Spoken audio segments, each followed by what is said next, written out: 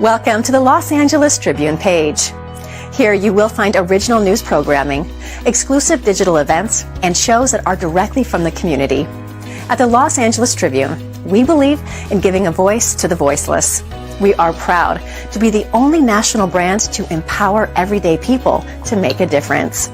Since 1886, our reputation has been built on truth and responsibility. Thank you for watching and making a difference. For general inquiries, contact today. Thank you on behalf of the Los Angeles Tribune team.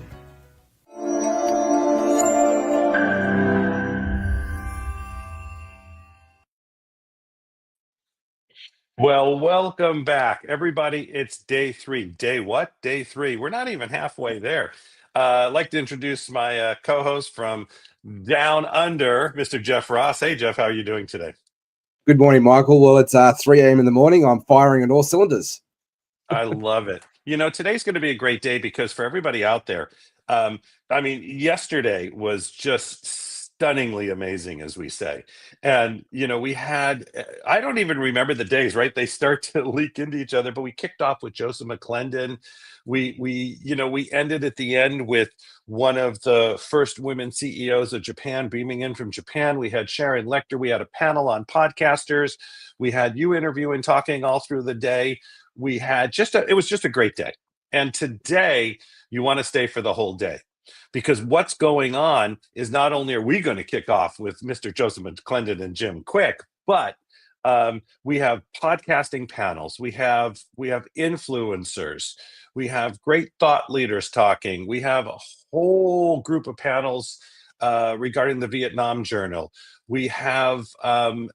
Zuckerberg, Mark's father, on. I mean, it just gets better and better and better that everybody we have coming on today. And then we have a group from Singapore and Malaysia and really making a difference with everything we do.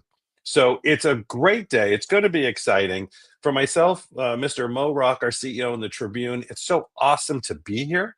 It's awesome to have another day as the numbers climb. And we're going to jump into it within just a couple minutes because what I wanted to also let you all know is tomorrow. The word is tomorrow. It is tomorrow. We have Mr. Gene Simmons, not only in all his years as frontman with KISS, but his media and what he does for social media and branding and marketing is we've never seen anything like it on the planet, and we're so excited to have him on tomorrow. And he's on tour, so he's breaking away to do that, to jump on the call. It's going to just be a great day. We'll have Joseph McClendon on again tomorrow, and we have so many other thought leaders on. But what I'd like to do is I'd just like to ask the audience really quick, because we have lots of comments coming in already. The question is, where are you calling from? So if you'd like to, I know it's like the old caller shows, right? But if you're listening, just go ahead and text where you are, because I can see people from Australia and the US, Canada, and many other places, but go ahead. And there we go. Amazing leader. Jeff, just talk a little bit about sort of your experience yesterday and what you see today. Yeah, absolutely amazing experience. And, thank you very much for the opportunity just to be here and serve. And I have to say, like, one of the highlight conversations for myself yesterday was with Coach Jamie, and just really connected really well there, and just had such a wealth of wisdom around that stewardship type leadership, and realizing that it's not all about us; it's about who we serve. And then, as I said yesterday, like Joseph McClendon setting up the whole day talking about the qualities of leadership with integrity and resilience and joy. Like, just that's probably the biggest highlight that I absolutely love about everything that's been here shared the last 2 days. And I know it's just going to continue over the next 6.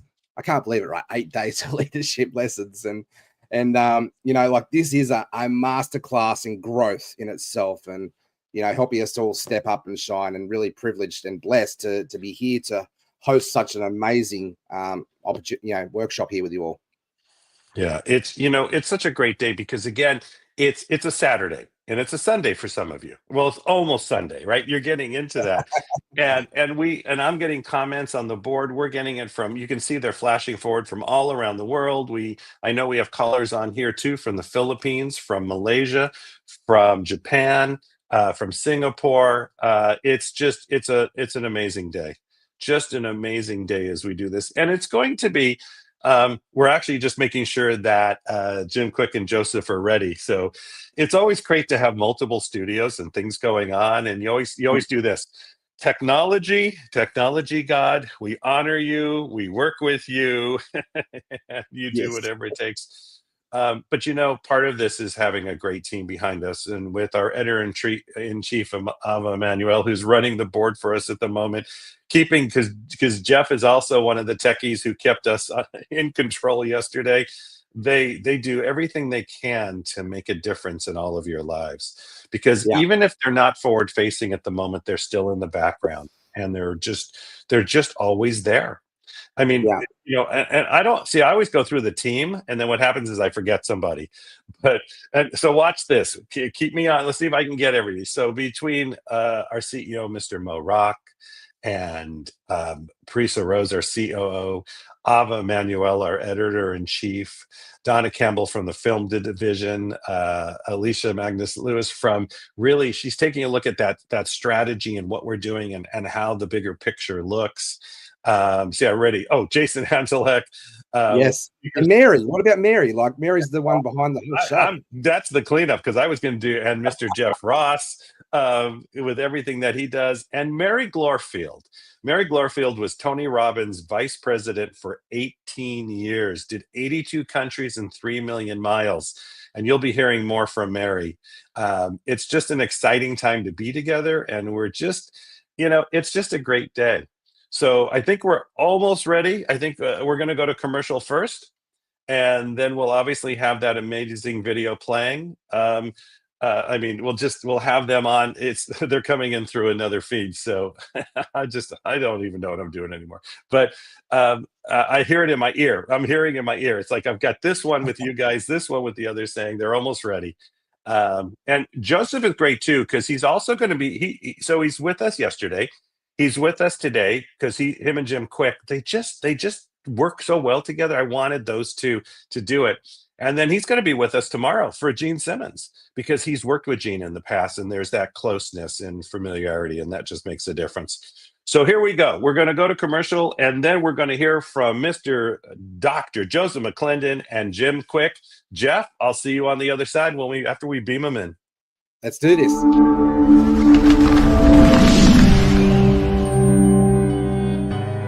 Welcome to the Los Angeles Tribune page.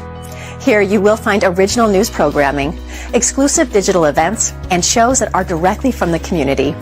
At the Los Angeles Tribune, we believe in giving a voice to the voiceless. We are proud to be the only national brand to empower everyday people to make a difference. Since 1886, our reputation has been built on truth and responsibility. Thank you for watching and making a difference. For general inquiries, contact today. Thank you on behalf of the Los Angeles Tribune team.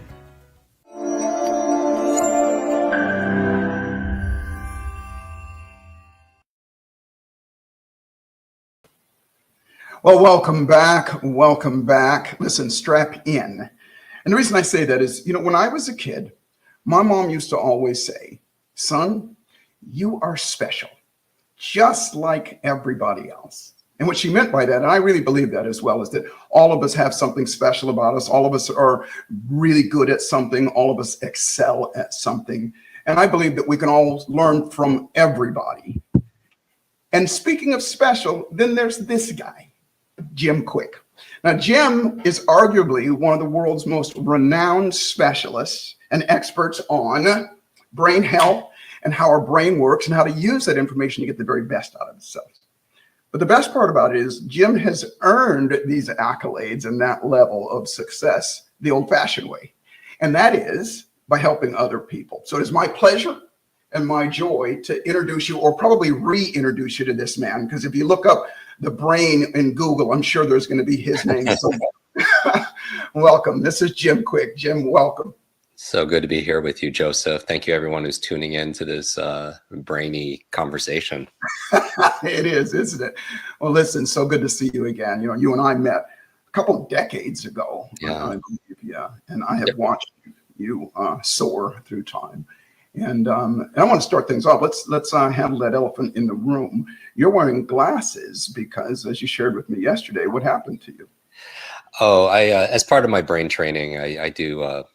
It's important to move, right? Movement is key. The number one reason we have a brain is to control our movement, and as your body moves, your brain grooves. So in my morning routine, I do some martial arts, and yeah, the other day I got scraped in the eye when I was sparring, and yeah, so I'm wearing these biohacking glasses that some people have seen before, just as more of a vanity, so you don't see my eyes kind of a little bloodshot. But yeah, it's really good to be here with everybody. You as well. And I was thinking about this when you told me that yesterday, is that here you've got this beautiful special brain and you put it in danger of getting hit in the head. But anyway, I want to jump into things. First off, tell us just a little bit about your journey. And I know here's the great part about it, ladies and gentlemen, is that Jim is actually one of the greatest parts about him. He makes things not just simple, but makes it so that anybody can understand. But he also gives usable, tangible things so we can get a result. And I know he's going to share some of that as well. But share with us a little bit, just kind of how you got to where you are, what made you so interested in how we function in terms of our brain. Yeah, I really want to turn this into a masterclass in two subject matters that I write about is and research and coach is brain optimization and accelerated learning. Your ability to learn rapidly, I feel like, is one of the most important skills to develop today. Your ability to focus, your ability to think, solve problems, to be able to read faster, improve your memory. It will give you a great mental advantage in your career, in your life. You know, because every day we're sprinting to catch up, new technology, new ideas, new people, fast changes, endless updates.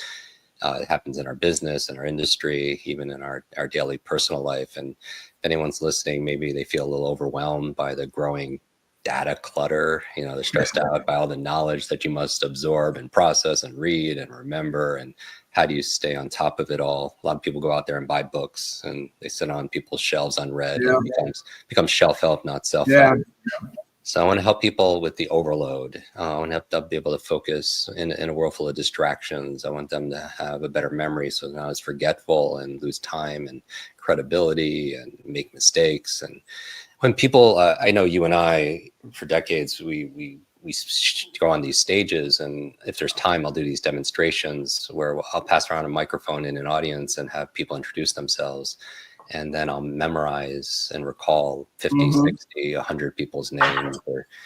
And I always tell people, if you haven't seen that, it is remarkable. All of us sit there going, an important skill, but I always tell people I don't do this to impress people. I do this really express, you know, what's really possible, because truth is every single person who's joined us right now, you could do that too, regardless of your age or stage in life, regardless of your career, education level, your history, your IQ. We all can. We just weren't taught. You know, school is a great place to learn what to learn: math, history, science, Spanish, but there's not a lot of classes on how to learn. There's no class called focus or flow or problem solving or speed reading or memory improvement, right? And so, and I know it's possible, to answer your question, because I grew up with severe learning disabilities. When I was 5 years old, I was in kindergarten class and I had an unfortunate accident. I had a traumatic brain injury. I was rushed to the hospital covered in blood. And when I woke up, you know, I was different. You know, my parents before said I was very energized, very curious, very playful,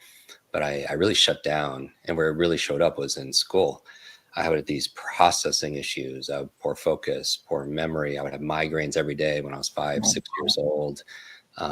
Took me 3 years longer to learn how to read. And that was very frustrating and really took a toll on my self-esteem, you know, my self-confidence. I had a lot of doubt.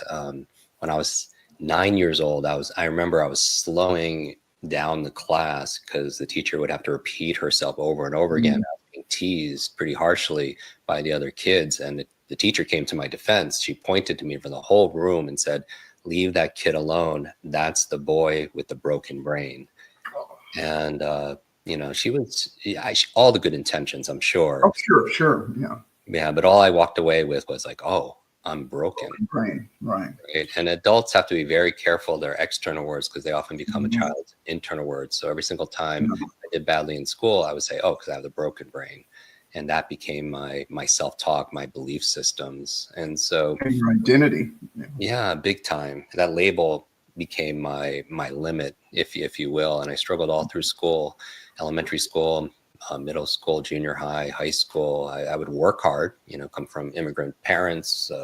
It was just, but I would work 2 or 3 times harder, but I would still be barely, passing my classes. And, eventually when I was 18, I found a mentor and got turned on and to the power of the mind. I started really studying the mind, the brain, adult learning theory, ancient mnemonics. I wanted to find out, how did people remember before there was technology? Before there was a printing press, how would people remember important ideas, information to better their lives? And light switch flipped on after about 2 months of studying this, and I couldn't help but help other people. And one of my very first students I started to tutor, she was a college freshman. She read 30 books in 30 days. Wow. And they were all books. And I want to find out not how. I taught her how, but I want to know why. What was her motivation? And I found out her mother was diagnosed with terminal cancer, was only given a couple months to live. And the books she was reading were books to save her mom's life. Oh, right. And, I said prayers, good luck. 6 months later, I get a call from this young lady, and she's crying profusely. And when she stops, I found out they're tears of joy that her mother not only survived, but is really getting better. The doctors don't know how or why. But her mother attributed 100% to the great advice she got from her daughter, who learned it from all those books. And in that moment, I realized, Joseph, 2 things: that if knowledge is power, learning is our superpower. Ooh, I love it. We all have that superpower. And the other thing I discovered at that moment was my dharma in life, my mission. Growing up as the boy with the broken brain, being a slow learner, I wanted to build better, brighter brains. No brain left behind. I want to show people that they can learn and they have genius inside of them. And, that's what we do with our podcasts, with our books, with our conferences, with the work that we do. And so, very excited to be here. Beautiful, beautiful. Thank you for sharing that. And for everybody listening, the reason why I wanted him to share that with you is this. Look, 99 and 9/10% of the people on the planet never go through TBI, traumatic brain injury. And so wherever you are, it doesn't matter. It doesn't matter your age, your race, your gender. It doesn't matter where you are. You start right now. And here's a man that can share things with you. Obviously, because he's done it himself. I always say that, we don't teach theory around here. We don't teach something that we haven't experienced ourselves. And more importantly, and especially in Jim's case, that we haven't shared and taught other people to do as well. So wherever you're starting, wherever you are right now, that's where you start. No matter what has happened to you, no matter what your history is, no matter what's going on, that's where you start right now. So Jim, if you would, I'd really love to just turn it over to you and share with us maybe some insights on how to, I love that sign behind you, Limitless, and, the things about unleashing your full potential and that kind of thing. Share with us a little bit about maybe what we can do with what we have to make a big difference in our Perfect. lives. Well, thank you, Joseph. We'll turn this into a little masterclass. I encourage everyone to take out a notebook. Everyone knows there's a learning curve, but there's also a forgetting curve. Oh. When you hear something on a podcast, you read it in a book, you hear it at a lecture, within 48 hours, we forget on average 80% of it. So I encourage people to take some notes. I want to start with an idea here, like a little metaphor. The theme of this event is around transformation, right? Unleashing your full potential. This is a transformational experience with Joseph and his amazing friends. I want to show people how to unlock and unleash more of their brain's potential. Your brain is your number one wealth building asset. It's not like it was thousands of years ago where our value in society was our brute strength. Today, it's our brain strength. It's no longer our muscle power. Today, it's our mind power. And again, the faster you can learn, the faster you could earn. Because today, knowledge is not only power, knowledge is profit. Right. The faster you can learn, the more you can learn, the more you can earn, really, because there's not only a divide of those who have and those who have not. There's a divide between those who know things and those who don't know things. And those who know things can make better choices, better decisions. There's a quote in my book, Limitless, which is all about upgrading your brain, learning anything faster to unlock your exceptional life. It's life is the letter C, and please everyone write this down. Life is the letter C between the letters B and D. Life is C between B and D. What does B stand for? B stands for birth, D stands for death, life, C, choice. You know, our lives are the sum total of all the choices we've made up to this point. And these difficult times, I believe they could diminish you. These difficult times, they could distract you, or these difficult times, they could develop you. We ultimately decide. And so I want to give some decisions, some recommendations, science-based, out of psychology and neuroscience. I love how you say, you know, you're practical, a psychologist, and you want rapid results, and that's what in that spirit I want to give people the same ideas that they can immediately implement to make their lives better and make real transformation. Now, when I think about the word transformation, I think about like the metaphor of a butterfly, right? Because while the beauty is in the butterfly, the growth happens in the cocoon. And sometimes we feel like we're cocooning. You know, some people listening might be feeling that they were alone. I mean, certainly during the pandemic, you know, you're alone with your thoughts, your fears, your doubts. You might be feeling alone, which is loneliness is a mental health challenge on the rise. And part of the stress comes clinging to a world that was, rather than progressing and continuing the cycle to become that butterfly. And so if anyone right now is struggling with a decision or a dilemma, you know, maybe just it's not what you need to do. Maybe most of us, when we're faced with the challenge, we say, what do I need to do? Or what do I need to say? And I would suggest maybe we take a step back, and before you ask yourself, what do I need to do in this situation? Ask yourself, who do I need to be?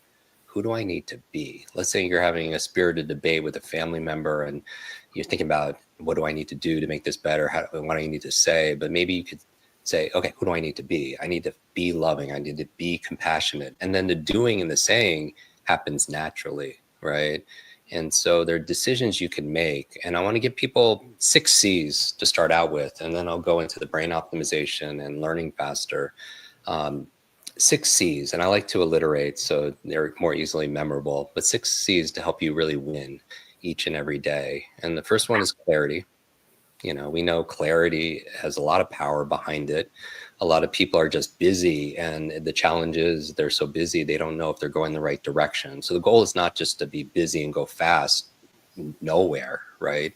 And for clarity, it really is what's most important to you. You know, what's most important to you in life, what's most important to you in your career, what's most important to you in your relationships.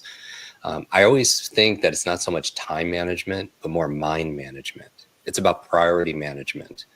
And the most important thing is to keep the most important things the most important things.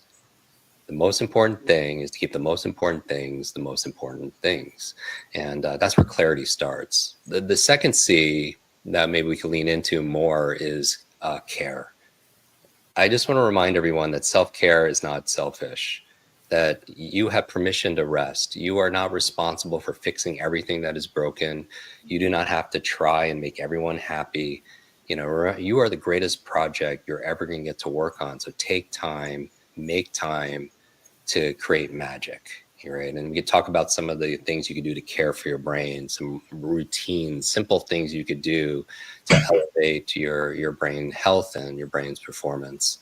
The third C that would be very to be able to cultivate is contribution. Do you know, like, chronic stress will shrink the human brain? You know, when you're in fight or flight, it kind of holds you hostage in your survival mode and doesn't allow you access to your thinking, your problem solving, your better decision making. And so I feel like an antidote to that stress or fear is not only self-care, but the third thing is contribution. You know, being in service of those who need it more than ever. Put your focus on them. Even I get butterflies still speaking on stages for 33 years, but once I focus on the contribution, I focus on the audience and the impact these ideas can make, and the fear dissipates. And so chronic fear also could actually affect your immune system, right? Make you more susceptible to colds, to flus, to viruses. I think contribution is a big antidote. 4 C's, you have clarity, care, contribution, is creativity. I believe the future belongs to the creators. The future belongs to the creators. And, you know, everybody has a to-do list. I suggest adding to that, like what's on your to create list. Maybe you want to create a relationship, you want to create a business, you want to write a book or a song or something. But I feel like sometimes we feel burnt out, not because we're doing too much. And I know burnout and exhaustion is a real thing, and that a lot of people here, in the chat, everyone might be struggling with, who feels burnt out, who feels a little bit more exhausted. But sometimes we're burnt out not because we're doing too much. Sometimes we're burnt out because we're doing too little of the things that light us up, too little of the things that make us come alive. And I feel like that's something that creatives, when you're in that, for me, there's a difference between passion and purpose. We hear those words used interchangeably, and some people are thinking like, I haven't found my passion, I haven't found my purpose. I don't think it's so much discovering it as it is developing it. And for me, passion is what lights you up, what makes you alive. And there could be many different things that light you up. And so it's not regulated to just one thing. So like learning is my passion, and it wasn't always, because I struggled with it. But I think purpose is how you use your passion to light someone else up. So passion is what lights you up. Purpose is how you use your passion to light somebody else up. So if music is your passion, performing that music is your purpose because it lights other people up, being able to experiencing it. For me, learning is my passion. Teaching people how to learn is my purpose. And so, but leaning into this, how can you be more creative? And then finally, the last two C's that I just want to offer everybody for the distinctions, capabilities. I believe that whatever goal you have in the clarity step, the things you want to be, do, have, share with the world, there are a set of skills that will get you there better, faster, easier. And I lean into the skill of meta learning. Meta learning is the art and science of learning how to learn. Because imagine there was a genie, and let's just a little thought experiment that I was having with myself. If there was a genie who could grant you any one wish, what would all of you wish for? You would all ask for more wishes, right? You would ask for thousands of wishes or limitless wishes. Well, if I was your learning genie and I could help you become an expert or a master at any one subject or any one skill, what would you ask for? Would it be medicine? Would it be marketing? And I would say the lead domino, the one you hit first that knocks all the other ones over, is learning how to learn. Because if you can become an expert at learning, be able to focus, get in flow, be able to remember, read, understand, think, what can you apply that to? Everything in your life: medicine, money, marketing, management, Mandarin, music, martial arts. Everything gets easier when you can learn how to learn. I got to stop you for a second. Did you do that on purpose? All of those are M's: medicine, marketing, music. Go on. This is brilliant. You're on to me, Joseph. Yeah, it's just these mnemonics help people to, if they're not taking notes, helps them to have an anchor in there. But I believe our ability to learn, unlearn, relearn is the most important skill to develop. And so that's what we dedicate our work to, because it's been my experience that regardless of age or stage or background, everybody can learn how to learn better. And then the last C I'll give you to come out of this cocoon as that butterfly, even stronger, is develop community, right? I get this question, since my book is called Limitless: how do you become limitless in a limited world? And my answer would be, we do it together. Right. I believe that strong connections with individuals is really your key advantage. It's not just your neurological networks, it's your social networks, that who you spend time with is who you become.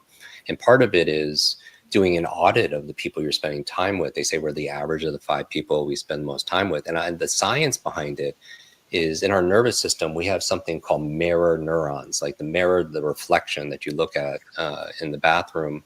And it's what creates empathy. It's our imitation cells. And so we tend to imitate the people we spend the most time with. And I always tell people, here's another acronym: WATCH, WATCH. What are we imitating? W, words. We use the same language as the people we spend the most time with. right? And you know, with your work that words have meaning, very specific meanings that have feelings associated to them. The A in watch stands for actions. We tend to model and imitate the behaviors of the people we spend the most time with. So if all our friends work out, we're more likely to work out, right? The T in watch stands for thoughts. We tend to think the same way as the people we spend the most time with, see the world the same way as the people we spend the most time with. And then finally, the C and the H in watch, the C is our character. We tend to imitate or have the same standards, the moral impetus as the people we spend time with, right? I saw this recently, a quote, I don't know who to attribute it to, but it said, integrity is measured by the distance between someone's lips and their life. Oh, and I really think it's so important to practice what we post. Ooh. Practice what we post online. And so, but that's character. And finally, the H in watch are our habits. I have a firm belief that first we create our habits and then our habits create us. You create your habits of mindfulness, meditation, eating the best brain foods, prioritizing your sleep, moving and exercising each day, reading, each day. And those habits create you back. And so that's why community is so very important, and selecting, as you talk about, like who's your peer group. Mm-hmm. Right? You could love your family, you could love your friends, but who are you choosing that has emotional, thoughtful influence on how you feel about yourself and what you're doing?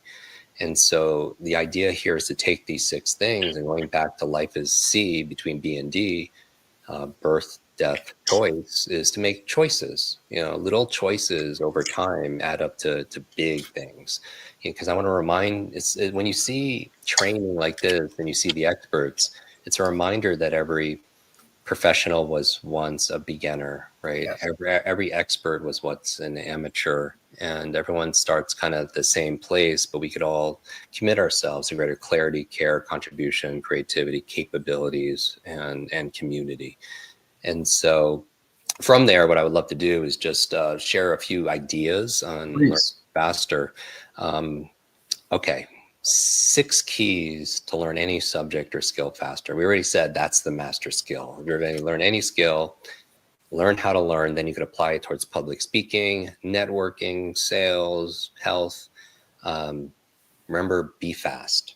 All right, another acronym. The B is something I know you talk about deeply, is belief, right? If you believe you can or believe you can, either way, you're right. Henry Ford said that.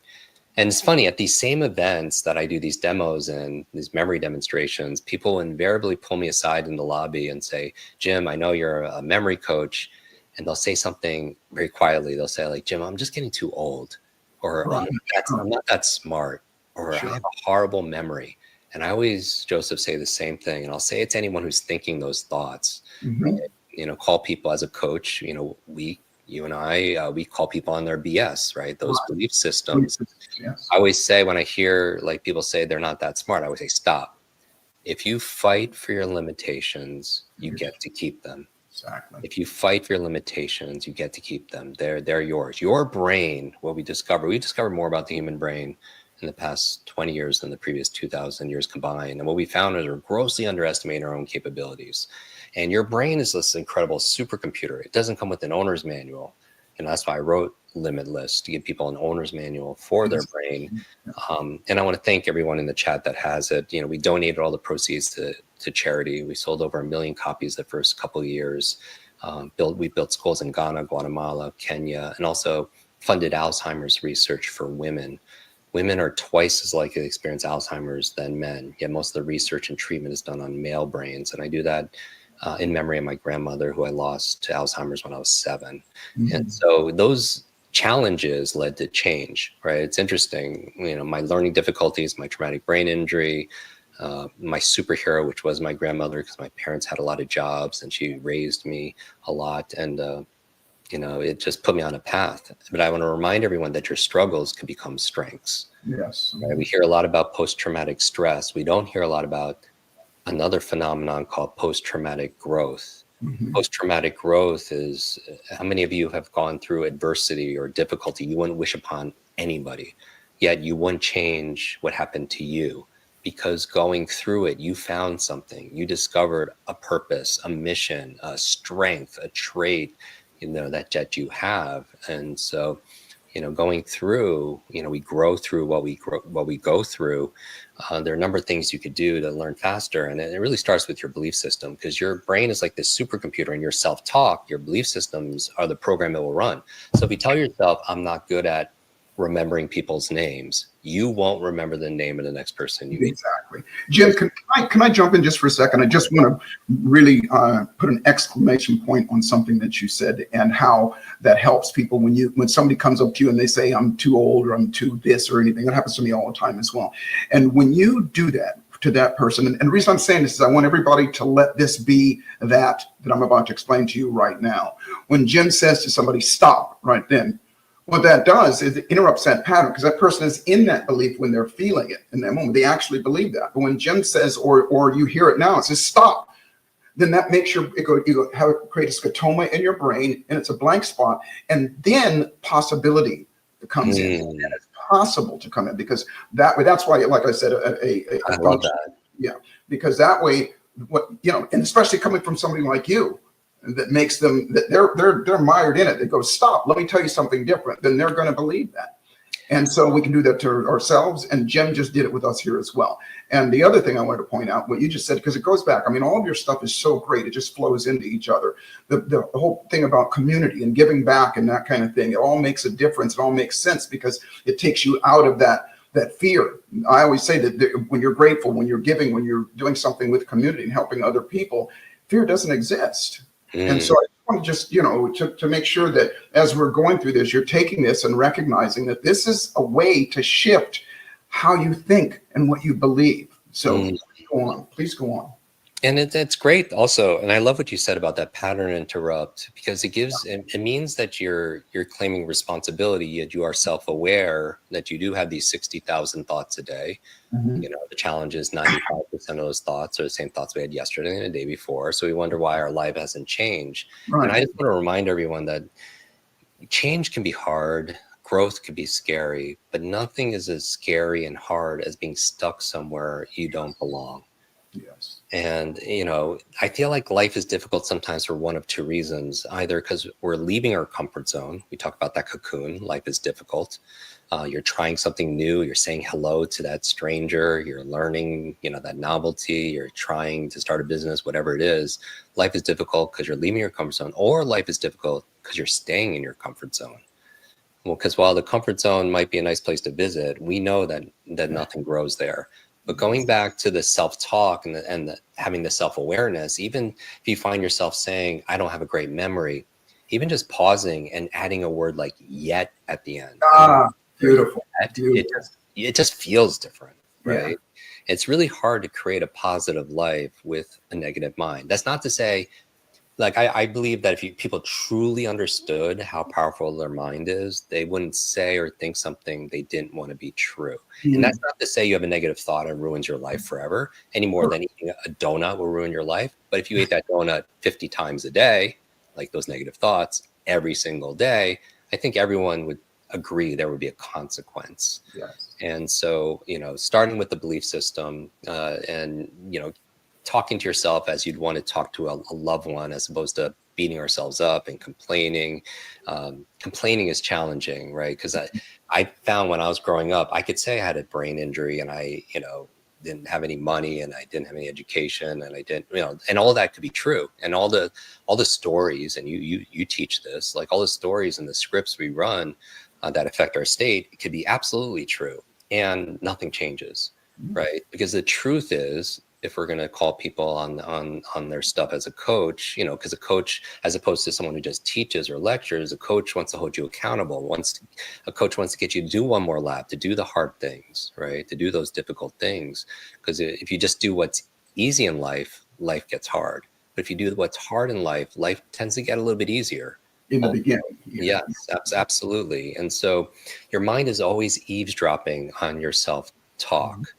And so being aware that it's there, of the questions that we ask ourselves that determine our focus. All very important. So that's the B, is believe, because you could learn a great strategy. Everyone wants to get to the strategies. This is how you make money. But if their belief system is you have to hurt people to make money, you're still going to be stuck in that box, right? So the E and B fast is exercise. And I don't mean physical exercise. I mean practice, because we know practice makes progress. And so, like, for example, I'm very good at remembering names, but after practicing for a couple of months, I haven't improved a whole lot more, because once you know how to do something, once you know how to tie your shoes or drive a car or type, then it becomes a skill and it's more second nature, right? You're doing you're unconsciously competent of doing that thing. And what I would say is the bad news is it takes effort, exercise, but the good news, it doesn't take as much as people think. Right, practicing, and one of my martial arts instructors, his name is Chuck. He says, it's about stealing reps. Like, he does his practice when he's making coffee, right? And so you try to get those reps in. You're waiting online at the DMV, you could practice memorizing numbers or people's names, and this quote. I think it's a Jim Rohn quote, that what you practice in private, you're rewarded for in public, right? And so the E is exercise. So doing the work, because knowledge by itself is not power. It becomes power when we act on it. Because the truth is, you could read a book, but somebody who reads a book and doesn't execute or apply or implement anything, they're no better off than someone who's illiterate, who couldn't read that book to begin with. And so I add one thing as well. And again, I'm absolutely loving this. It's one of the things, and we're going to be doing some things together as we go forward. This practice, I always say there's a difference between practice and rehearsal. If you want to speed up your practice, if you want to steal, I love that saying you just said, steal those reps. Praise yourself and acknowledge yourself at the end that you did it. Because then the nervous system goes, oh, wait a minute. You get the dopamine, the intoxytocin, and all the stuff that gets dumped into your system. Your brain goes, well, what just happened? Oh, I just exercised, or I just did this, even though it was uncomfortable. Let's do it again. And so that praise, I always say that if repetition is the mother of all skill, praise is the father. Praise, acknowledging ourselves, is the father, because then that, again, tells our nervous system, let's do it again. I love that. Whatever you reinforce, you get more of. Yeah, right? absolutely. Just like what you do with your kids or your dogs or anything else like that. And I love celebrating, because a lot of people, and to those people, who might not, like, a lot of people are thinking, oh, is this just too extreme toxic positivity? I'm just saying, for people who spend time, I've never heard that before. for people who, it's a real thing, for people who feel like beat themselves up, at the very least, to be pragmatic, you should put the same amount of time, energy, and effort into celebrating your wins, right? If you're quick to beat yourself up when you fall short. And by the way, studies done in the area of self-compassion show that when you are, a lot of people, let's say they didn't work out that day and it was something that was important, but they didn't follow through.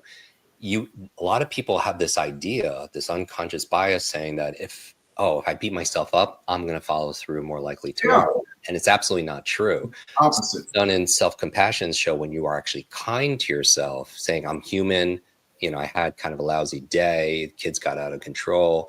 When you're kind to yourself, you're more likely to follow through on that thing. And so having compassion and love, because, like, part of self-care is not just eating the best brain foods and sleeping. Part of self-care is looking at that mirror and seeing that person, that reflection, looking back and loving that person, right?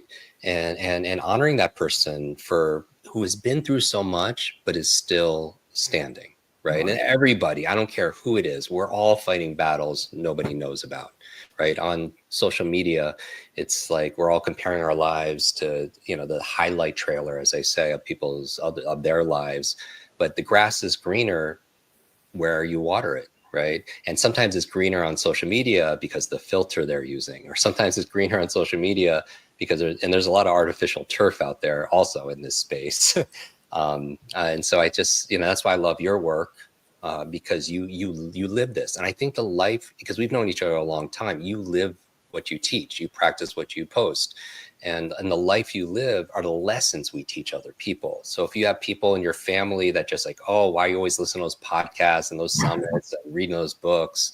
It's hard to change other people. I mean, think about how hard it is first to change ourselves, but you can be an example for them.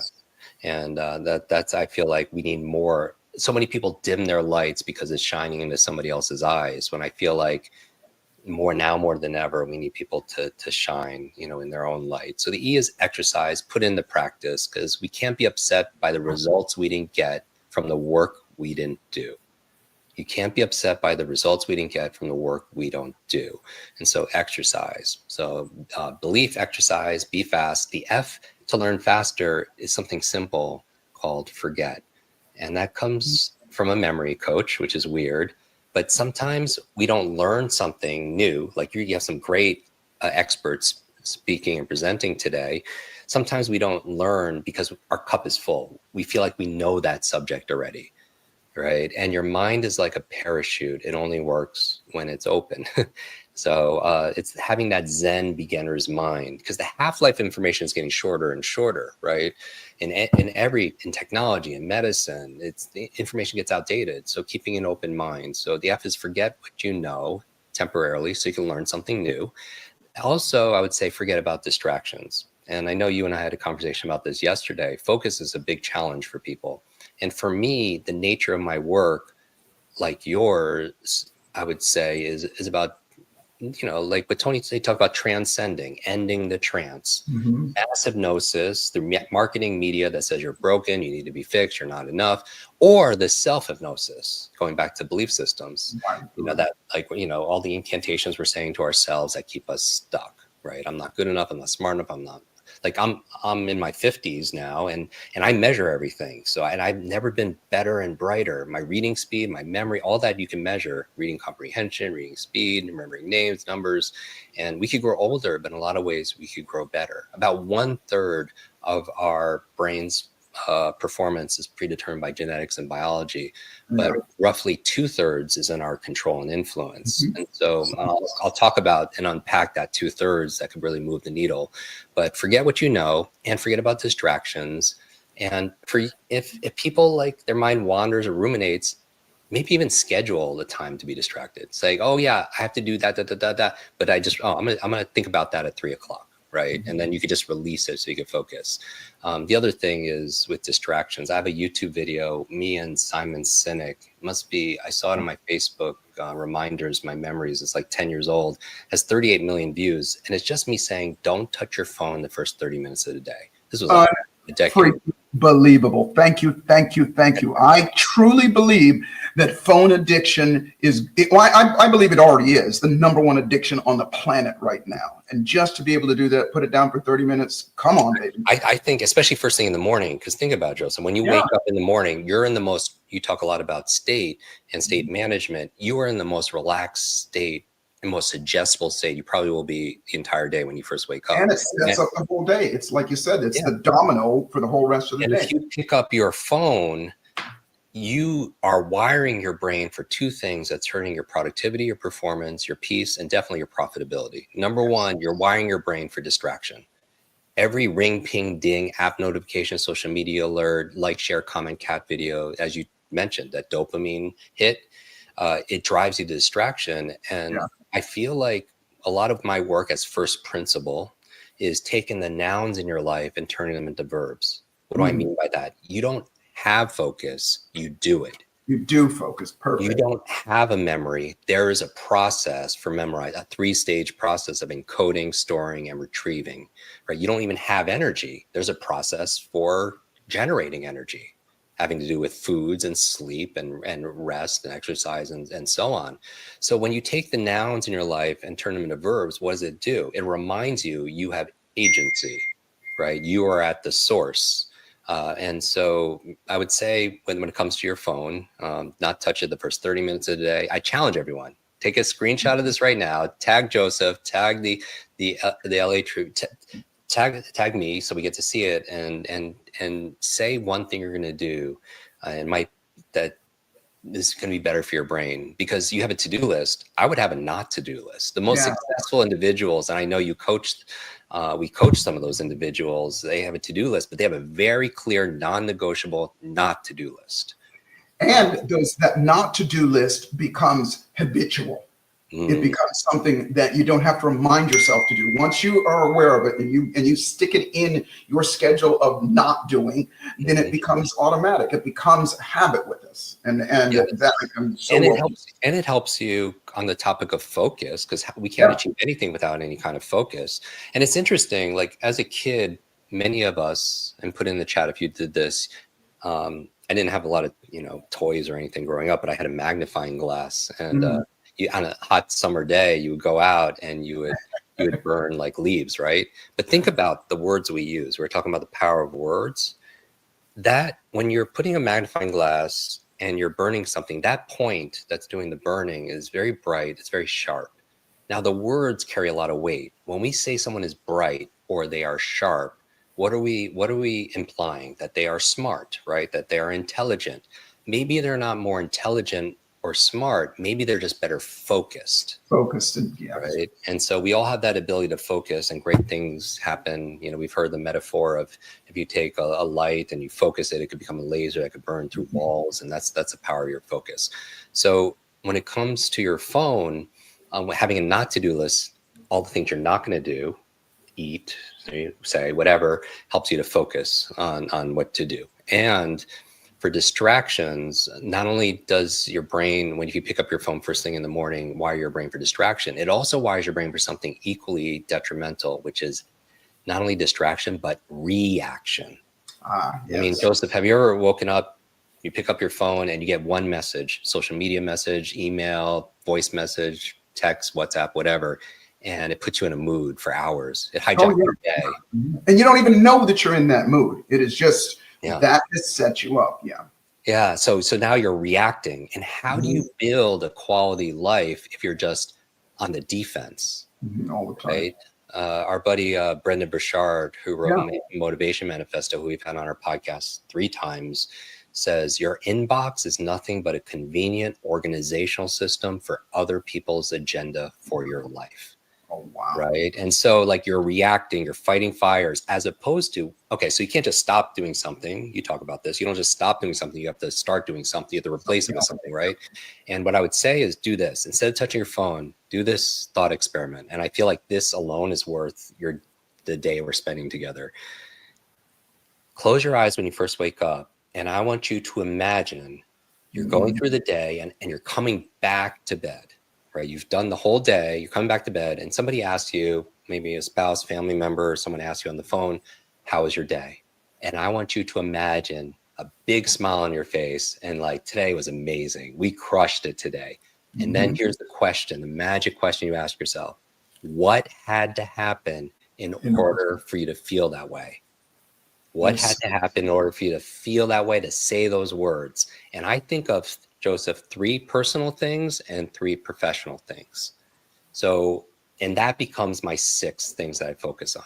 And they don't have to be huge things, right? It could be walking on the personal side. It's walking the dogs, right? And doing like just acknowledging again what you've done. Can I give a saying to what you're doing? Because I've been doing that for many, many years. And that is to start your day with the end, wait for it, in mind. In mind. Like you think it, you imagine it, you create it in your mind, and that what you think. And then also, here's what I do, Jim, is I write it down. Because what I always say is that what we write is what we invite. I will make a very short paragraph of what that day looks like at the end of the day when I'm crawling in bed. I'm crawling in bed, pulling up the covers, smile on my face. I'm so happy because I did this, and this happened as well. Beautiful exercise, man. Yeah. I love that so much. And so the idea here is you're waking up and instead of, being distracted by everything that's on your phone or reacting to everything that's on your phone, because those are muscles. And if you flex your distraction muscles first thing, and you wonder why you can't be present at work or on a Zoom meeting or with your children, is because we flex because it's focus is, again, it's not something you have, it's something that you do. And if you flex those muscles, that's why meditation is so very valuable. Right. Yeah. I know you've been doing that, and it's been part of your practice. And I don't meditate to become enlightened. I use it as a mental exercise that if I'm sitting down or lying down for 5, 10, whatever minutes, and my mind invariably goes somewhere else, which it will, because I think there's a lie. And I talk about the 7 lies of learning in Limitless. that we have to dissolve the BS, those belief systems. But ALI stands for a limited idea entertained. It's not true that you're not smart enough. It's not true that you're too old, right? It's a limited idea that we're entertaining, we're giving energy to. And one of those, I feel like one of those lies that we tell ourselves is that that we don't have focus, or we don't have energy, but we could do it. And so I would absolutely start with the end in mind, and then focus on those things to be able to thrive. And that's the F. Forget what you know about a subject to learn that new subject faster. Forget about distractions. Because when I meditate and my mind goes somewhere else, as invariably, it's like people think the lie is people think that meditation is stopping their thoughts. And that's absolutely not true. Not at all. You can't stop it's like trying to stop your heart from beating. The primary function of your heart is to beat, and the primary function of your mind is to think, right? But when my mind goes somewhere, like the dry cleaning, when I pull it back to a mantra or a candle or my breath, then I'm exercising my focus, right? I'm flexing my focus. So when later on, when I'm distracted at work, I have a mechanism and a pathway to bring me back to the present, right? So that's the F to learn. If you forget about distractions, forget about what you know temporarily. The A in fast and be fast is act, right? I want to remind everyone that learning is not a spectator sport. We got conditioned through 20th century education that you're just lectured to. And we've learned the human brain actually doesn't learn better through consumption. It learns better through creation and co-creation, engagement. And so it's not pushing information. A teacher's not pushing information inside a child's head or an adult's head. You're pulling information in and pulling it out. And so how can you be more active in your learning? Because learning is not a spectator sport. You could take notes, as I mentioned. You could ask questions. You could post it in the chat. You could post it online and share with other people, right? Be more active. You could also stand up and move around, because as your body moves, your brain grooves. So I'm always thinking about how can I make this more active for myself? So I use more of my nervous system, so it's going to be easier to learn it. And then finally, the S and the T and be fast. The S, and I'm going to borrow on your work and Tony's work, is state. All learning, like life, is state dependent. And the key to that better memory, you have part of your brain. So if everybody kind of like shakes out their hand, make a fist, you have what they call a triune brain. A tri is three. You have three brains. The wrist would be your reptilian brain. The most primal part of your brain. It's what regulates your body temperature, makes your heart beat, right? It monitors your breathing, right? Things you don't have to think about. The fist is your middle brain, which I'll talk about in a moment. If you take your hand and put it right on top of the fist, this is the third part of your brain, the newest part of your brain, called your neocortex. So when they say left and right brain, that's your neocortex. And it's an exaggerated summary. Left is logic, right is more imagination, and there's a corpus callosum, which is a bridging station in between. But going back to the middle brain, I want to highlight two parts of the brain that's relevant to learning and memory. You have part of your brain that looks like a seahorse. They call it the hippocampus, and the primary function is remembering. And attached to that seahorse is a part of your brain that looks like almost like an almond shaped part of your brain, and that's your amygdala. And your amygdala, going back to high school biology for everyone as a reminder, is like a switching station for emotions. But isn't it interesting that memory and emotions are tied in your brain? And everyone knows that, right? I think everyone could hear a song that could take you back to when you're a teenager, a food and a fragrance that take you back to when you're a child. So information by itself, very forgettable, but information when it's combined with emotion, and that's what state is, your emotional state. And so I would never learn something in a bored state, because you're not going to remember it. Like, think about it like back in school. Like, what did we feel sitting in class? Boredom. And if it's information and emotion, if boredom is zero, it becomes zero, right? And so you talk a lot about, state management. How do you regulate your state? And I just want to remind everyone, on a scale of 0 to 10, how do you feel? And if you wanted to feel a little bit better, can you do it? Yes, through a process or perspective. You look at something a little differently, or you change your body or physiology, you know, all the master strategies that you teach. And so never learn something in a bored state. And this also, I want to remind everybody, another important lesson. Years ago, two people that I know wanted to meet, and we set up a dinner, and it's Richard Branson and Stan Lee. Not Stan Lee, but Stan Lee of Marvel, right? And when we're in the car, I was a little nervous, but I had to ask Stan this burning question. I would regret it if I didn't. I said, Stan, you created all the most amazing superheroes. Who's your favorite? And he says, Jim, it's Iron Man. And then he asked me to be, you know, courteous. He asked, Jim, who's your favorite superhero? And I posted this on social media. He had this in the car, a Spider-Man tie. And I said, Spider-Man. And without a pause, in Stan's iconic voice, he goes, with great power comes great responsibility. And this is kind of like just, you know, this is all family here. I'm going to get a little raw, Joseph. Like I because I had this brain injury, I sometimes reverse things I read or I hear. Maybe some people could relate to that. And I heard something different. And I was like, Stan, you're right. With great power comes great responsibility. And the opposite is also true. With great responsibility comes great power. When we take responsibility for something, we have great power to make things better. And I just want to remind everybody, the most important thing, one of the most important things to be responsible for is how you feel. You know, this happened the other day. We have a 2-year-old son, and it was, we always go outside and play with the dogs, as I mentioned.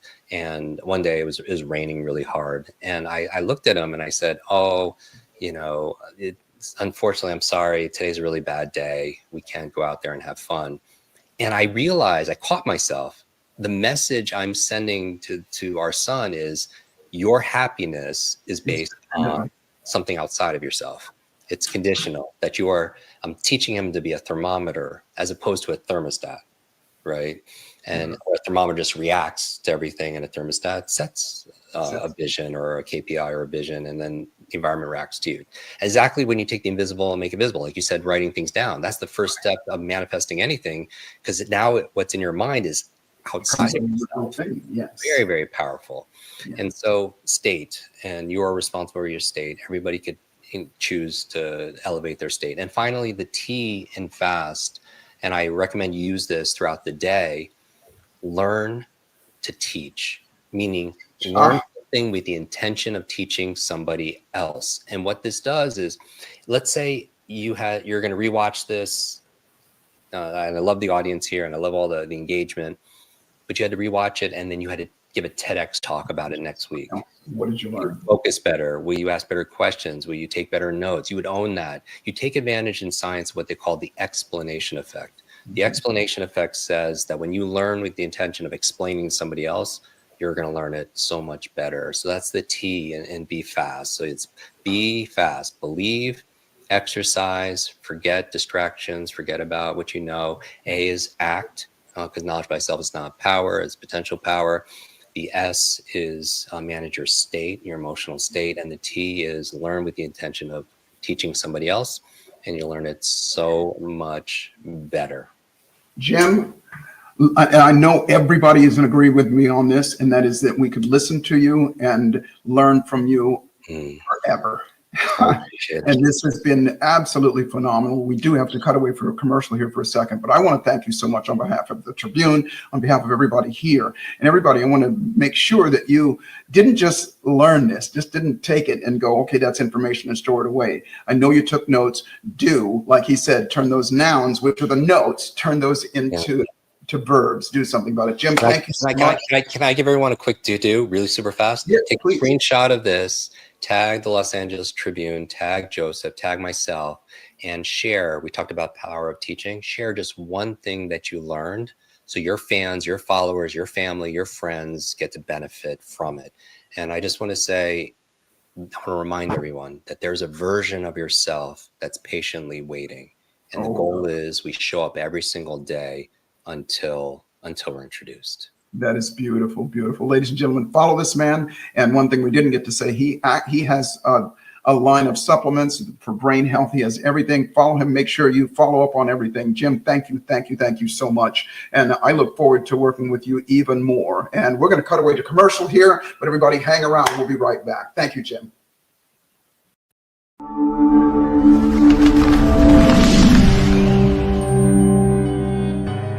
Welcome to the Los Angeles Tribune page. Here you will find original news programming, exclusive digital events, and shows that are directly from the community. At the Los Angeles Tribune, we believe in giving a voice to the voiceless. We are proud to be the only national brand to empower everyday people to make a difference. Since 1886, our reputation has been built on truth and responsibility. Thank you for watching and making a difference. For general inquiries, contact today. Thank you on behalf of the Los Angeles Tribune team.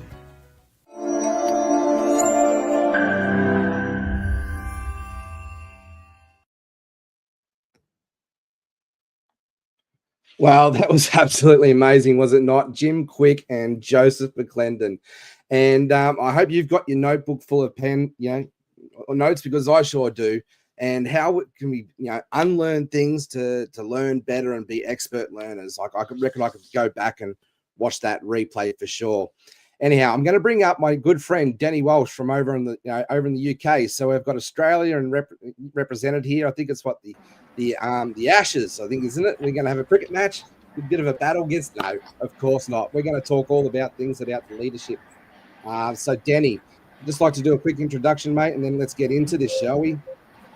Let's do it. Let me do a quick formal introduction for Denny, for those of you who don't know who Denny Walsh is. So he's a true pioneer in helping people with purpose and platforms. Denny Walsh, with over 20 years of turning bold ideas into thriving communities. He's built over $3.5 million in e-commerce empires. He's mentored thousands, and he's helped shape the policy to protect kids and empower leaders. From spinning decks to building decks of content, over 2,000 hours worth, actually. Denny's the bloke who proves you're not just one conversation away from your next breakthrough. Let's give him a warm welcome to the impact maker himself, Denny Walsh. So, Denny, I'd love to just share 2 minutes or less, a bit more about you and your story for our audience to get to know you better. Oh man, Jeff, thank you so much. Hopefully you can hear me coming live from somewhere near London. We're actually in a big mansion near London, which is kind of cool. This is not a fake backdrop. So if somebody walks past, you'll understand why. But yes, I'm from the UK. I've been in business for myself and worked for some amazing people over the last 20 or more years. I've started off wanting to be a DJ, wanted to follow my own dream of doing music and all of the things. And from there, we actually started teaching kids those skills. And these were kids who came from deprived communities and maybe they didn't have a great deal, right? So we spent a bunch of time working with these kids and hopefully we made an impact. And I know that's true. We changed some lives along the way.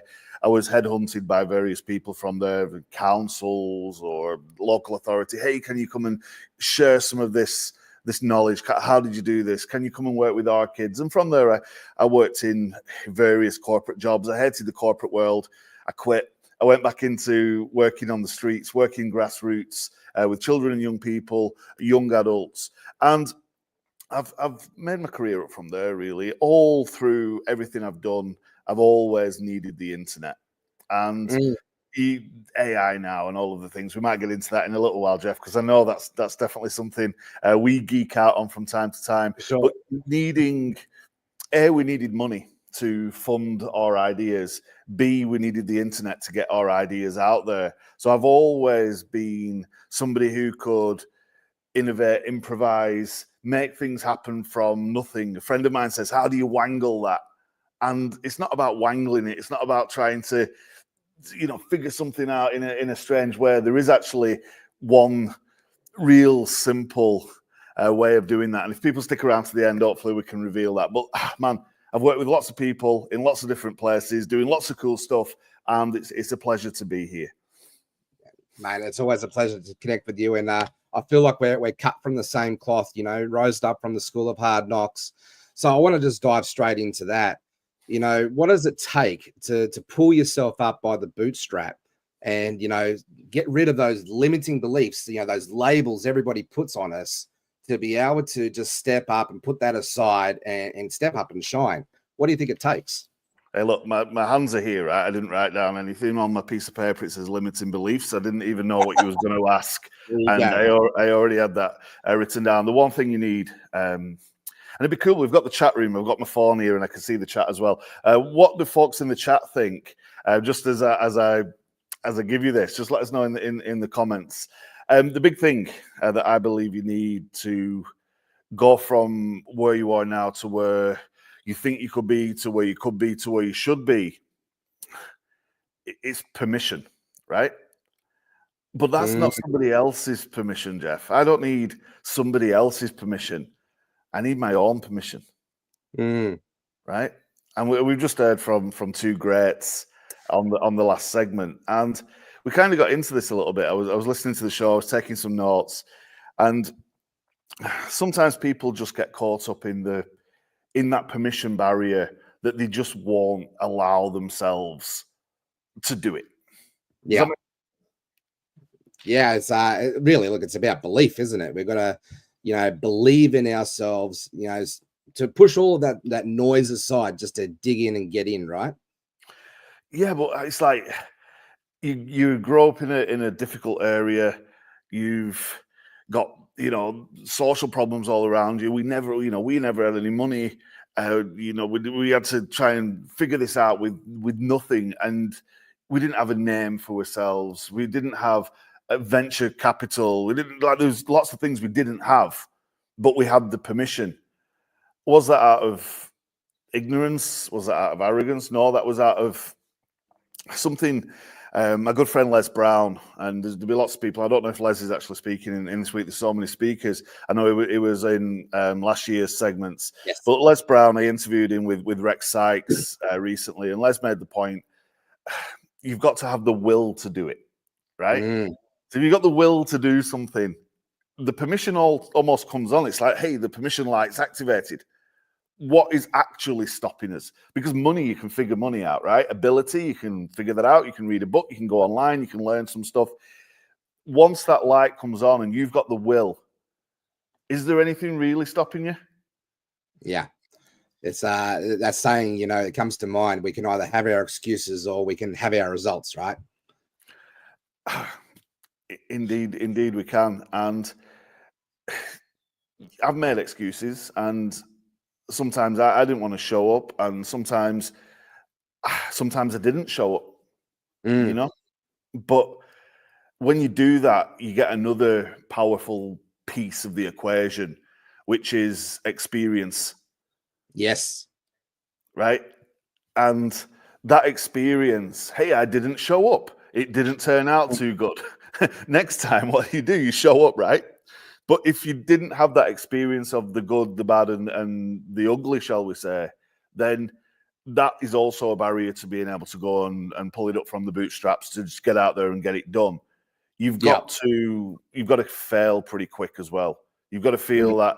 Yeah, you ever think you've made a real bad mistake and you sort of go red and like the hair stands up on the back of your neck and you get that sinking feeling? You're like, oh, that's experience telling you not to do it again.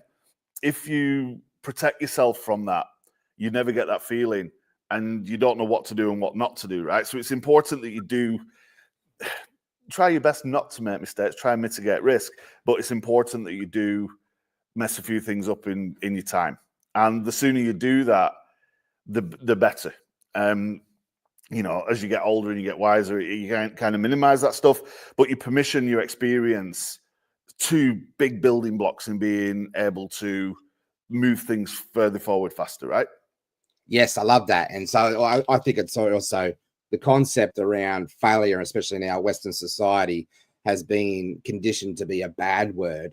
But actually, as an entrepreneur, when we lean into that concept and we learn to fail forward fast, and we learn from that wisdom and the experience, like I had a podcast interview with Rex Sykes the other day, and he brought up the story around the Wright brothers and, Thomas Edison. It's not failure, it's feedback to help us to pivot and adjust and improve to get to where we need to be, right? And when we can come at it from that concept, you know, failure versus feedback, that's powerful, yeah? Oh, 100%.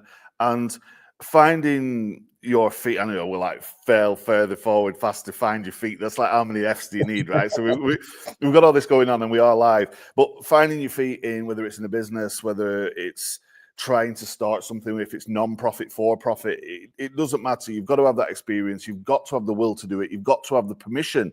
It's like, what else do we need? What's the next logical ingredient? If we're baking the success cake, what is the next logical thing that we need to add to that cake? It's quite often it's our fears themselves that hold us back from being successful, right? Yeah. So let's talk about that. Yeah, talk about our fears, right? We're emotional creatures, and we hear, you know, Dr. Joseph McClendon and Tony Robbins and, you know, some of the greats in our space talk about state. And for me, that's talking about our emotional being. You know, we're all walking, talking skin bags full of human emotion. So how do you help to, you know, push that fear, push those emotions, like the negative ones aside, to be able to just dig in and push forward, you know, to get out of your own way sometimes and just show up? I think, man, I don't know if I told you this story, but many years ago, I was trying to figure out a way to make some money, and we didn't have a great deal of money. We lived in a tough area, and we always had some kind of youth project on the go, and that was always voluntary. We never had a great deal of money. And software wasn't the best, but there was this software that popped up online. It was like $100, and it allowed you to create little videos. Right, so these little animated videos, Jeff, you know what I'm talking about, little sketchy videos, right? Yeah, I remember. Yeah, the software itself was terrible, but my plan for success at that point, I had the will to do it. I gave myself the permission, and I was like, right, I'm going to make these videos. I'm going to sell them to the local council, and they're going to give me a bag of money. That was the strategy, right? That was it. That's all I could come up with. But I knew these guys were spending a lot of money on these videos, and I'd always use the internet. As I said, we always had a scheme, and I thought, right. So I bought the software, like on somebody else's credit card, as I would always do. So I'll borrow the credit card, I borrow the money, I buy the thing, and at that point I'm terrified, right? Because now I owe somebody $100, and I'm like, so I've got to pay this guy. So that's the first fear in this equation. So the next thing, I knew there was a local councillor. He's no longer with us now. He was an old guy at the time, and he was amazing. He did a lot for the local kids and all the rest of it. And I went up to him and I was like, "Hey, John, I've got this idea, and I just need you to get me in the door at the town hall." And weeks went by, Jeff, and I was like, "Oh man, maybe he's forgotten." And I bumped into him in the street by chance, and I was like, "Hey, John," and he's like, "Yeah, I can get you an appointment. Can you be in the town hall on Friday?" So I'm like, "Yeah, cool. I need to go to the town hall." So I made this demo video. I got it all ready, and now I'm real scared because now I've got an appointment at the town hall, and I wasn't. You can probably tell I'm still probably fall foul of this. I'm not the owner of many like suits, right? And so I'm like, right, I need to get some stuff together. So I borrowed some shoes. We had no money at all. I borrowed these trousers. I had like a belt and a shirt and stuff. So I've made myself up. I got some money for fuel and different things. And the morning of the meeting came, and I was like Mr. Stevens or somebody, the head of communications at the town hall, and it was all, you know, orcs and all of the things. I'm scared, and I'm thinking, man, I need to get down there. And I had the will to do it.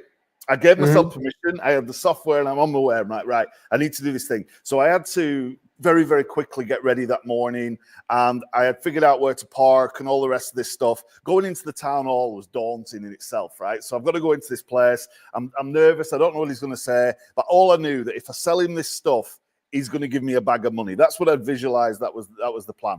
And as part of my, like, how do I do this? How do I get there? I had to purchase an iron to iron the clothes, to iron the pants, iron the shirt, right? So I didn't have the ironing board. I had the towel. So I put the towel down on the floor. I plugged this sucker in, this cheap iron that I bought. I get my clothes. I have the bath, everything. I'm ready. I'm off. So I've got myself psyched up because, like I said, sometimes I wouldn't show up, and fear kicks in. You're like, oh, I've got to go now and do the thing and stand in front of the guy and like explain stuff.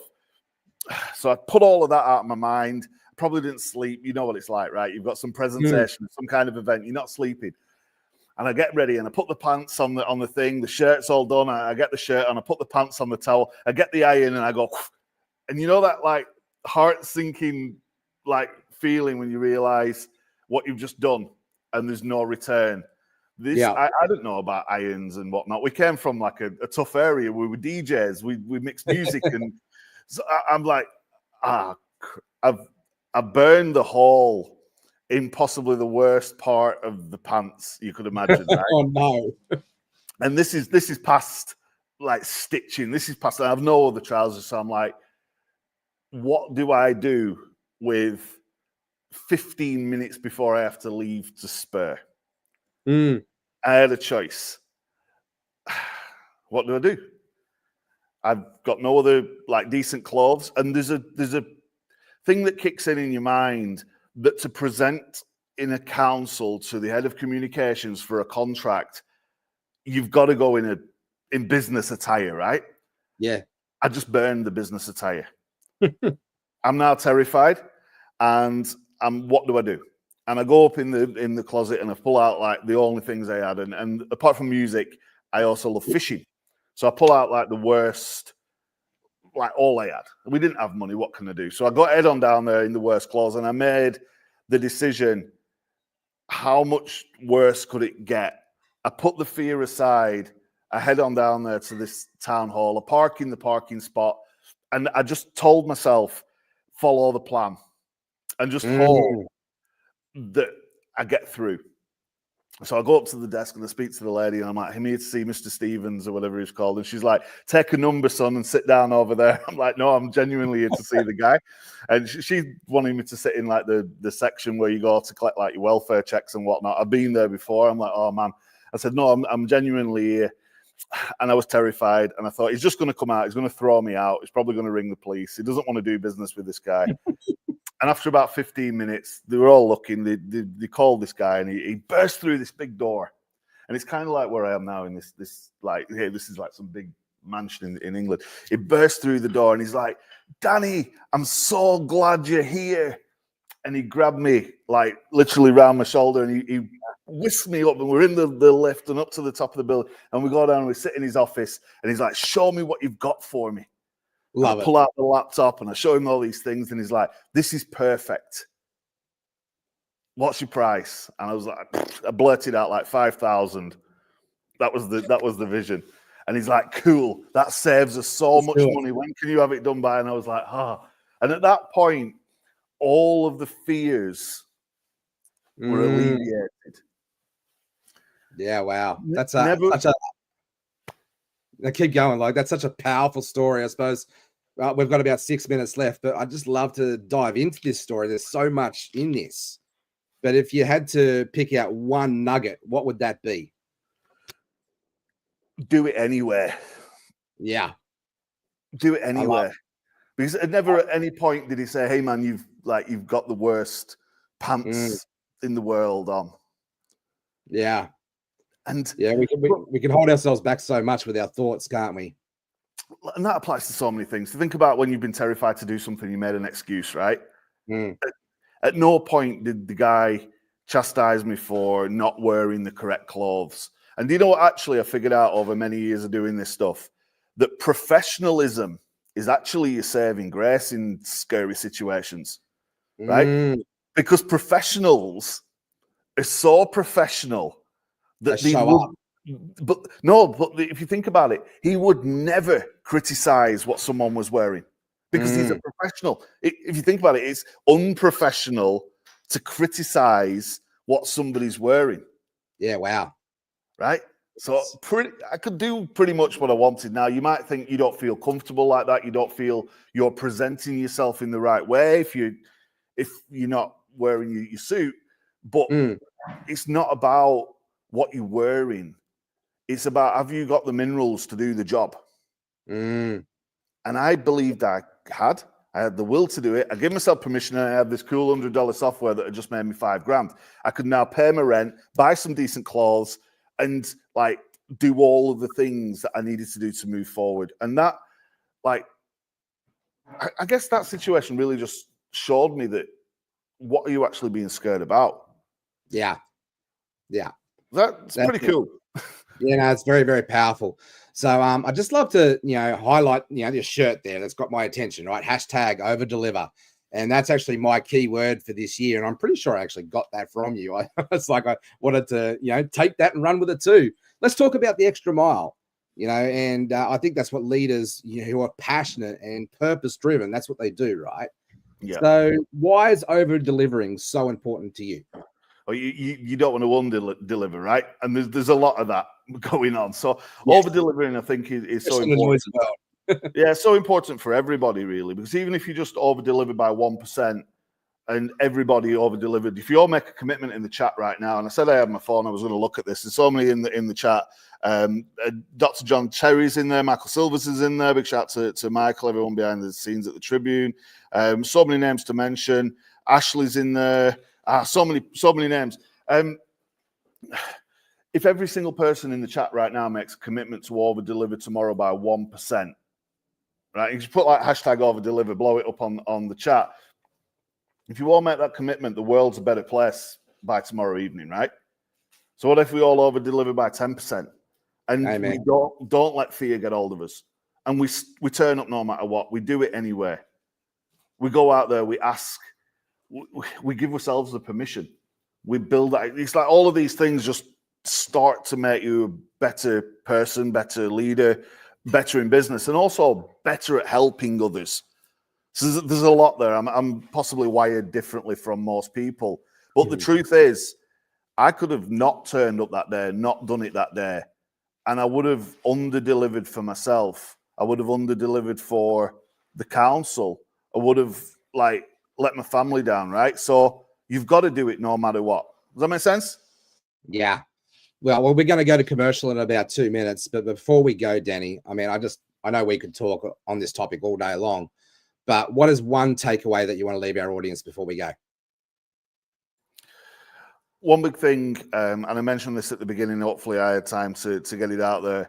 The one big thing that you need to do more than anything is, once you've got that will to do it and you've given yourself that permission, is start asking people for what you want. And I said this last time and I'll say it again and I'll consistently say it.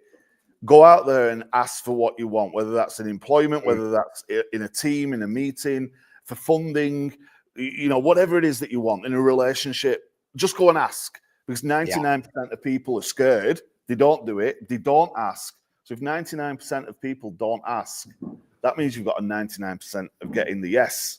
Go do it. Go ask. Jeff, I know it's 6 months ago I first heard you speak and you said that, right? And straight away I was into your inbox and I just asked and we set up the interview and look at where we are now. Man, I really appreciate everything you have to offer.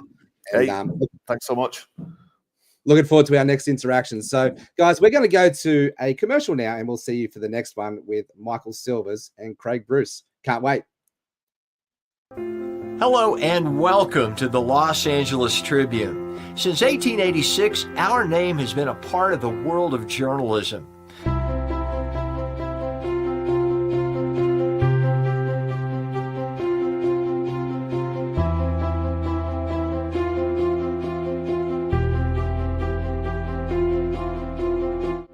We've earned a reputation for being a publication that practices integrity, authenticity, and responsibility. For general inquiries, contact today. Thank you on behalf of the Los Angeles Tribune team.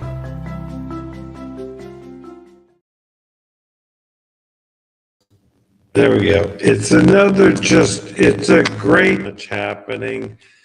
Danny Walsh. Hey, Michael, we're just going to jump in here. You've got a really bad feedback loop going on, a really bad echo. I have a bad feedback loop, huh? Let's see how that is.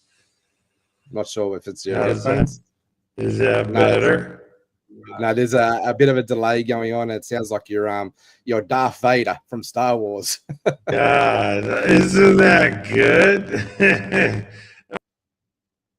All right. I'm just going to take over here while Michael sorts out his technical issues. But what an amazing show we've had today.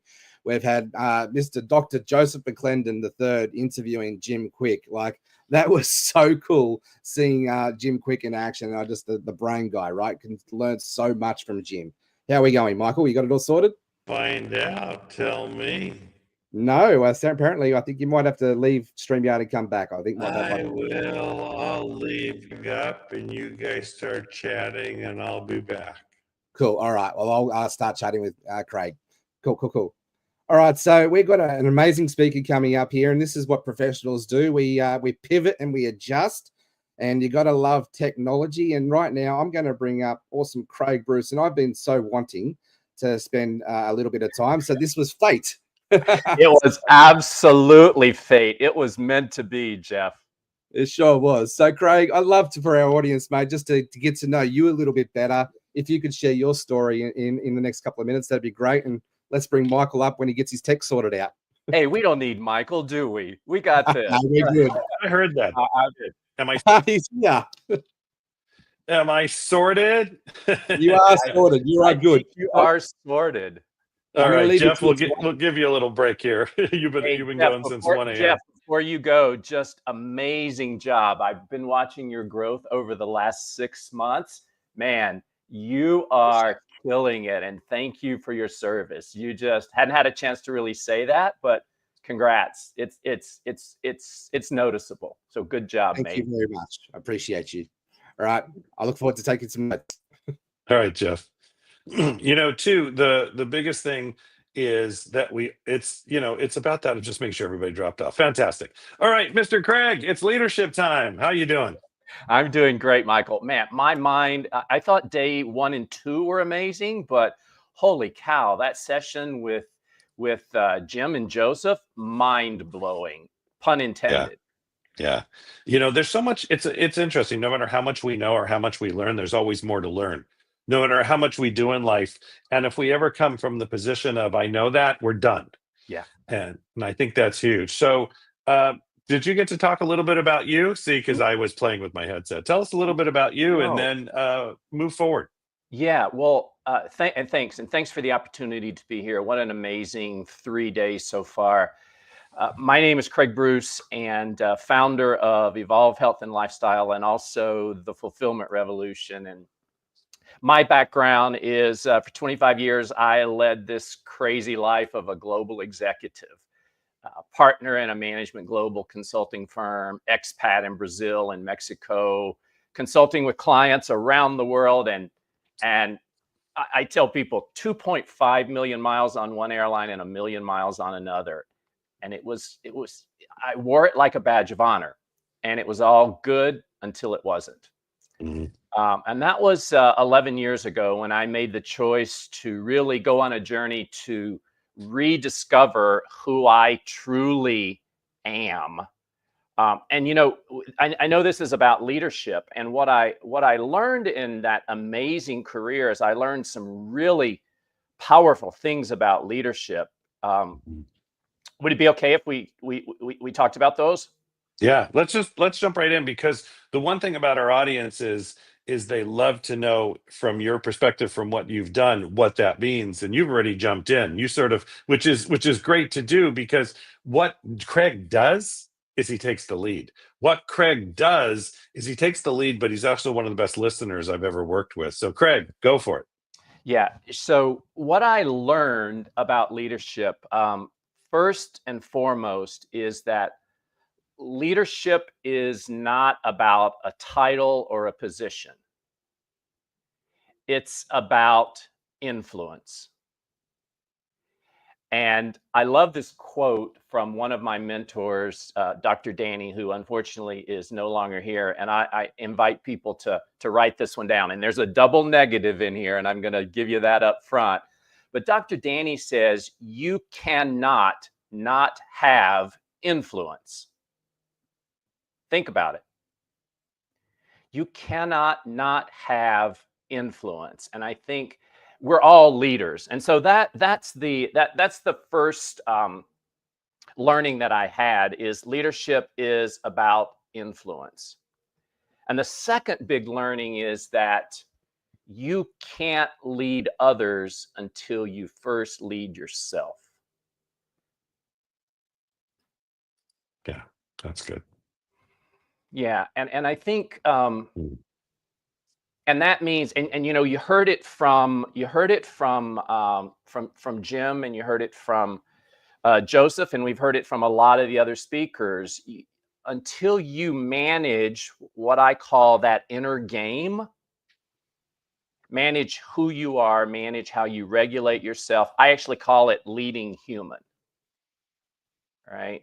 Where you lead from a place of authenticity, where you lead from a place of purpose, where you lead from a place of alignment and being present. You can't truly have the impact, I believe, on others.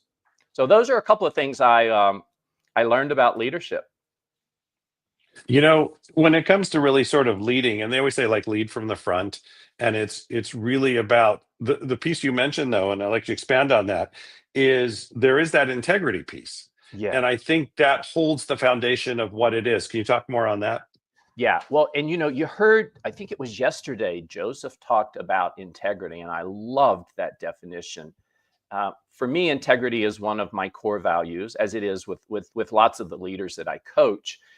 And integrity, I love Joseph's definition. It was integrity is, quite put simply, do what you say you're going to do with yourself and with others. And that's why I think that's what people who are looking to be led, it's one of the things they're looking for is, do you have integrity? Will you do what you say you're going to do? Yeah. That's how I see the integrity piece. Yeah. And that's, you know, again, it's doing what you say you're going to do. And I think there's that integrity, but then there's the second side, which says, you know, as a great leader, and if you can't fulfill or you can't do that, right? The integrity piece you'll come and say, this is what we can do. This is right. This is where we can't, but we're doing this together. Right. Agree. And I think it was on the panel yesterday, which, by the way, the podcaster panel was amazing, wasn't it? Aaron and that group just did an amazing job. One of the panelists, one of the podcasters, talked about the importance of communication, and absolutely. Yeah. And I think that it's the communication piece that really drives you to that next level. It's the communication piece, because you've dealt with leaders, you know, you've dealt with leaders from new businesses to entrepreneurs to the CEO space. Yeah. And sometimes you get that very A-driven person, but still needs the readjustment. Can you talk a little bit about that? Yeah. So you know what? I think it's so important that as we talk about leadership, that we talk about kind of the global perspective. You know, my leaders tell me, and I feel it, and I think we've heard it today, is that the world is changing faster than we can really humanly adapt. And when you look at the data, it doesn't look good. And you know me, I'm a data geek, and you don't really get in front of executive teams unless you've got your data. You know, you look at 2/3 of the leaders around the world say they're burned out, or they don't use the word burned out. They say they're tired or washed up. And then you've got 40% of them saying that they are considering leaving because they feel burned out. And then you've got half of the employees don't feel like they have the right managers, or that their confidence in their managers is low, right? I mean, Houston, we have a problem, wouldn't you say, Michael? I would, yeah, very much. Right. And so I think we can't lead the way that we have been leading in the past. And I think that what I'm finding, and to answer your question, I think that there's a skill set that's being required of managers today that wasn't required, or if it was required, it's been really exacerbated or highlighted. And it's about, first and foremost, it's about self-awareness and consciousness. Yeah. Who you are is how you lead. Yes. Yes. And so it's getting very clear about who you want to be, how you want to show up, and what are your key values. Yep. You know, Jim Kwik Yep. talked about clarity. It's so important in everything we do. So there's self-awareness and consciousness. Yeah. And you go ahead. No, please go ahead. I love the conversation. No, I was gonna. So in self-awareness, there's always been the word self-awareness has had a tendency of it got tagged to a lot of stuff coming out of the 70s. Become self-aware through Right. things we were doing, right? Yeah. Or they were doing. So I love that you use that, though, because that term is so important. Can you talk just a little bit about the term? And this is going to go really fast because we got like 9 minutes left. So we've got to pop this thing. But I think the conversation is good. And I wanted to make sure we mention your book, too. So talk about self-awareness and talk a little bit about your book and what brought you to do that. Yeah. Okay, cool. So self-awareness is about understanding your values, your strengths, your blind spots, your motivations, right? And I approach this from a very tactical standpoint, right? And we can assess all of those, and we can develop leaders. As a matter of fact, that's what we do, right? Let me just very quickly, the other sets of competencies, and then I'll talk about my book, is the second set of competencies, and this is critical, and the stuff that Joseph and Jim talked about. So it's about self-regulation and well-being, right? It's about taking care of your brain. It's about taking care of your body. It's about waking up in the morning and not jumping on that phone because you lose control of your day. You lose control of this, right?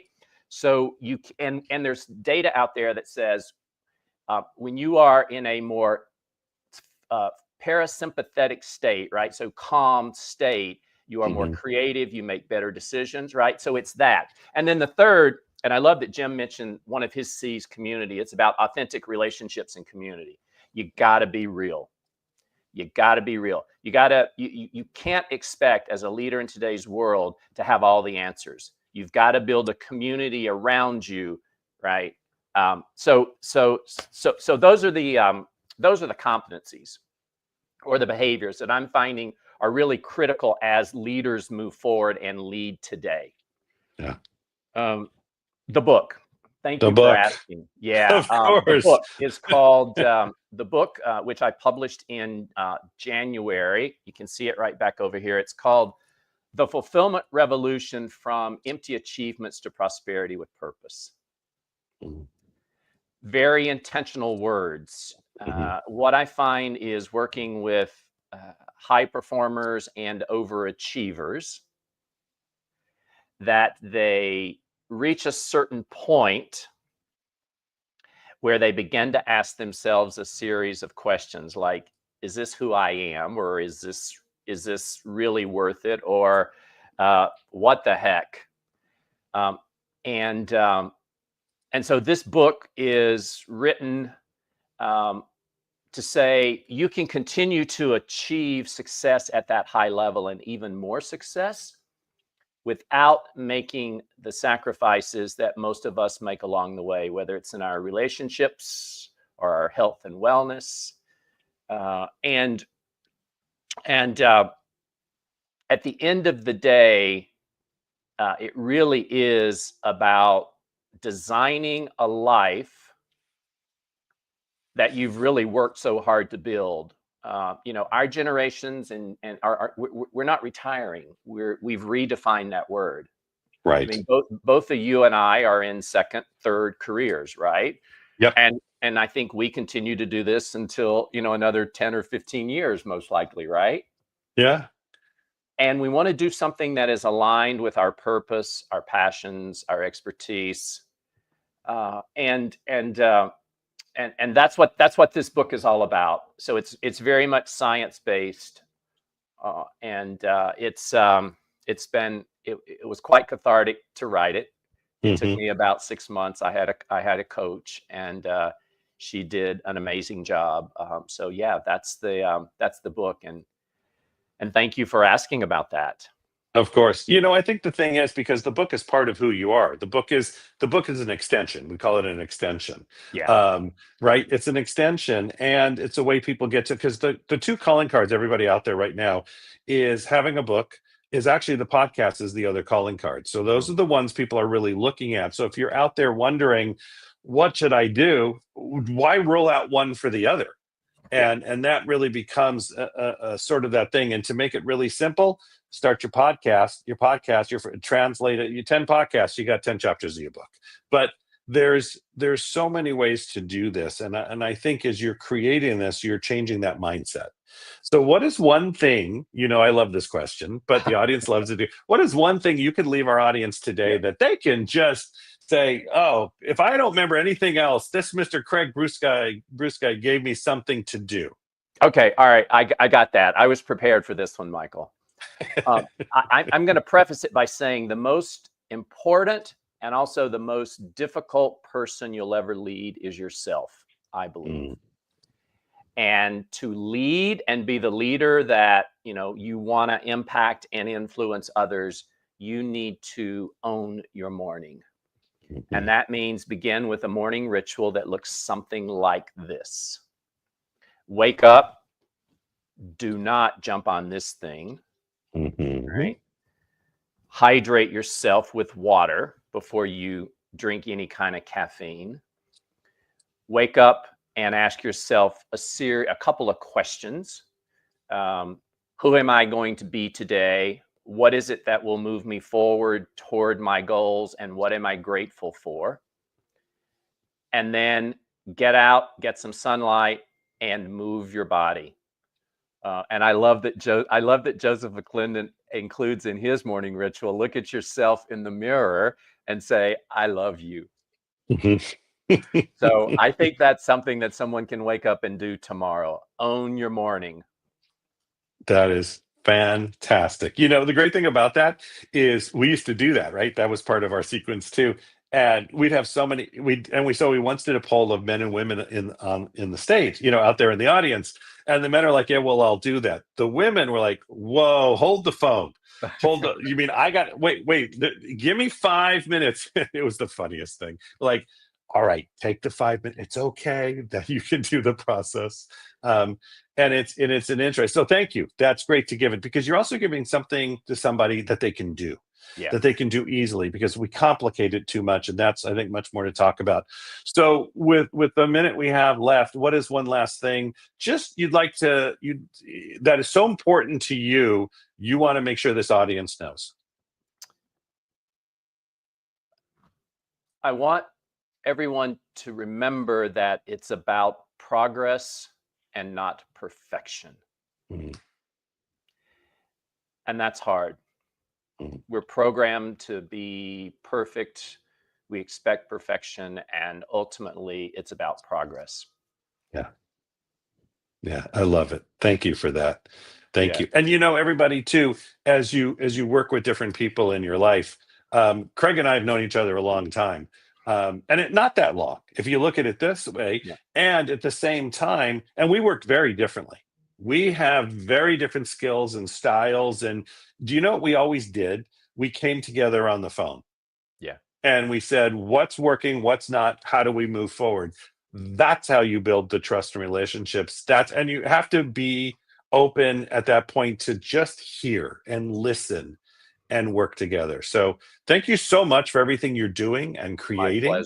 My pleasure. It's such an honor to be part of this community. Mo, Ava, Parissa. I mean, just an incredible group of entrepreneurs. Besides the content, my biggest takeaway from the last couple of days and being part of this community is that in a world that is pretty divided right now, is we can come together and create something that is positive, is special, and just truly amazing. So I'm honored to be part of it. It's great to have you part of it. Thank you so much. And you just have a blessed day. You too. All right. Good to see you. Bye, Craig. All right, we're going to move right on. We got a panel. We got a panel of exciting. They are podcasters and have the Martial Arts Hall of Fame and change people's lives through health, and it just goes on and on and on and on and gets better and better and better and better and better. So let's give a thunderous round of applause for Mr. Jeff. And by the way, Jeff, you just bring everybody up who's down there. So because I think there's one more. All right, here we go. Let's give it up for Mr. Jeff Ross. Give a thunderous round of applause and put a 1 in the chat. Jeff, it's over to you. Thank you, Michael. I think we make a pretty good tag team. And if you are watching this, make sure you share it out with your friends and register for our updates for our coming Leadership Week. So that's www.latleadershipweek.com. All right, let's bring in up this amazing panel that we have here. So we have Gilo, we have Aaron, we have Dr. John, we have Alan, and we have Skylar. So let me just do quick introductions, and then we're going to go around the horn and we're going to get into this amazing panel. So I'm going to start with Dr. John Terry. He's a 3-time Martial Arts Hall of Fame inductee and Presidential Lifetime Achievement Award recipient, a bestseller author and leadership expert. He's helped people become black belt masters of success for 40 years now. And he serves as a peer teaching partners with the Maxwell Leadership Group. And we also have my friend Erin Smith from Bella Vita. And so Erin is a purpose-driven wellness entrepreneur and is passionate advocate for holistic living. She's a leader of the Bella Vita magazine and skincare beauty range. And she empowers individuals to pursue optimal health. And then we have my good friend, Gilo Morgan. So Gilo is a Grammy-nominated producer from Detroit. He began playing piano at age 3. He's toured globally. He's written over top 10 Billboard hits. He's scored major films like Legally Blonde, and the list continues. Such an awesome guy to be. I can't wait to get you onto this awesome panel, Gilo. And then we have Skylar. Skylar is the host of Regardless podcast, where raw, real, and unfiltered conversations meet purpose-driven storytelling. And then we also have Alan Ting. Alan is a TEDx speaker, a best-selling author, and the founder of Remarkable Parenting Academy. This is going to be an amazing panel. We've got an awesome lineup here. So let's just go around in 60 seconds. I'd love you to just share a little bit about yourself and one thing that nobody knows about you. Let's start with Gilo.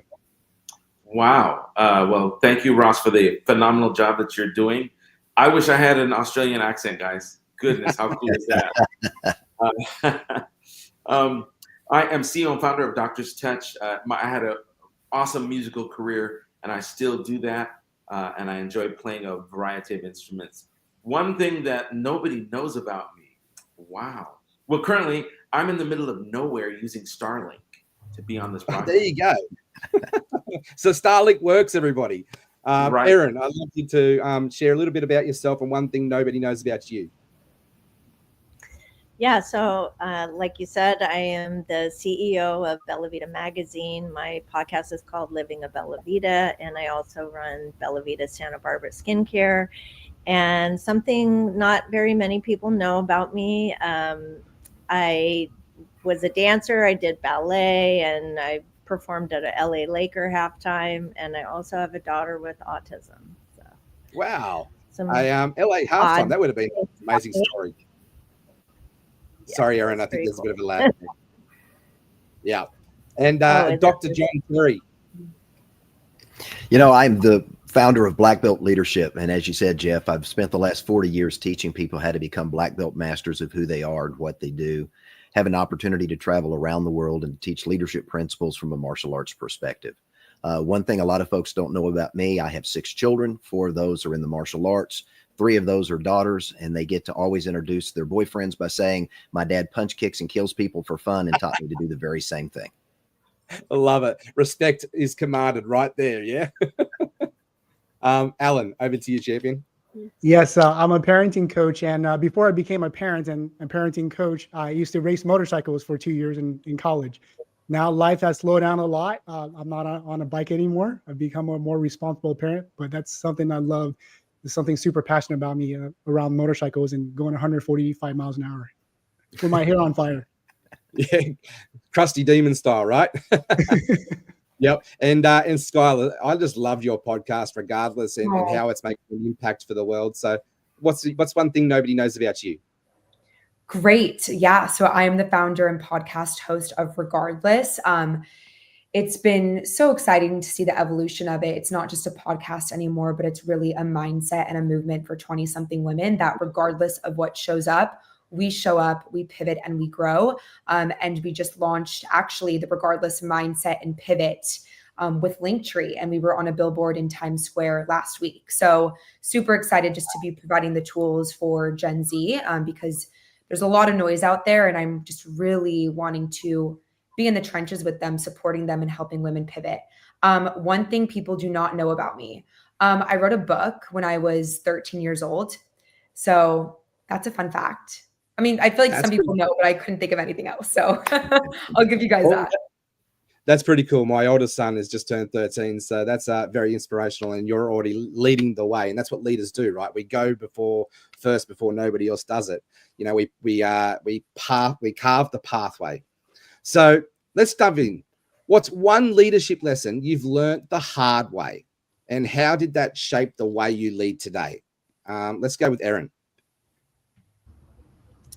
Man, I've had a lot of hard lessons in life. And, you know, being a leader of different organizations, I have to say that being humble and knowing what you don't know and being able to let other people, you know, shine in what they're really good at, that's something that is a vital skill as a leader. It's not always about you stepping up and taking control. It's sometimes you have to step back and say, you know what, you're way better at this than I am.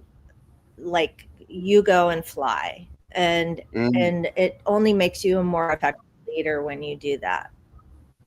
Powerful. Yes. Sometimes we need to get out of our own way and help others step them up. Love that. And Skylar, what's one hard lesson that you've learned the hard way and how's that shaped you? Yeah, great question. One lesson I think I've learned the hard way. Oh, there's been quite a few, which I think we can all relate as being entrepreneurs. I think like trusting in the path. I'm a very impatient person. And so I really like when I put all of my heart and efforts into something, I typically want to see the results immediately. But I think what I've learned the hard way is that momentum is not linear. And I think momentum is also something that you can't see with the physical eye. So I think it's really been more like an emotional inner game for me where it's been, okay, there are things that are outside of my control, but if I am showing up and being consistent, that everything will unfold the way that it needs to. And I think once I kind of tap into that trust, I think that's when things start to show up for me, kind of like leaving room and space for the universe to work its magic, as well as continuing to show up and put the work in. But I do think there is balance and harmony in that. And so really finding that has been difficult emotionally. Yeah, powerful. And Gilo? Yes. So one thing I learned, maybe not necessarily the hard way, but it takes time and you have to serve first before you move into that position. A lot of times when we're doing something, we're alongside of a leader or in a room with the leader, and we have something so impressive that we want to tell them, or I've got my way of doing this and it would be better. But you can't just, I'll say, vomit on someone or just download on them. You have to find a way because they don't understand why you're coming to them. So it's leading by serving. So if you can serve the current leader, then you can move into that leadership role. But that works also in all places. Like if you have an employee or someone that you're working with and they're frustrated with what they're doing, when you go alongside with them and help them or show them, like I'm the CEO of my company, but when I go into my warehouse and I'm helping my people that are working there, they're looking at me like, oh, wow, you actually know how to do what we do. And you understand the pain that we're going through, not necessarily pain, but you understand how hard it is or what we go through to do this job. And so you can't be on a high pillar as a leader. You have to be the people's leader, if you will. And that's just an important lesson. Yeah, come to serve, not to be served. It's a very powerful lesson that I think we all need to learn very early on. Alan, over to you. Yeah, and echo off that what Gilo was saying is, you know, what I learned before, because I grew up with an Army background, and I served in the Army for 7 years. And in traditional Army leadership, it's all about authoritarian. You guys remember the Forrest Gump like drill sergeant scene, and Forrest Gump goes, "Yes, drill sergeant," right? So you do whatever exactly the leadership say. Well, that kind of work until it doesn't work, especially in a parenting, right? So if you think about parenting, it's all about leadership too. We as being a parent, and our kids are the people that follow us. So try authoritarian parenting with your kids. You think they're going to listen? No, everybody's shaking their head, right? So you're going to have a bunch of rebellious kids, especially Dr. John. I'm pretty sure you can relate to that as well. So that's one biggest lessons I learned. And the thing is, going back to the thing that connects to the entire thread through all this conference this week is all about servant leadership, right? Is everybody very familiar with that? So how do we serve? Because the opposite of servant leadership is authoritarian leadership. Yeah, and respect is earned, not given, right? And I learned that one the hard way. I left home at 14. You know, my father was trying to be very authoritarian. I said, nope, I'm leaving home. So totally relate to that. Dr. John. You know, Jeff, for me, one that I learned the hard way was the fact that, you know, you can't do everything yourself, and you've got to be willing to delegate, and you've got to be willing to give, as we've already heard, give people an opportunity to shine. You know, Dr. John Maxwell says, you know, one is too small a number to achieve greatness. And I believe that's true. And when we can all discover and spend 80% of our day in the 20% of what we're most gifted at doing, and help everybody else in our organization do the very same thing, that's when we all have the opportunity to rise to our full potential and really develop those non-leader dependent high performance teams that everybody wants that's driving success. Yeah, brilliant. Yeah, leadership, right? It's all about empowering, equipping others to step up. So in your view, what's the biggest mistake new leaders make, and how can they avoid it? Dr. John, we'll go with you since we're still there.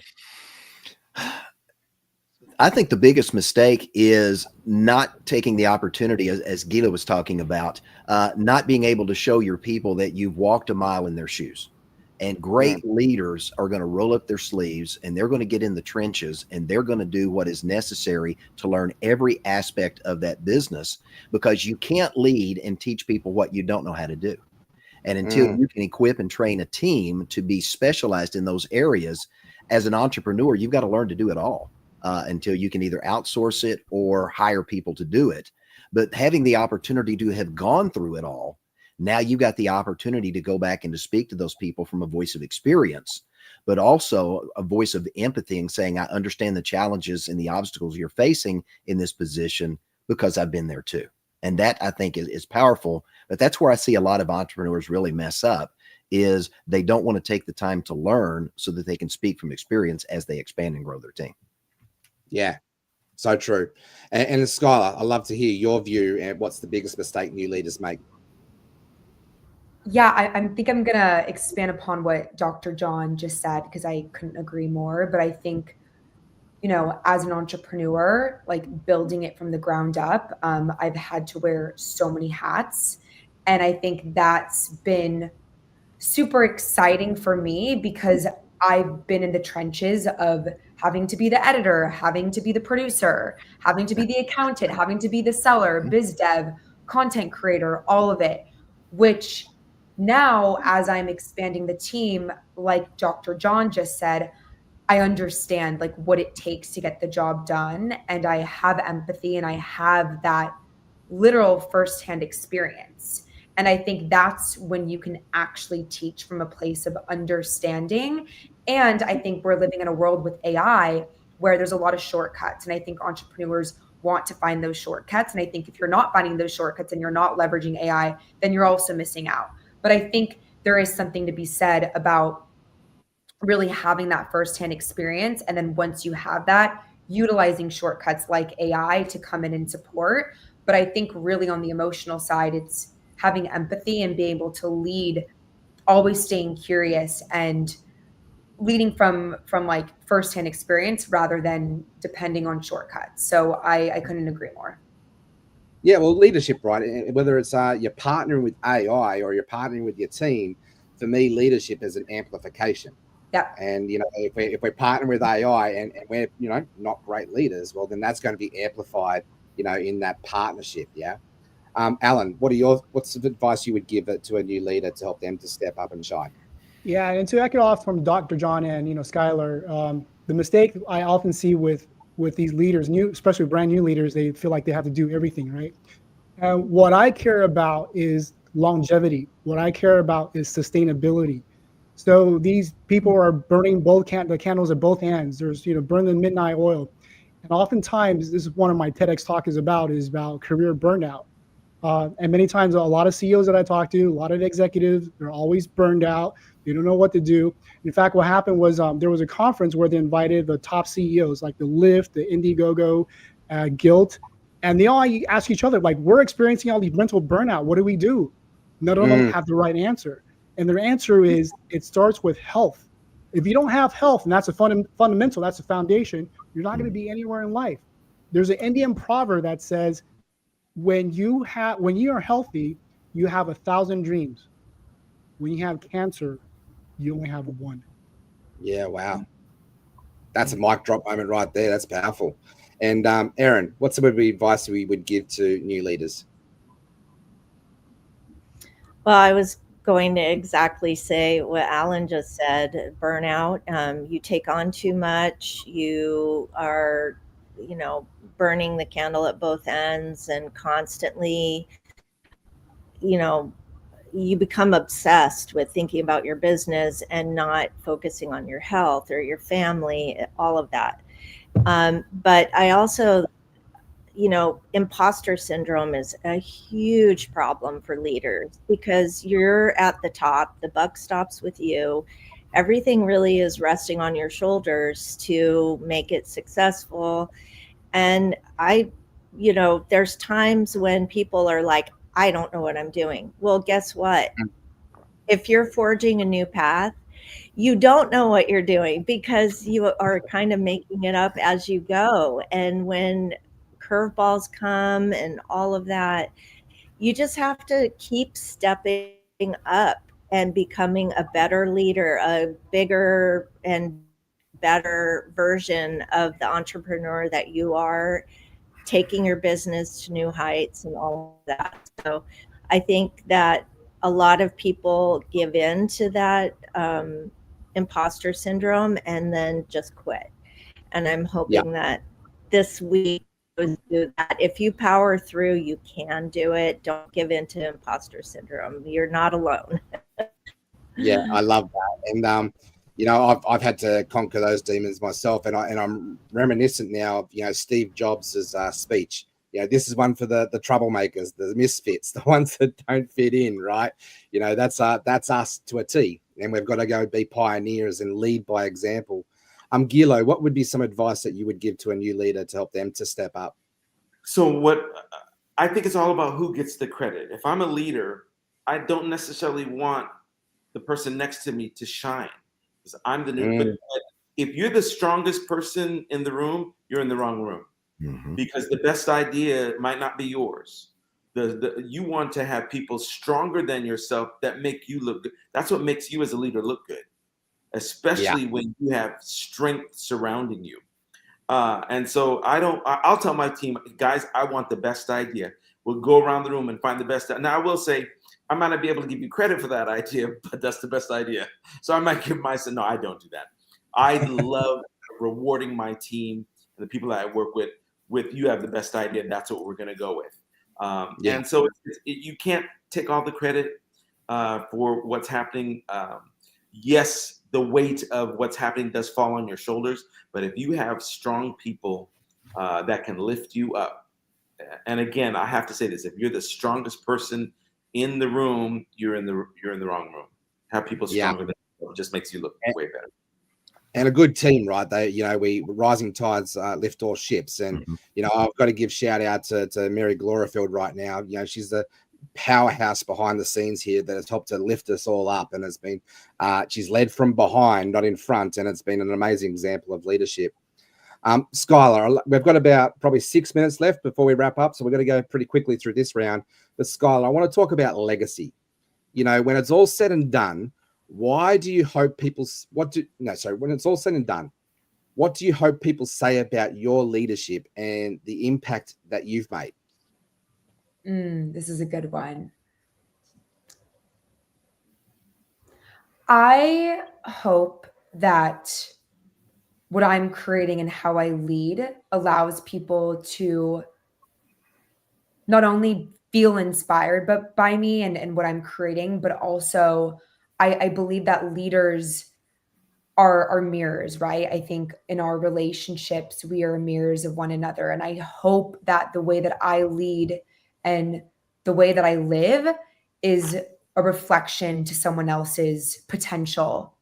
And I hope that it inspires them that they can create a legacy and impact in their life on a level and a way that feels best for them and their superpowers and strengths.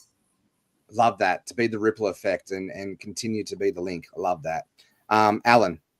Yeah, speaking of, you stole the words out of my mouth. So it's about the ripple effect, right? The legacy part. For me, it's reason why I quit my very lucrative tech job to do what I do is because number one, I want to support my daughter. Number two, I want to create a movement to end children's suffering. Because far too long, I've seen over and over and over again, these kids, teens, they commit suicide. They become a statistics. That should not be as part of the statistics. I volunteer at a global youth leadership event called Global Youth Leadership Summit. This is where we bring 240 kids from all over the world, from 35 different countries, speaks different language. And one of the exercises that we do was called Walk of Truth. And towards the end, the question was, how many of you know somebody who try to commit suicide, not just talking about it, but actually has a plan on how you kill themselves? Yeah. 75% of the kids walked. And I'm like, parents, teachers, why aren't we having this type of conversation? So why are we having this conversation about intergenerational trauma? Why are we having this conversation about awareness? And this is the legacy, this is the movement that I want to create to have people join us and create this ripple effect. Yeah, that's amazing legacy. Yeah, thank you for the work that you're doing. Aaron, we've got 5 minutes left. So yeah, I'd love to hear about what people say about you when all's said and done. Wow. So like I always say, I'm trying to help people to love themselves and live a more beautiful life and have hope. And echoing what Alan just said again, you know, my father committed suicide. So I really am on a mission that even if I can inspire one person to get help, find hope, know that you're not alone, that people love you. If that touches even one person, then sharing my story is vital. And so that I want that to be my legacy. And for my daughter who has autism, just showing her that you can power through everything and be. I think we've lost the internet connection there, Aaron, but yeah, both your stories are, you know, Alan, the purpose that so Aaron, sorry. We're going to move forward. Sorry, Aaron. But you know, the story break up. Sorry. Yeah. Stories bring tears to my eyes when you hear about, you know, the impact of suicide. And like, you know, guys, if you're listening to this right now, I just want to be sensitive to this topic. And, you know, the big thing here, I've been here myself and I had to seek out help. You know, don't do this alone. You know, please reach out. Please talk to people. Please do life together. We're not do life to do life on our own. So this is a powerful conversation. Gilo, I'd like to hear about your takeaway around legacy and, you know, when it's all said and done, what do you hope people say about you? So what I would love for people to say is that Gilo led with vision. Gilo led with integrity. Gilo led by example. But even more than that, I want people to say that Gilo really cared about the people that I come in contact with. I want them to know I really cared. And Gilo made people, I'm speaking in third person. That's not cool, is it? You're not but he made me feel like I could conquer the world. He made me feel like I could do it. He made me feel like I could make it. He made me feel like tomorrow is going to be even better day than today. I have a little thing I say when people ask me how I'm doing. I always say, just a little better than excellent. And that would be how I want people to remember me, is that it's how I made them feel, that they could conquer the world and get through any problem. Powerful. And Dr. John, we've got 2 minutes left. I'd like to hear your side, your takeaway. Absolutely, Jeff. You know, it's the role of a leader to equip and empower those they're leading to one day take their place. And in my role in running the United States Martial Arts Hall of Fame, I'm privileged to work with martial arts school owners and instructors from around the world that are speaking into the lives of young and old to equip and train them so they can be better versions of themselves. And at the end of the day, when I'm gone, I want to be able for my kids and my wife and those that I've known to look back and say, Dr. John lived a life of an example of the life I want to live. He empowered and equipped me to become the very best version of myself that I can be today so that I can become a better version tomorrow. And then I can go and teach other people to do the same. That's the role of a leader, is to create a place for people to stand on your shoulders so that they can one day take your place and other people can stand on their shoulders. And that goes on from generation to generation to generation. And that's how we perpetuate leadership into the future. Love that. So let's just quickly go around. We've got 60 seconds. I want to hear one word that you know that sums up today's panel. Erin, we'll start with you. What's your one word? God, this is going to sound trite, but fabulous. I just love this group, and the leader, LA Tribune, has just been such a blessing. Thank you very much. And Gilo, what's your one word to wrap us up? One word I would say is have gratitude. Be grateful. Yeah. It's always walking with gratitude and gratefulness. Yeah. And Skylar? Regardless. Of course. Regardless. and that's a perfect word for this conversation. Beautiful. Regardless. And Alan? It's love. Give love and learn how to receive love. Yeah, absolutely brilliant. And Dr. John, close us out. To me, it's improvement. If we've got to become a better version of ourselves every day than we were the day before. Otherwise, we stop learning and growing and improving. So to me, it's improvement. Yeah, beautiful. And my one word would have to be just present. You know, like to really listen, to be present, to do life with each other and to help each other feel seen, valued, known, and ultimately loved. And I love each and every one of you, how you step up and do that. So thank you very much for jumping on this panel with us. You know, hold on one sec for the panel too, because my word is family. And what I see that we've created at the Los Angeles Tribune and everything you're doing, and Jeff, you just created a family of people that are able to work together, know each other, and will be moving forward in so many ways. A lot of you are podcasters with us, and everybody give Jeff a round of applause for just, I'm telling you, it's like, you know, it's for him, it's like 6 in the morning, but he's been doing this since 1 a.m. And what a great panel. What a bunch of great leaders. Alan, thank you for jumping into, and I'm glad we could have you on this panel. The rest of you, I know you well. We train, we talk, we spend every week together, really becoming better in what we do. And I just want to thank everybody. And we're going to put you down in the gallery now, but give yourselves a round of applause. Audience, put a 5 in the chat if you thought you learned one thing from this panel. And you guys were all amazing. Thank you, thank you, thank you. I'll tell you, Jeff, that was just, you're just rocking and rolling. Thank you, man. I'm going to bring... Going with intuition. I love it. Intuition. I love it. All right, I'm going to bring Chris up, and you just you take a quick little break, and then you and Lisa's got a panel, and then you and Lisa are going to banter. It's going to be amazing. I want to thank everybody for what they do. Look who's here. So, you know, this next amazing woman next to me on the left or right, depending how you're looking on your screen. She's not only, you know, really looking at our leadership program and the Leadership Academy with the Los Angeles Tribune, but she ran a panel yesterday and has done so much for us that I'm just going to let her roll. That's what we call. I'm going to put her in what's called the power position. So now you're in the power position. Watch this. Now you're really in the power position. And I'm going to put you on the main screen. If you need me, I'm here the whole time, just in the background. But you have really brought so much to the Tribune, so much to what we're doing, so much to the energy out there. And you are one of the first people that ever joined me when I started down this path. And I will never forget that. And I honor that. And I give it up to Chris Ashley. Thank you so much, Michael. And I just have so much gratitude for you, for the trust and support.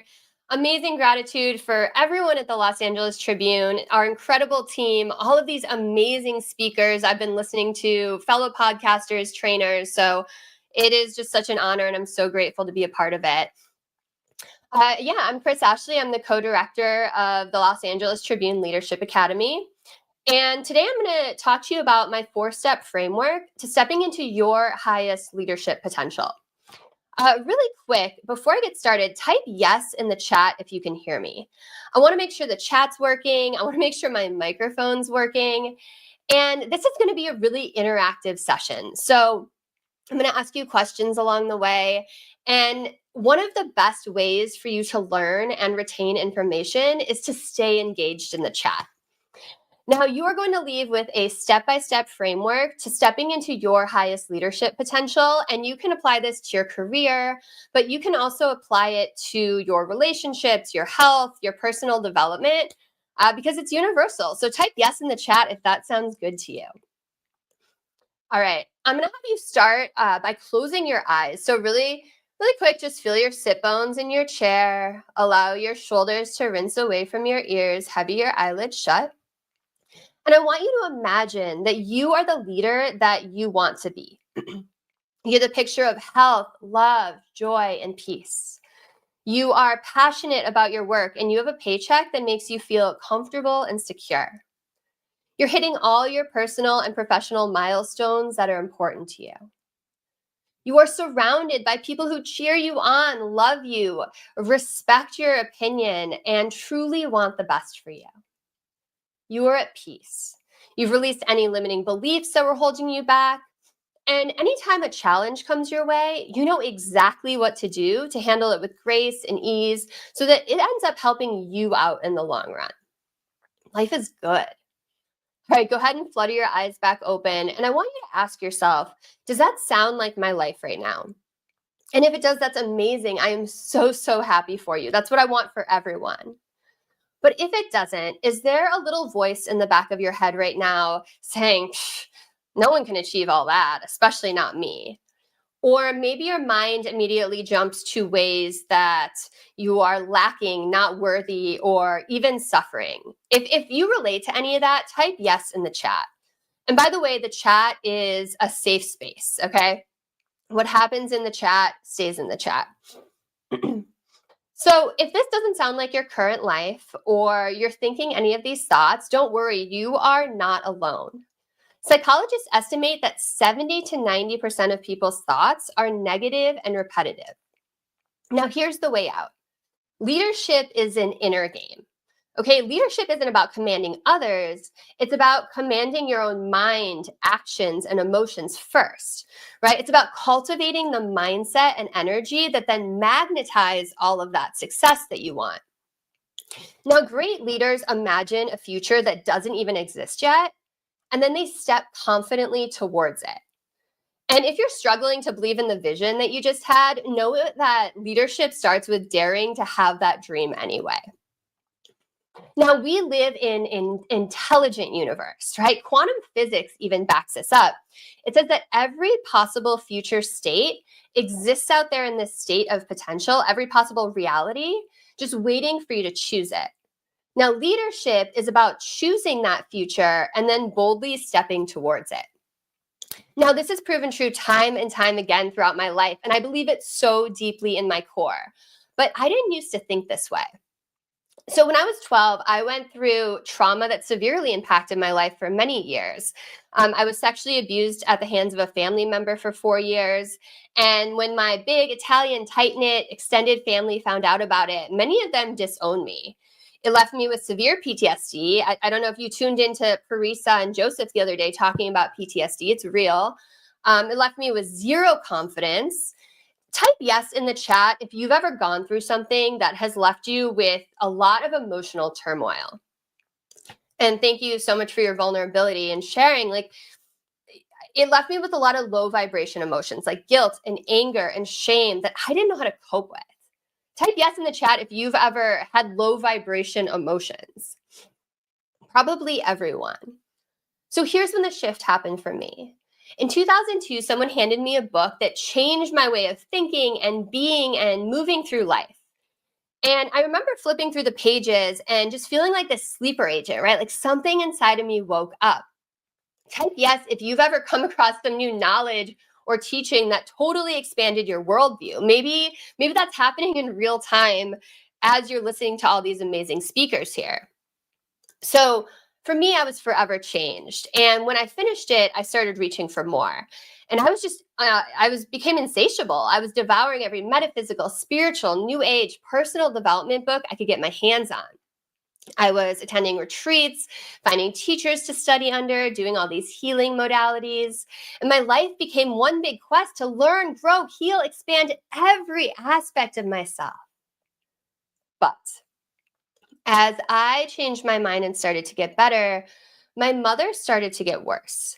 You know, her family had been ripped down the seams, and it manifested as physical illness. She was battling serious illness. She had weird symptoms. She had this increasing dependence on medication. And for nearly 15 years, I watched helplessly as she slipped deeper into depression and illness. But in the end, I realized it was my mother who had inadvertently become my biggest teacher. Have you ever had someone you realized was your teacher later on? You're like, oh, that's what was going on. Type yes in the chat if you've ever had a person like that in your life.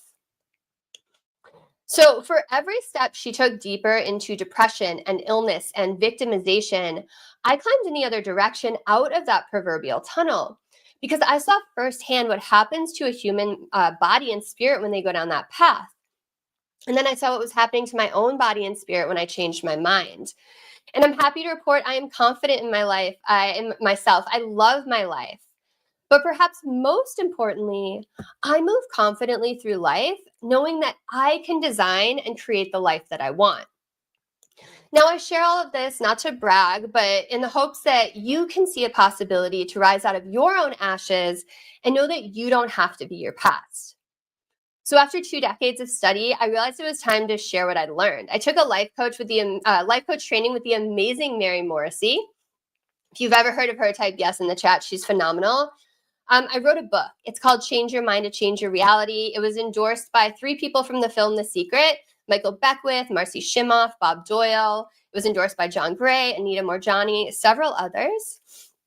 And I've held leadership positions as head of marketing at a tech company, regional director for a yoga company with 80 direct reports. I started and then sold my own yoga company. And now I'm a trainer teaching other people about leadership, among other things. So here's what I've learned along the way about leadership. Type yes in the chat if you have heard of the law of attraction. A lot of people have. If you haven't, no worries.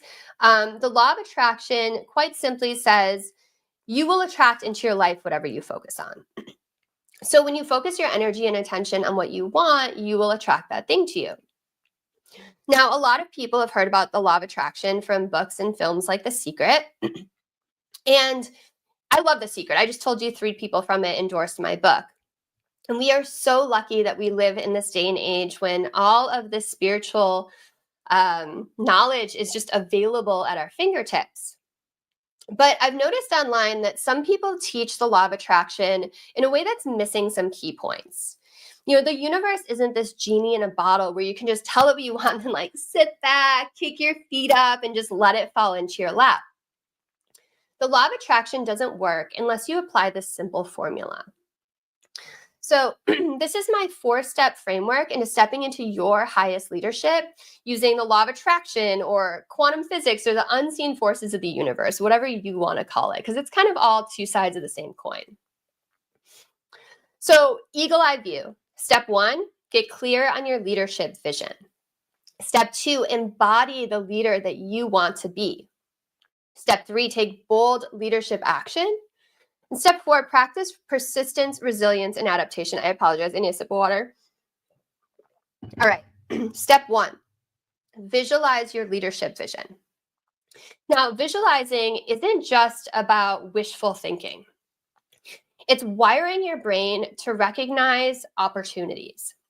So the RAS, the reticular activating system, is the part of your brain that will filter the world to match your goals. But here's the problem. Most people focus on what they don't want instead of what they do. I'm so sorry. I'm recovering from a cold. So is anyone in here a downhill skier or a whitewater rafter? Type yes in the chat if you've ever done those things. So if you're a downhill skier and you focus on the trees, what are you going to hit? You're going to hit a tree. If you're whitewater rafting and you focus on the rocks, you're going to hit a rock and capsize. So you need to focus on the path between the trees, the water between the rocks, because what you focus on becomes your reality. Now, leadership requires a clear vision. Now, only 1% of people write down their goals. So if you just do this one thing, you will already be ahead of 99% of people. Step 2, embody the leader you want to be. Again, I'm sorry, I'm recovering from a cold. Excuse me. So leadership isn't about just waiting until you've made it. It's about emotionally stepping into your future self now. So ask yourself, what does the future version of me look like? What do they dress like? How do they talk? Who do they surround themselves with? What kind of conversations do they have? Where do they spend time? And then do those things, spend time in those places, dress that way. Step into the person and act as if you already are them. Now, when you do this, it puts you into a future state and it tricks your brain into believing that you already are that person. It puts you on that higher frequency. Now, this also changes the way that you view failures, because when you feel your future self and you believe it wholeheartedly, a failure is just a bump in the road because you know that it's still coming. Step 3, take bold leadership action. Now, action kickstarts the universe. It awakens something in it. You create the tiniest bit of movement, and the universe meets you where you're at. And it builds this momentum, and it whooshes you further and faster than you could have ever imagined. Now, oftentimes, it doesn't even have to be a big movement on your part. Never underestimate the power of a small step. From one small step, new ideas might flow to you. You might meet people who will help you on your path.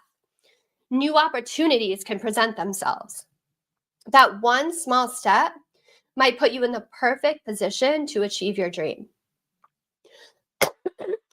Now, there is always something you can do that is going to lead you one step closer to the life that you desire. You're never so stuck in one place. There's no way out and nothing you can do. Leadership requires small, consistent steps, even when no one is clapping yet. And that's the tough part, right? Now, 90% of people fail to reach their goal. And I know that sounds scary, but it's for one of two reasons. One, at the first sign of a challenge or a hiccup or things not going as planned, they just give up. And two, they're so fearful to begin with that they don't even get started in the first place. So that's why the final piece of mastering leadership is learning persistence, resilience, and adaptation. So what are those? Let's talk about that. Persistence is what keeps you moving forward even when there's no evidence that your dream is working yet. Now, again, most people quit when they hit that first obstacle or feel that first twinge of fear or self-doubt. Leaders do it afraid. Now, that's not to say you can't experience fear or doubt or worry or insecurities or envy or anything like that, right? You are a human being, and these feelings are part of the human experience. Everyone experiences them, even highly successful leaders. The difference is that leaders keep showing up and keep taking steps forward, even though these feelings are there. Now, there is real truth in fake it till you make it, right? So if you're not believing in yourself yet, act as if you do, and I promise you, soon you will. Resilience. Okay, let's talk about that. Resilience is bouncing back fast when things don't go as planned. It's about failing forward. Failure is simply feedback on one way that it didn't work out. So it's about finding the lesson, the opportunity in everything, and then using that as a launch pad to grow. Because every challenge, every adversity, every heartbreak in life contains within it a hidden Easter egg. And once you find it, tremendous healing, leveling up, and growth takes place. And finally, adaptation. That is flexibility towards the vision. So great leaders stay committed to the destination, but they remain flexible with the route. You know, if a strategy isn't working, they're not like grinding against it. They're evolving, they're adapting, they're using each experience as a stepping stone. So all this is to say, be open to how it's going to happen. Oftentimes, the universe will deliver things in ways you couldn't even imagine. Things you thought were impossible become possible. Once you make the decision, you take action towards it, the universe will move barriers out of your way. Doors that weren't even there will appear and unlock. You'll heal what needs to be healed. Circumstances will totally rearrange themselves around you. Because here's the thing. If you have a vision, you act as if you already have it, you take steps towards it, and you remain persistent, resilient, and adaptive, success is inevitable. You don't have to know exactly how it's going to happen. You don't need to feel ready. You just have to believe in the vision so much that you keep showing up for it. So if you're watching right now and you're doing all of these things and it still hasn't happened for you yet, you're only missing one key ingredient. And that is to keep going and not give up, because it will happen for you. Now, I don't want you to just leave here inspired. I want you to leave here activated. I'm wrapping up, Michael. I want you to leave here activated. So I'm going to ask you to do something unconventional. Take out your cell phone right now. Open your calendar. And sometime over the next 3 days, thank you, Michael's on it, make an appointment with yourself to take the first step towards your dream. So maybe it's make that phone call. Maybe it's post the content, or do the research, whatever it is, and then keep that appointment with yourself. And please let me know how it goes. Thank you all so much. Hi, Michael.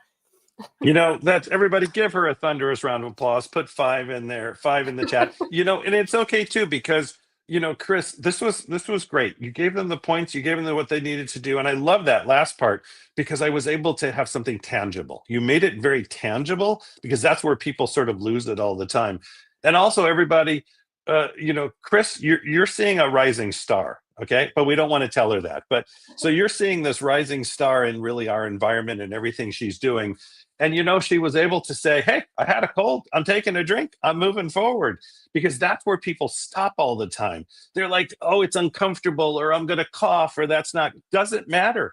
You keep moving forward because your information is impactful. So, Chris, thank you so much for today. And yesterday's panel, that is still getting comments of how great that was. And none of you have any idea that I, by accident, told Chris it was today.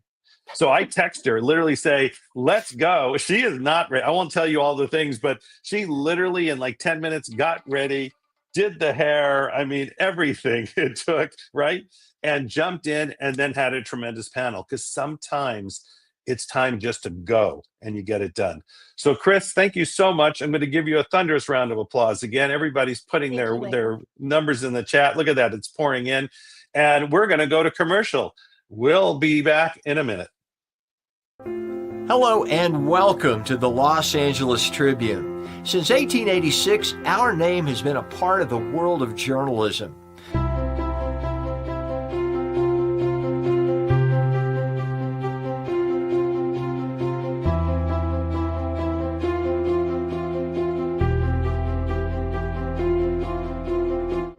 We've earned a reputation for being a publication that practices integrity, authenticity, and responsibility.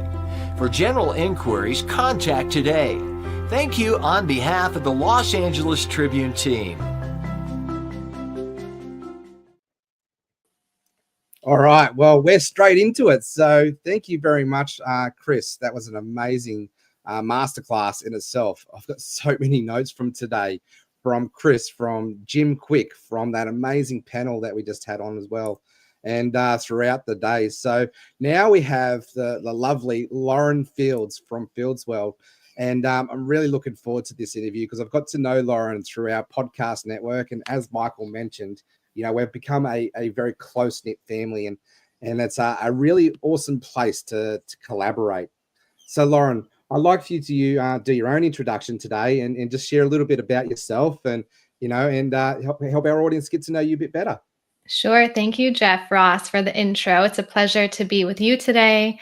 A huge shout out to our LA Tribune family, to Mo Rock, to Michael Silvers, to everyone who has made this event possible, to, you know, Jim Kwik, Joseph McClendon, Mary Glorfield, Chris Ashley, who just gave an amazing masterclass on manifestation. I'm so grateful to be here and part of this LA Tribune family. My name is Lauren Fields, for those who I have yet to meet.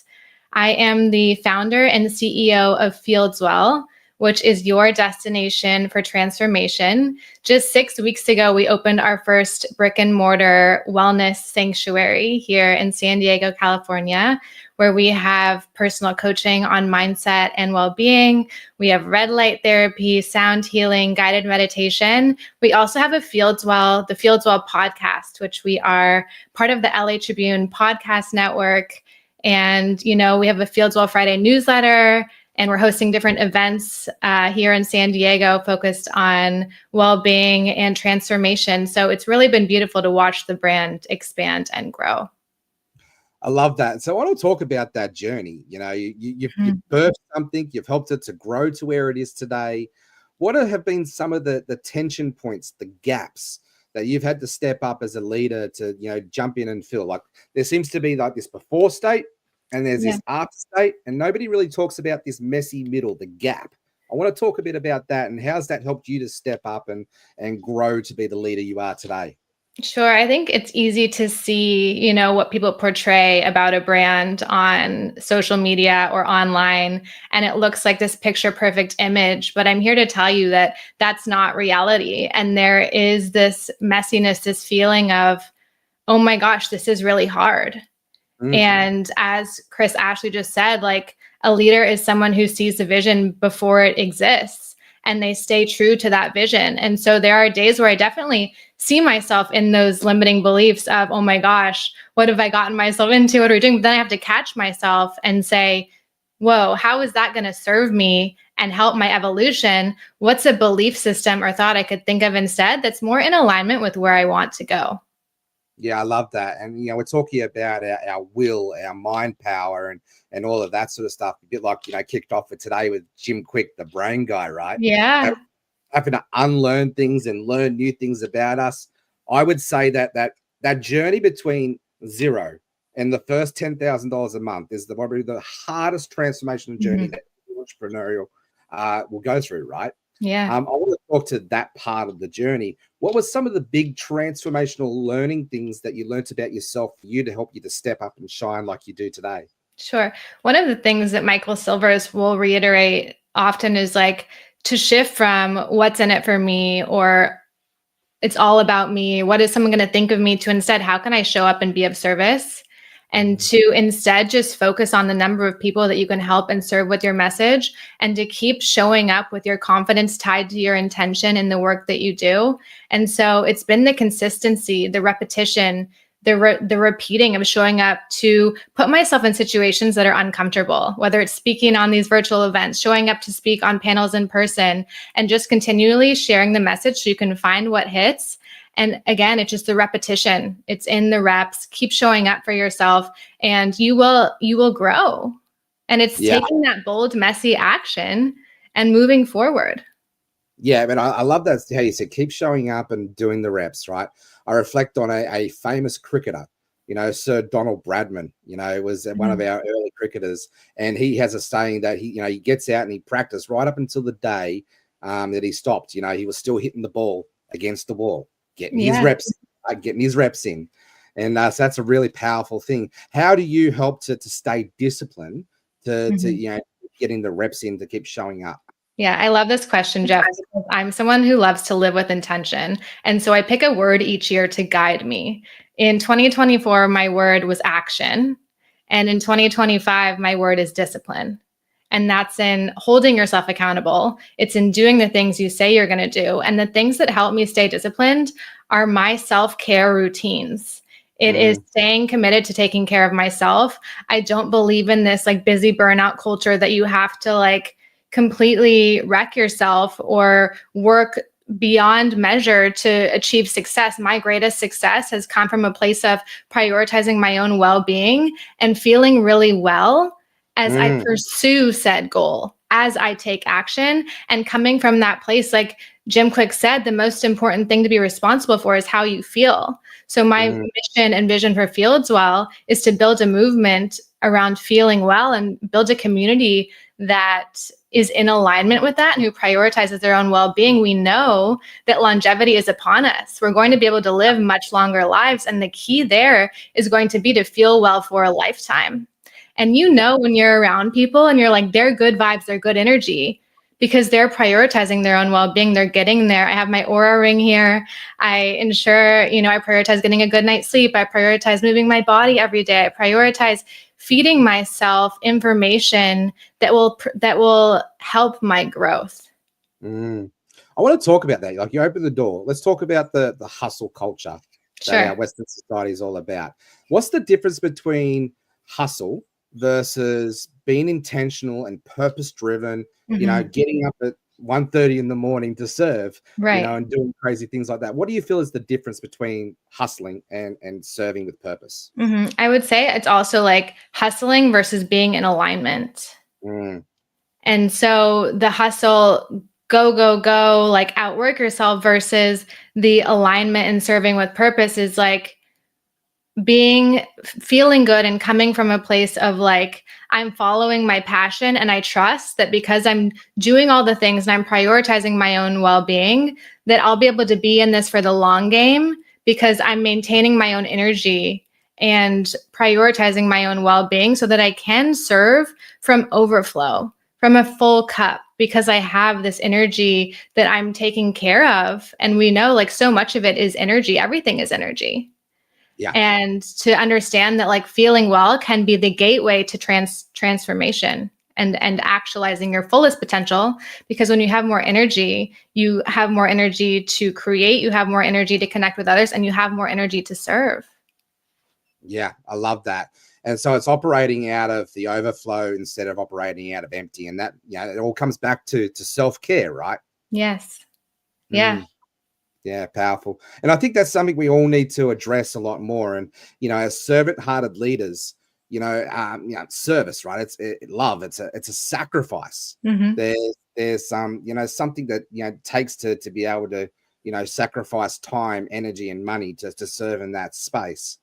Yes. But it's always making sure that I feel for me, it's focusing on the legacy impact, not the individual need. And then that should operate out of the overflow, right? Yeah. And one thing I wanted to add was, Jim Kwik said, life is the C between B and D. It's the choices we make between birth and death. And when you're making choices that support your own well-being, that builds confidence in yourself, because you learn to trust yourself because of the choices that you're making that make you feel like you're safe in your home, in your vessel of your own body, that will support your forward evolution and your growth. Yeah, powerful. So Lauren, after overcoming, trauma, we've been talking about, like what Jim was talking about, PTSD. Yes. But he also talked about post-traumatic growth. Yes. And I think that's a beautiful through line, what we're seeing through today's conversation. So how did your trauma experience and reshape your definition of success and leadership? Sure. So similar to Jim, I actually also had a traumatic brain injury from a horse accident. And I learned through that experience that our story can either keep us stuck or it can be used to liberate us. And that is up to you. Is the story you're telling yourself about your experience keeping you stuck? Or is it being used as a place of vulnerability to help others who may be going through something similar so they can learn from it? So there was definitely a point in my life where I was saying, woe me, poor is me. There were neurological symptoms from a traumatic brain injury that that are part of my daily life. And those were keeping me stuck until I realized, wait, I got a second chance at life. I want to make the most of this. How can I use what I've been through to be of service and help others? And so I think it's so important. I've learned through working with many individuals that the stories we're telling ourselves are keeping us stuck and they're not in alignment with where we want to go. We can maybe write a thesis on our trauma, but have we written a thesis on where we want to go and the vision we have for our future? And so to spend our time focused on that, as opposed to focused on the past, which we can't control, which already happened, let's look forward on our vision for the future and use our energy to create and to take action towards that. I love that. And what you're describing is what I would call the escaping the Bermuda Triangle of drama. You know, there's always a victim, there's always a persecutor, there's always a rescuer in the story, right? But when you can escape that, and that's where the power out of our trauma comes from, and we can step up and grow up, right?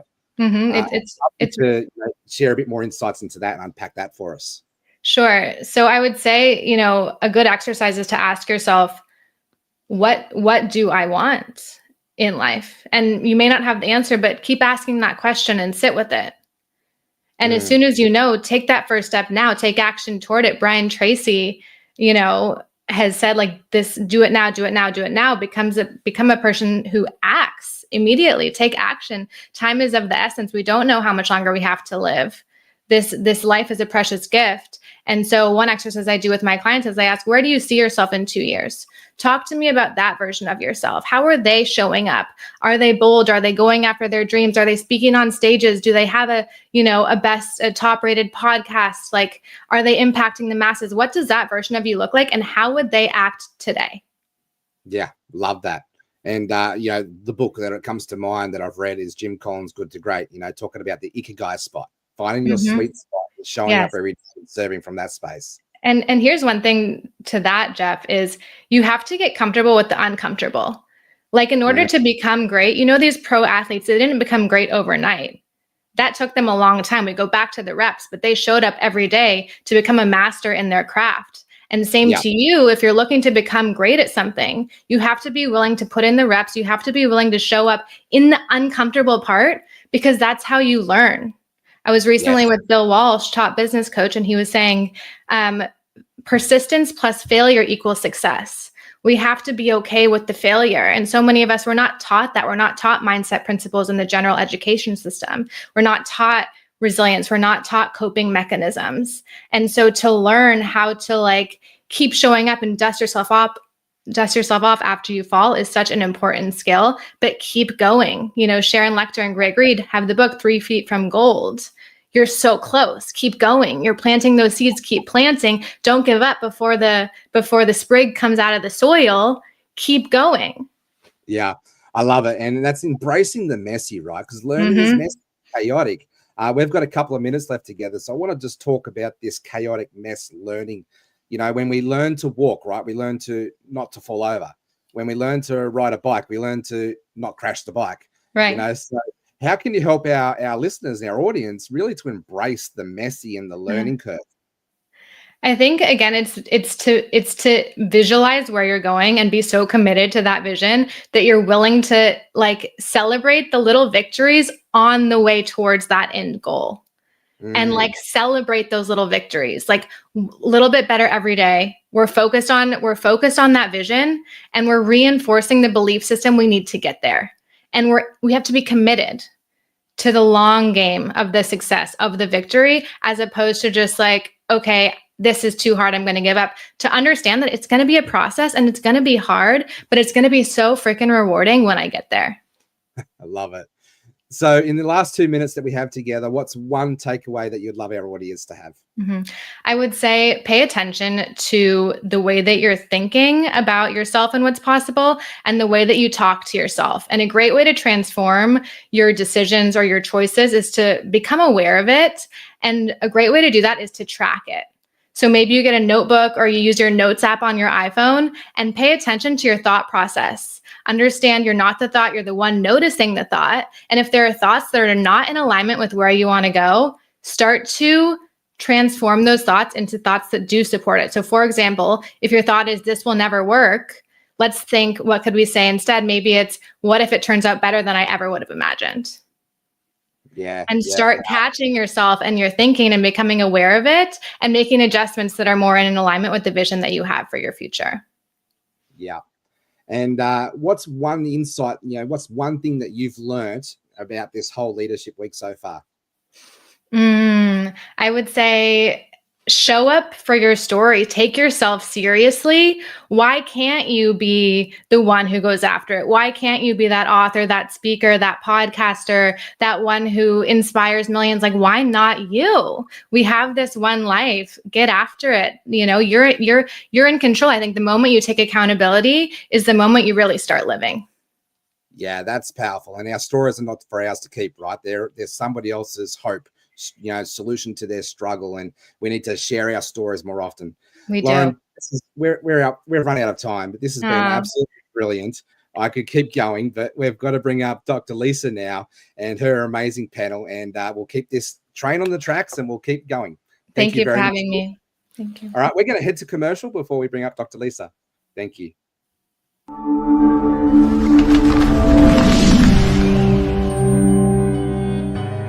Welcome to the Los Angeles Tribune page.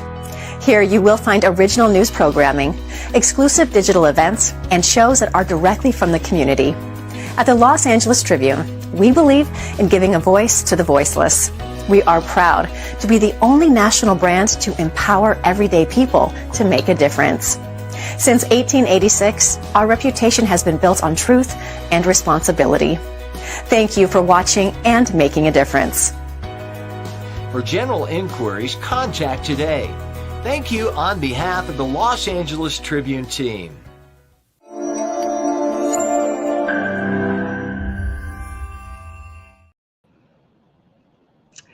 Hello, everyone. Hola, ni hao, konnichiwa, and if I have forgotten your mother tongue, please put it in the chat how you would say your greeting in your mother tongue. Today, I'm so excited after listening to Chris, Lauren, Jim, and Joseph. And now I want to share with everyone what I think about leadership. I feel like it's like putting on a good pair of sunglasses. You learn to filter out the glare and disruption, yet you still keep your eye on the big picture while focusing on the details. I'm Dr. Lisa. I'm a red carpet coach, and today I'm so excited to bring on my panel. And if the tech team can bring them up, and we'll wait for everyone to join. I believe we have one more, and while she hops on, I'm just going to share a little more. My panel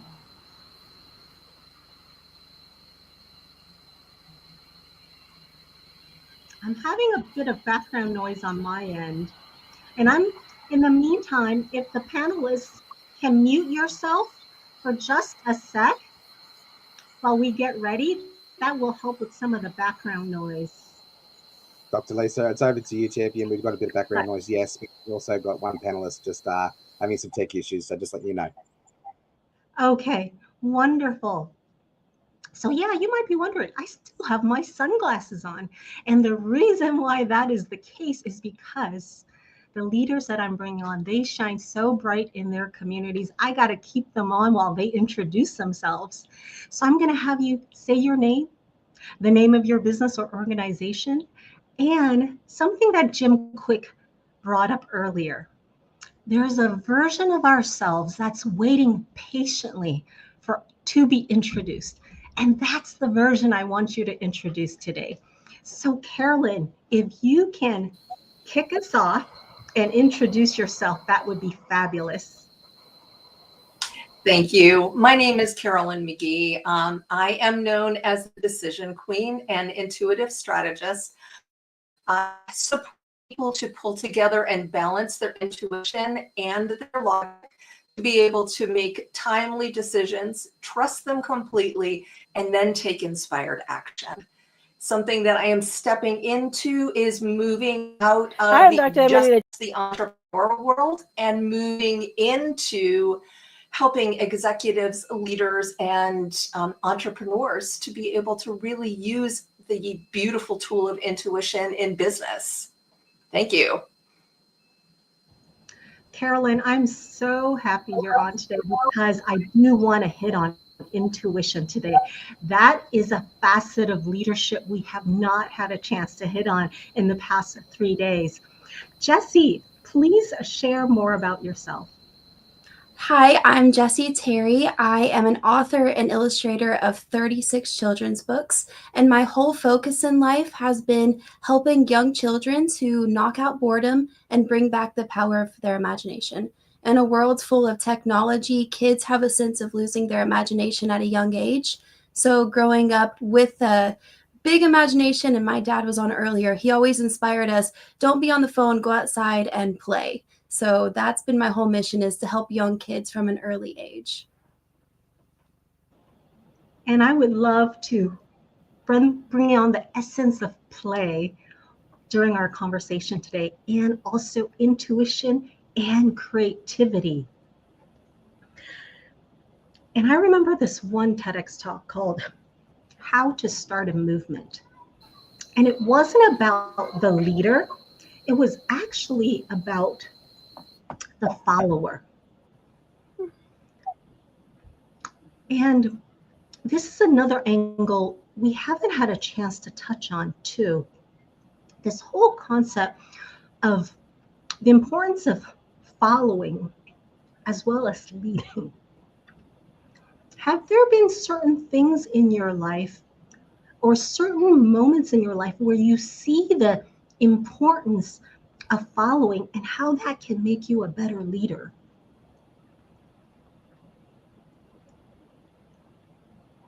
Are you starting with me or Carolyn? You know what, Jessie, since you jumped in, go ahead, Jessie. So growing up, I was always more mature than other kids my age because my dad always put me with an older crowd, and I didn't take that seriously as a kid. I thought, well, I want to play with kids my own age. But when I started following his example and seeing that I really had potential in myself, and when I tapped into that potential, I realized that if I follow his lead, I can be a leader. It doesn't matter that I'm only 25. It doesn't matter that I can speak to people older than me. Age is just a number. When you have the influence, it can change a lifetime. Yes, age is just a number. I just turned 50 this year, and I'm feeling, quote unquote, younger than I've ever been. So yes, our age does not define who we are by any means. How about you, Carolyn? What are your thoughts about following? And then we're going to trickle into intuition. But being a follower and how that helps as a leader.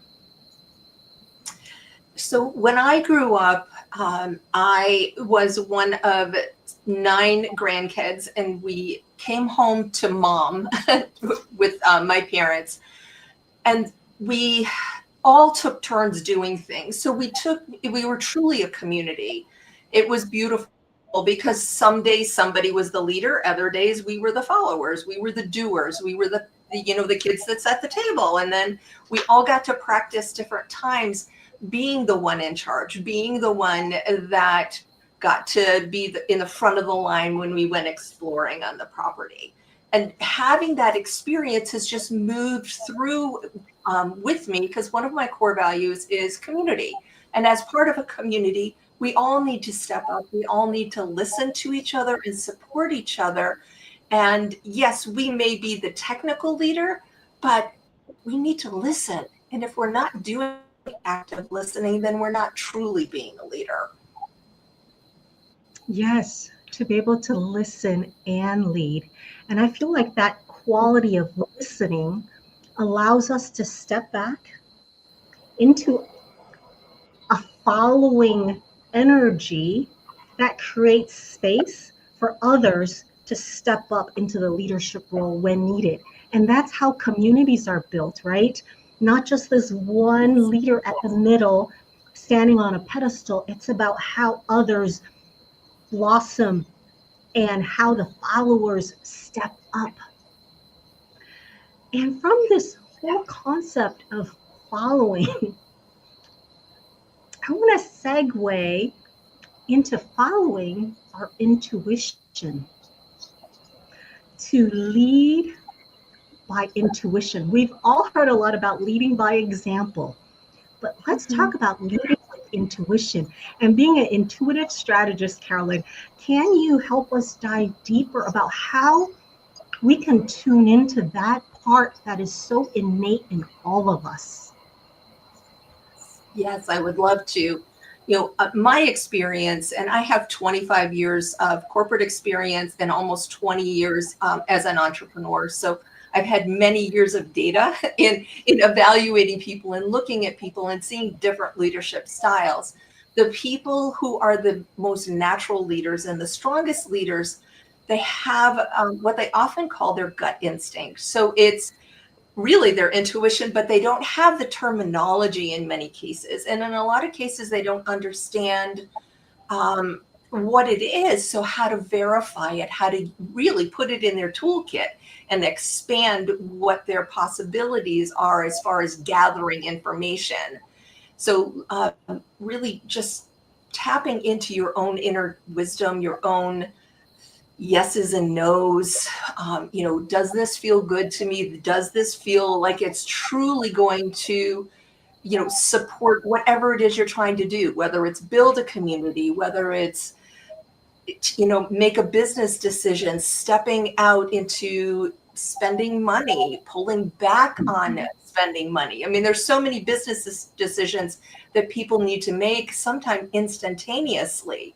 And when you can trust that intuition, that gut instinct with more than just your gut feeling, you've got things that you see, you hear, as well as that sensing. It's just so much more powerful and clarifying. It's really just, it makes me so excited. You can probably tell. It's so powerful. I love to call that like our sixth sense, right? Our gut sense. Beyond the five senses that we normally talk about, that sixth sense that we have. And Jesse, I'm curious, how has intuition played into your life as a leader and also as an author? You've wrote so many children's books. Yes, ma'am. Yeah, so as a Christian, my parents always taught me that intuition was God speaking to you. So the Holy Spirit and how that works. And I thought, well, if I'm not willing to tell my dad that this is what I want to do, then I don't need to be doing it. So it's when I have a lot of kids that are looking up to me, it's what am I doing that's going to influence them? And so making the decisions that I make now, is that going to be something I would want to see my nieces or nephew do? So looking at all the things that I grew up with, and yes, I have written a lot of books, but the key areas that I focus on in my books are teaching kids responsibility and leadership values and character disciplines that aren't being taught to 4 and 5-year-olds. They give them a toy, they give them a phone, and they say, here, go watch YouTube.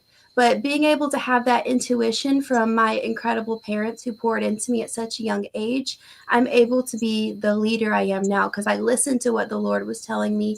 And I listened to how especially my dad was like, hey, you don't need to be doing that. And now I'm able to really step into my potential because I did pay attention to what I was told. It's so funny, Jesse, as you were speaking, my daughter's knocking on the door. She must have an important message for us as we're speaking. Oh, yes, I too also follow this, inner gut GPS that I have for a lot of things that I do that have guided me in the right direction. And there are times when I say, I'm not sure where I would be without it. I would love to hear from each of you. How do you tune in to that inner voice or to God? How do you tune in? Is it auditory? Do you see a message? Is it a sensation? I'm so curious. And something that I think our audience could benefit from, our global audience, because I feel like a lot of us have disconnected right here. So there's a lot of thinking and there's no connection to the heart space. So how do you reconnect to that, what I like to call the OG 5G network, the original 5G network that is pervasive? How do we take ourselves off of airplane mode? I think personally, it's not taking, yes, you want to put yourself out there and help as many people as possible. But if you're not, I know mental health is a big thing that people talk about, but if you're not taking time for yourself to grow and recover from everything that you've given, you can only give so much before you have to recharge. If you don't charge your phone, you can't use your phone. If you're not taking time to read books, to listen to things like this, putting things in your life that are going to help you grow and achieve your dreams, you can't achieve your dreams if you're not taking a nap, if you're not resting. I hate sleeping. There's a reason I have 36 books, is because I don't know what a sleep schedule is. And that's why it's probably not a safe thing that I live alone. I need to work on that a little bit. But if I don't take the time to rest, I overdo it and I crash out. And you can't do that. You have to take time to be able to let yourself heal and recover before you can go on and help other people. That's how you be the best version of yourself. So it sounds like you tune in and it's taking good care of yourself. How about you, Carolyn? Yeah, so I tune in nature, and I am very fortunate where when I was younger, I could sense things in my body, and I would know things like that instant. I just know this is true. And over time in practice, working with different mentors and coaches, I have learned how to see things in my environment. And it's not necessarily see things that aren't there, but see things and understand the messages in what you're seeing. There's messages in animals that we might see. There's messages in colors because they have a vibration. So there's messages in seeing a bird or different things that we surround ourselves with. And also what we hear. One of the beautiful ways that I receive messages now are through songs on the radio. I'll be struggling about something and all of a sudden the exact right song will come on. For example, I was writing a blog series on intuition and the different ways it shows up. And I was really struggling with what my next topic was going to be. And then I kept hearing the song Dreamweaver. So I'm dating myself by bringing that song up. But as soon as I heard it, I'm like, oh yeah, intuition and dreams. And then the article just flowed right through me so simply. So being able to pay attention to what do you see repetitively, whether it's in your dreams or in your environment, what do you hear repetitively? And factoring that into your body. Our body is the biggest gift because we can filter everything through it. Yet we have got, our beautiful hearts, which sense yes and no and right and wrong. I believe that that's where our soul lives, where the Holy Spirit that Jesse mentioned is. And it's following that, or stepping away from it. There's power in that discernment and taking the pause to really understand what is right for you, what is right for everyone around you, and then doing it.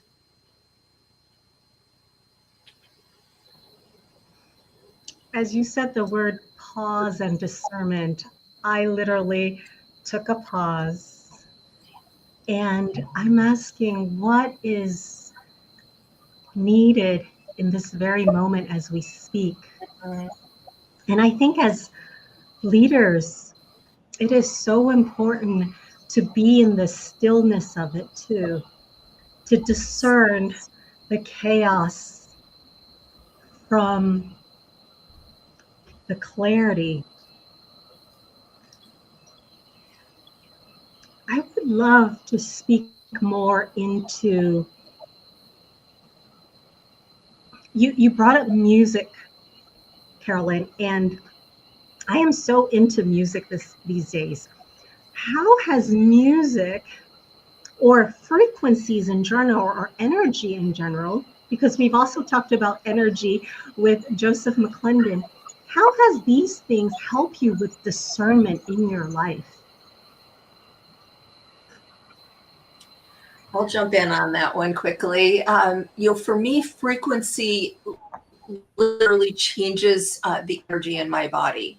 Doing things like listening to singing bowls, listening to meditations. It really depends on what I am trying to amplify, and allowing the music to, or sound in general. I think it's even bigger than just music.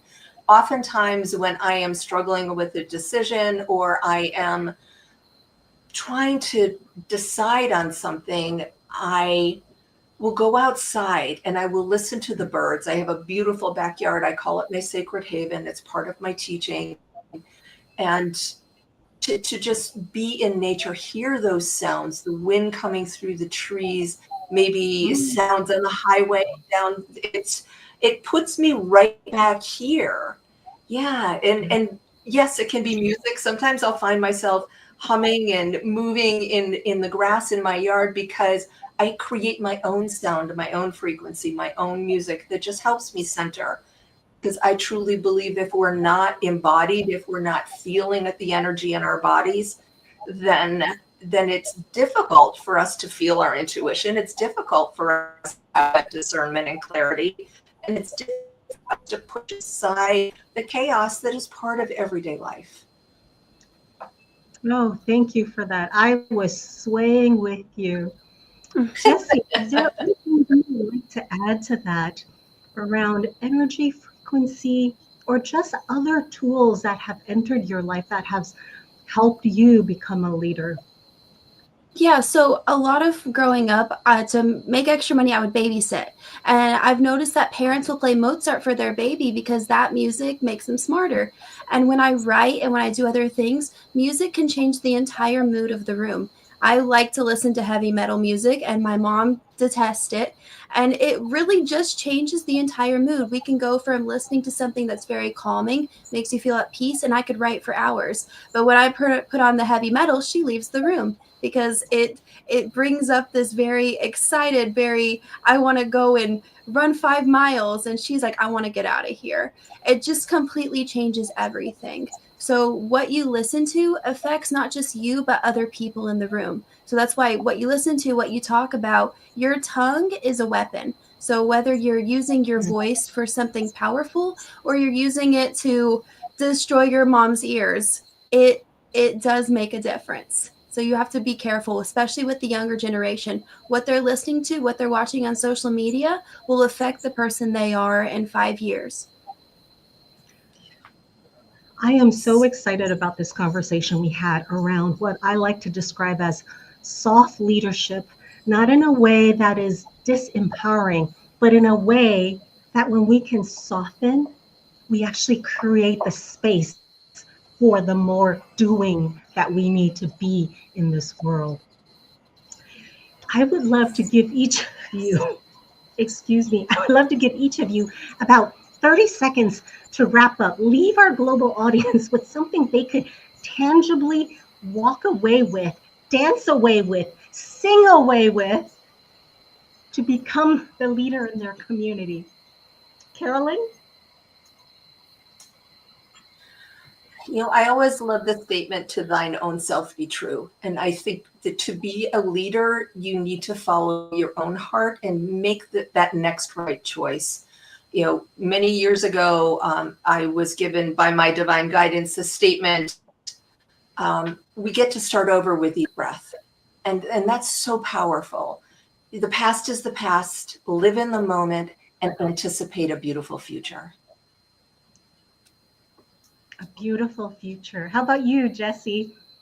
I would say that God put everybody on this earth for a reason. Whether you're 5 years old or 50 years old, your life has value. You're not too young, you're not too old to turn your dreams into a reality. So whatever it takes for you to get to that point in your life, you don't have to say, oh no, I'm too old. You can do it now. And make sure that what you're saying to the younger generation is going to add value and not tear them down.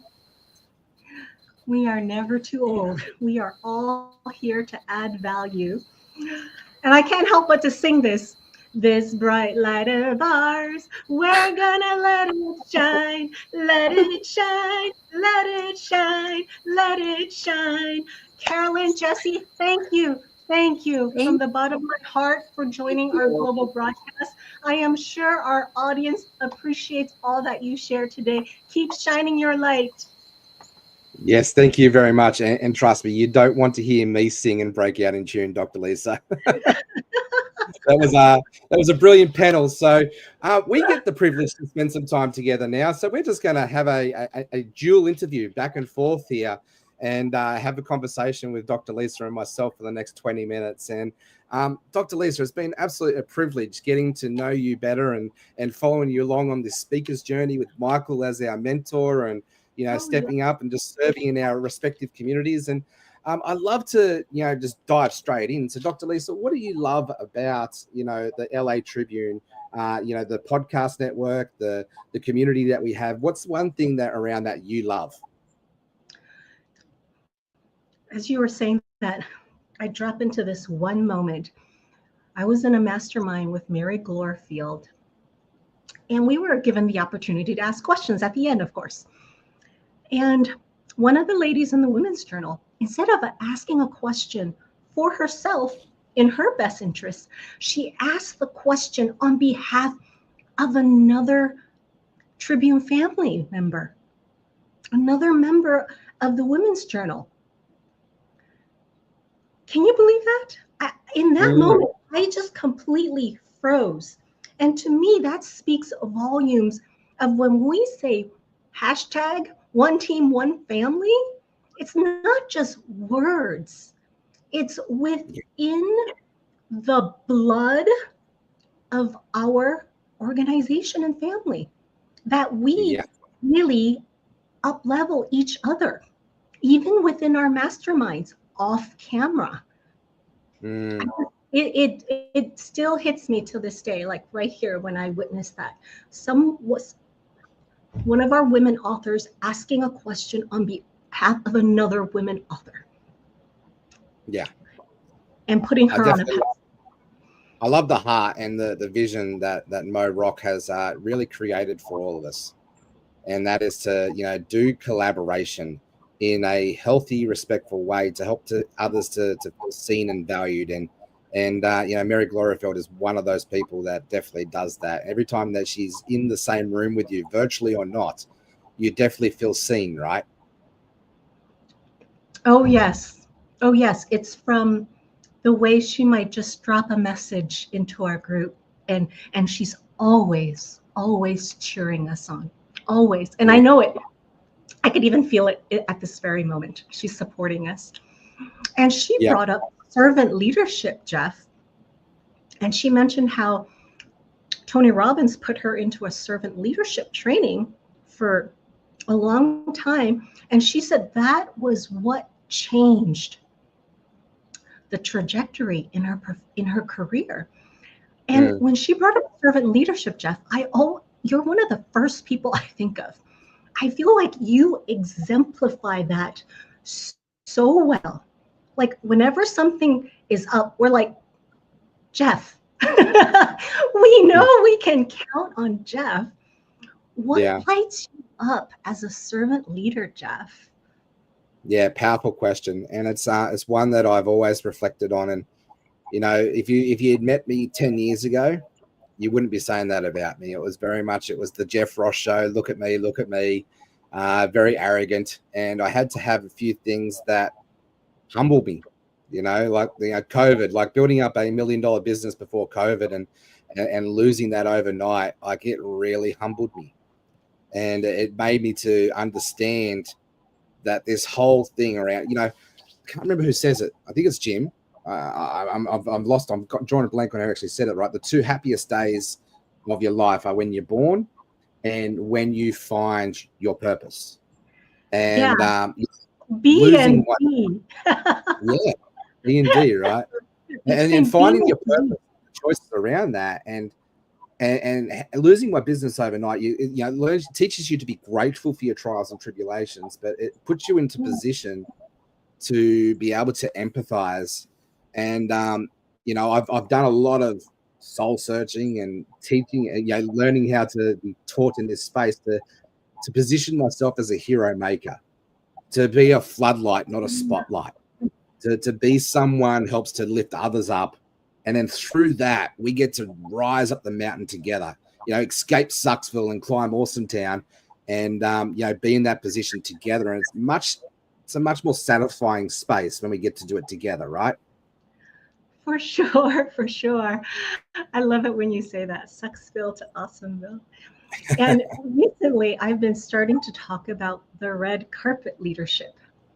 And most people think, oh, red carpet, it's about spotlight on me, spotlight, oh, I'm the leader, I'm on the pedestal.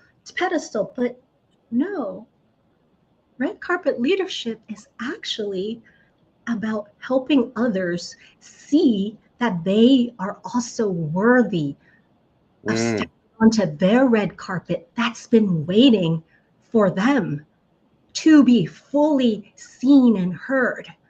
Yeah. Just like what you're saying, it's about, pulling others with us, those who didn't think they were ready, but we say, hey, you are ready. You are made for this.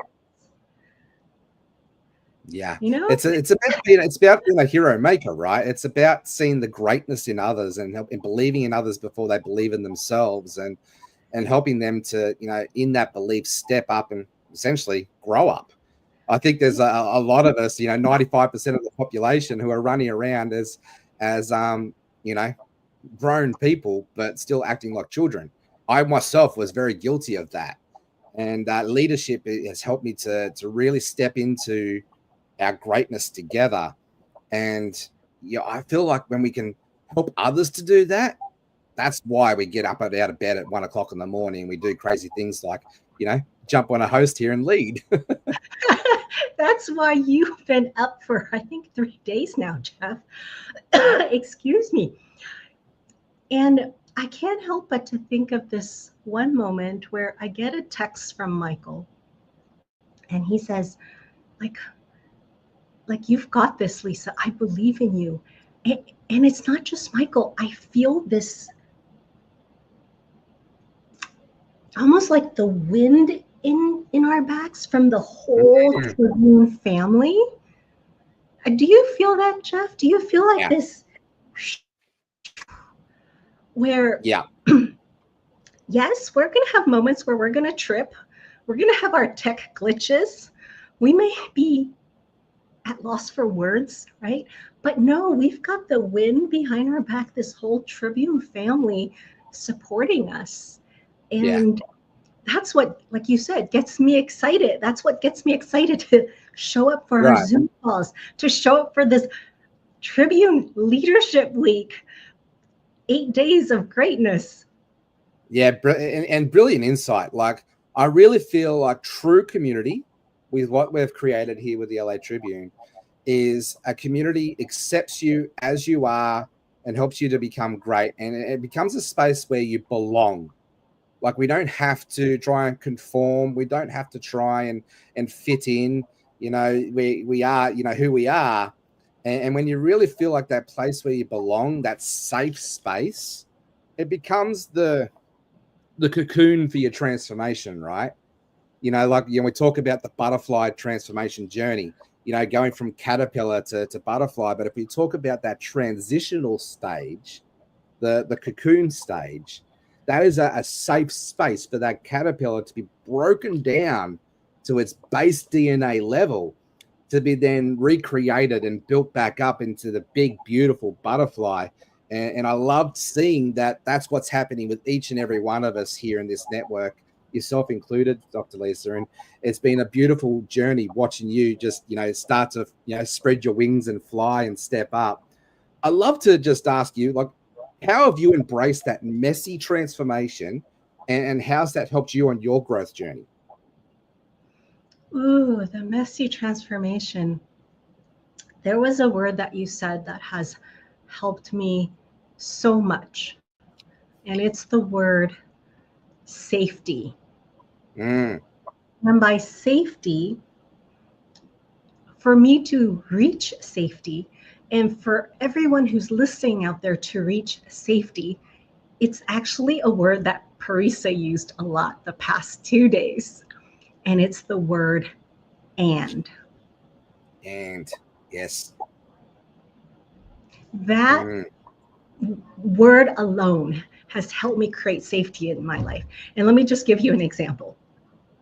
For over 3 to 4 weeks, the fear of being seen hit me so hard to the point where I had trouble hopping on Zooms.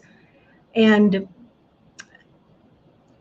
what came to me one day intuitively is that it's okay to sit with the fear, to actually welcome the fear and embrace the fear. A lot of us are trying to push it away before we're ready. So I sat with that fear.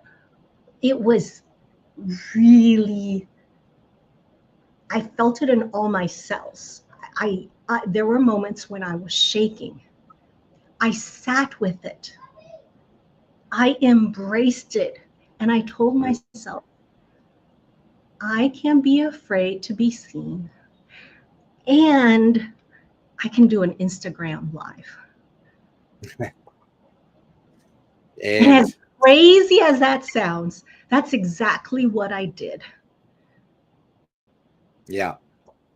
And by being able to welcome in that fear and know that that is part of being human. Because the more we resist, the more we push, it's going to persist. But when we say it's okay to be afraid, when we say it's part of me, and to actually love it up, that's when it actually starts to soften. And I was able to do my Instagram live. You can see me. It was no shower, no makeup. I was still having snot in my nose. I was still having my full-blown cold.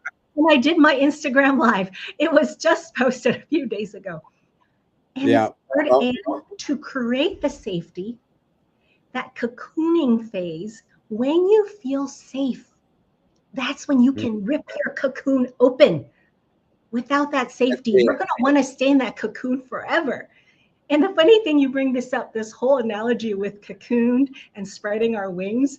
Metamorphosis is the name of my women's journal piece, by the way. So please check that out. And I would love to hear from you, Jeff.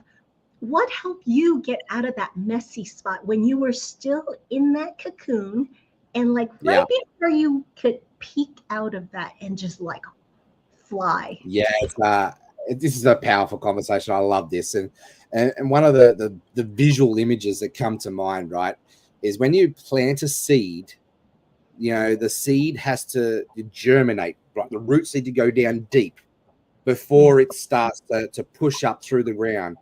And then that time that the plant, it's pushing up through the ground, will be the hardest season that plant will have to go through. You know, that pushing through the ground, right? That you know, that 3 feet from gold conversation, that transformational season, like you almost climbing the mountain, you get to the top, and it's the hardest season. And a story that comes to mind is when Sarah and I first got married. You know, we went on this amazing road trip around Victoria, and we went. You know, I was 40 kilos lighter and a lot healthier than I am today, and a lot fitter. And we went up this mountain. You know, for those in Victoria, it's called the Grampians. And we're climbing this mountain. And I had this crazy idea. I wanted to see this beautiful sunrise at the top of this mountain. So that meant we had to get up at 3 a.m. in the morning and do a 2.5-hour climb. And we get to the top of the mountain, like the last 100 meters. And Sarah, like this, I think we've been married 3 days. And she's already threatening divorce, you know, dragging up this mountain. It's like, but we pushed through. That was one of the hardest things that we had to do, and we pushed through. And the sunrise at the end of that mountain, the top of that mountain, the memories that we have created together, you know, by pushing through on the other side of that, that's what makes it all worthwhile. And I'm going to get really raw here for a second. Like, I tried to kill myself 11 years ago. I got to a point in my life where it was just hard. I tried to keep up with the Joneses. I tried to live up to this expectation. They're all self-imposed expectations. Nobody put them on me. But I lived up to these expectations of this space of I was not good enough. I was hopeless. I was useless. And why would anybody need me around? If anything, they would probably be better off without me. And we've hit this note a couple of times today. And I want to speak to that just quickly. If you're feeling that way, make sure you lean on your friends and family and reach out and speak it out, because it's not true. And I had a friend who saw me at that pass. They saw past the hurt. They saw past the anger. They saw past the mess, and they believed in me. And they saw that the person that I could be. And it was that person, that mentor, who helped me to rise up out of that mess and to lean in. And for me, that messy transformational journey for the last 10 years, I'm still on it. We're still growing. We never arrived, right? But I've just learned to love myself, good, bad, ugly, warts and all. As Joseph McClendon says, if you could look at the mirror and smile and say, I love you, like really mean it. Like, can you look in the mirror and tell yourself, I love you? That's what the climb, coming back to that story of, Sarah and our marriage climbing up that mountain. That has been our journey and our life of our messy transformation.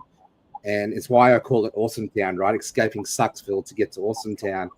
It doesn't matter what journey, what product, whatever it is that you're on, we're all, just on a bridge to transformation.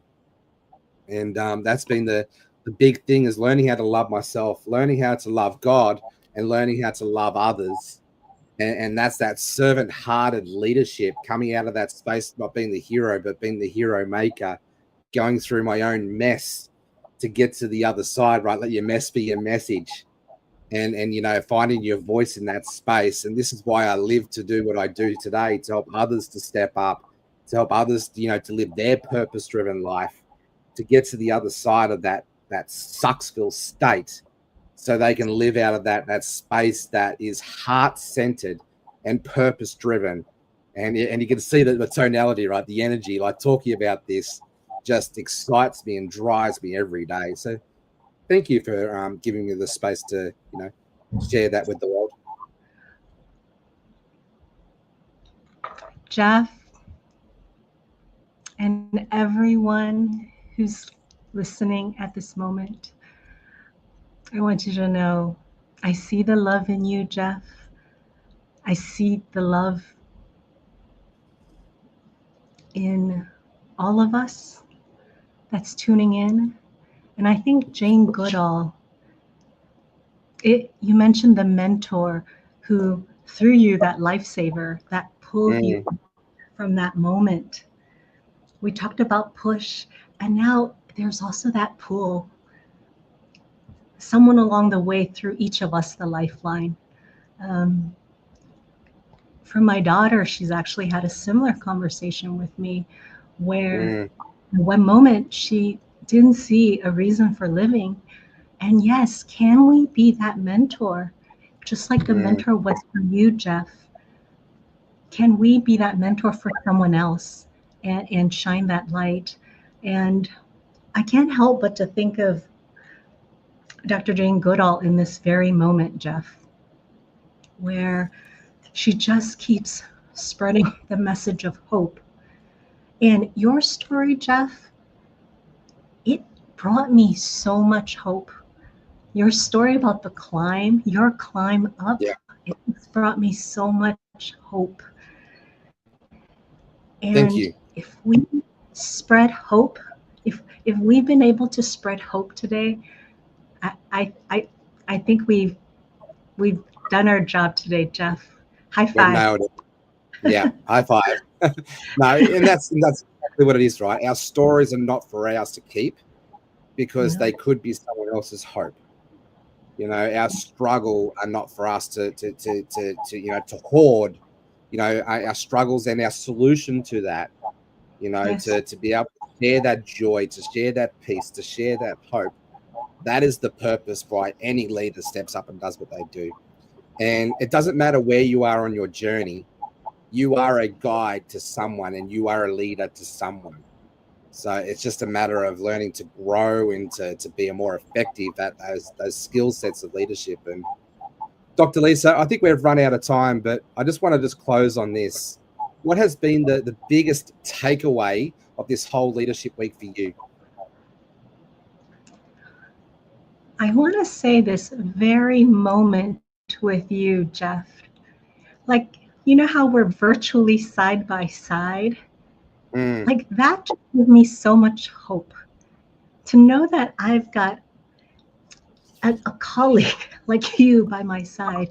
I've got the entire Tribune family, like the wind beneath my wings after I've broken out of my cocoon. Like this is a defining moment for me, Jeff. It's something that words cannot describe. So thank you for being by my side. Thank you. How about you, for you? What has been a great moment for you? I'm really grateful, and I received that. Thank you, and thank you for yourself and everything that you do. And the I would say it's not just a association. Like we're starting to deepen that level, and it's find those places where we can relate, resonate, and connect, and that's where true friendship is born. And I just love that the community is going deeper, and we're becoming lifelong friends on this journey. It's been an absolute pleasure. All right, well, we're going to go to commercial now. So thank you very much for tuning in for the Los Angeles Tribune Leadership Week for 2025. And make sure that if you haven't already, register at www.latleadershipweek.com to stay in touch with our community, to become a part of our community, and to just be, a part of the story, because that's what we all are, right? We're all a chapter, a page, a footnote in the story of life, helping others to lift up and shine. So, Dr. Lisa, thank you very much. I've loved this time with us. We're going to go to commercial now.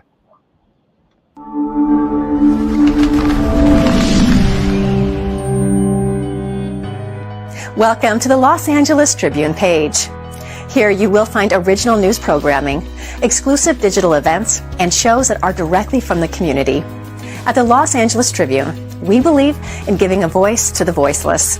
We are proud to be the only national brand to empower everyday people to make a difference. Since 1886, our reputation has been built on truth and responsibility. Thank you for watching and making a difference. For general inquiries, contact today. Thank you on behalf of the Los Angeles Tribune team.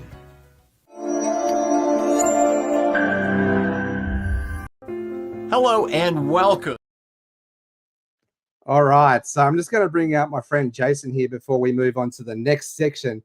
We've got Dr. Emily and Dr. Zuckerberg, yes, Mark Zuckerberg's father, coming up very shortly, just as soon as Jason and I have a quick moment together. So Jason, what has been the highlight of this whole leadership week? We're 2.5 days in. We've got Gene Simmons coming up tomorrow, but what's been the highlight for you? Running this with you. If I'm just gonna be honest and authentic, which is sort of my jam. Yeah, I'm gonna say, man, that I've had such a great time with you, and then getting the opportunity to know each other through our environment here, and also to get up on the stage together and to hear each other speak.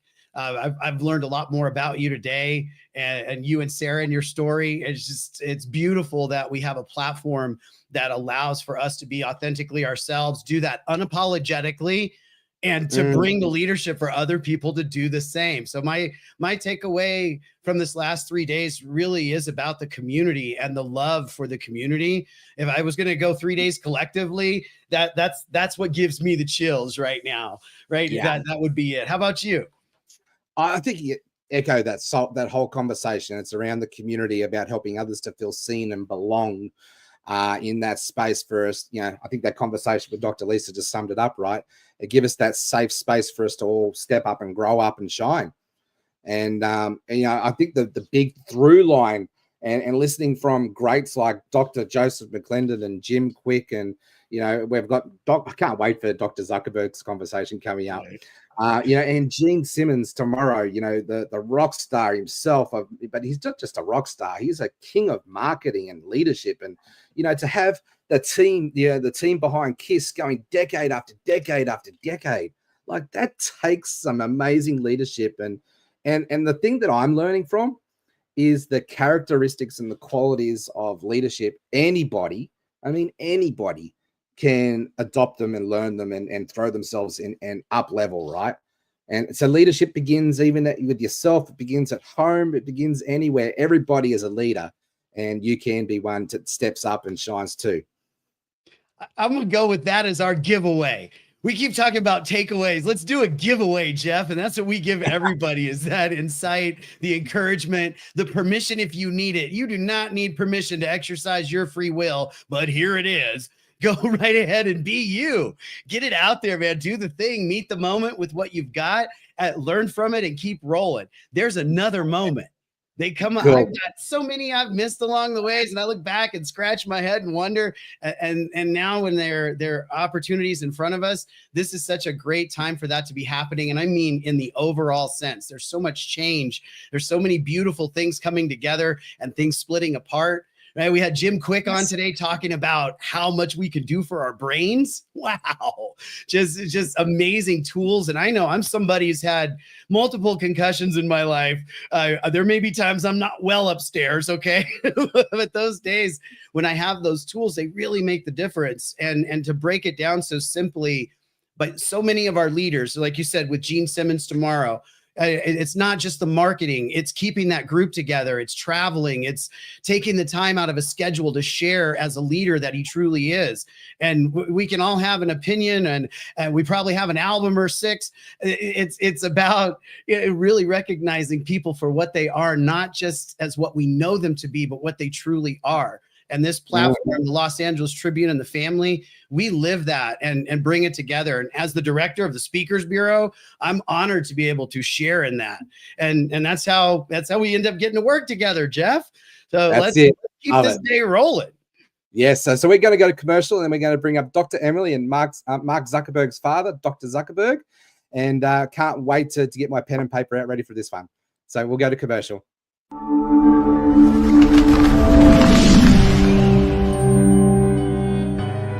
Welcome to the Los Angeles Tribune page.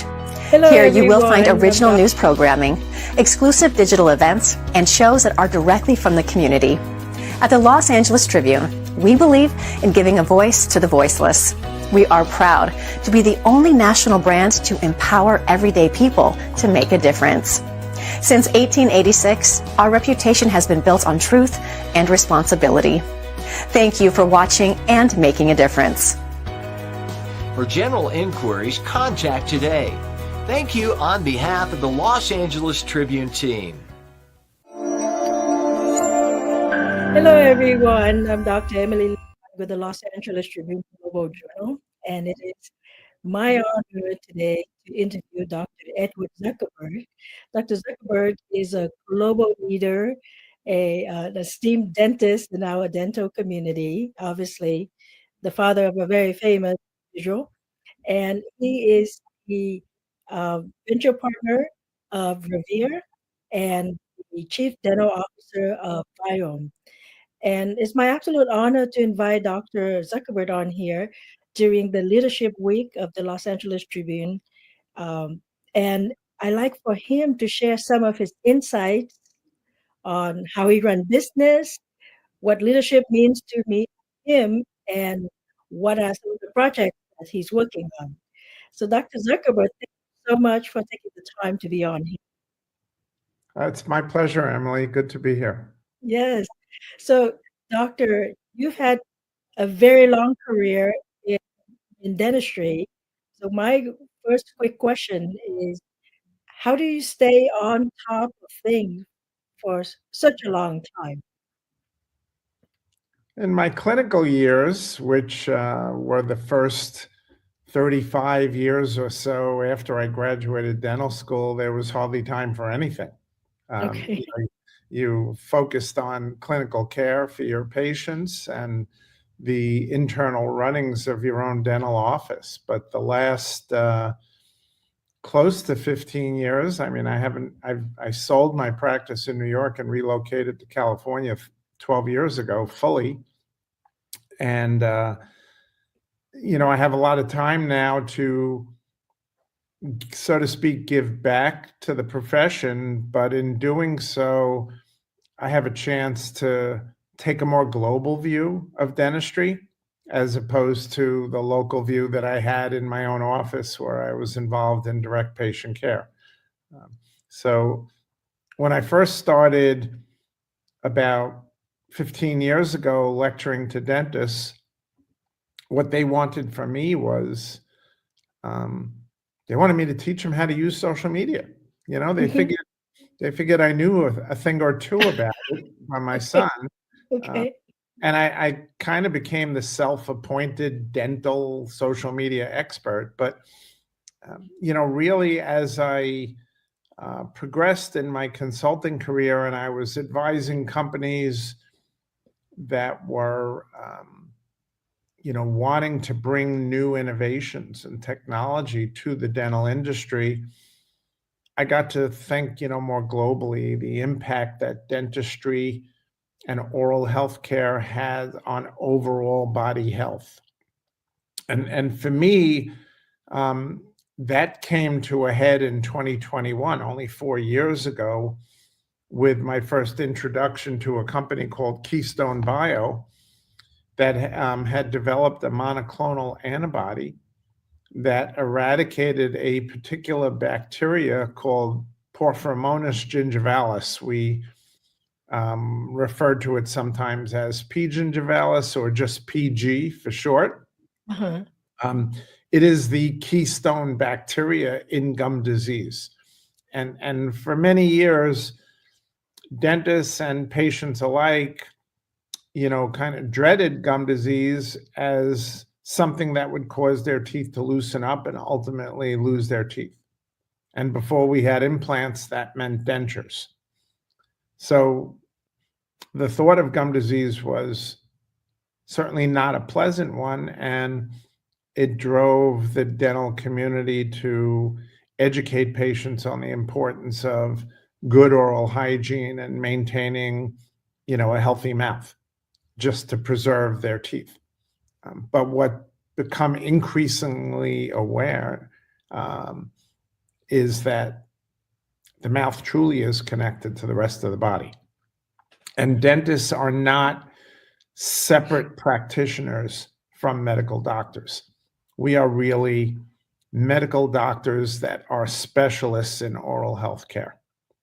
And what goes on in the mouth is a driver for what goes on in the body.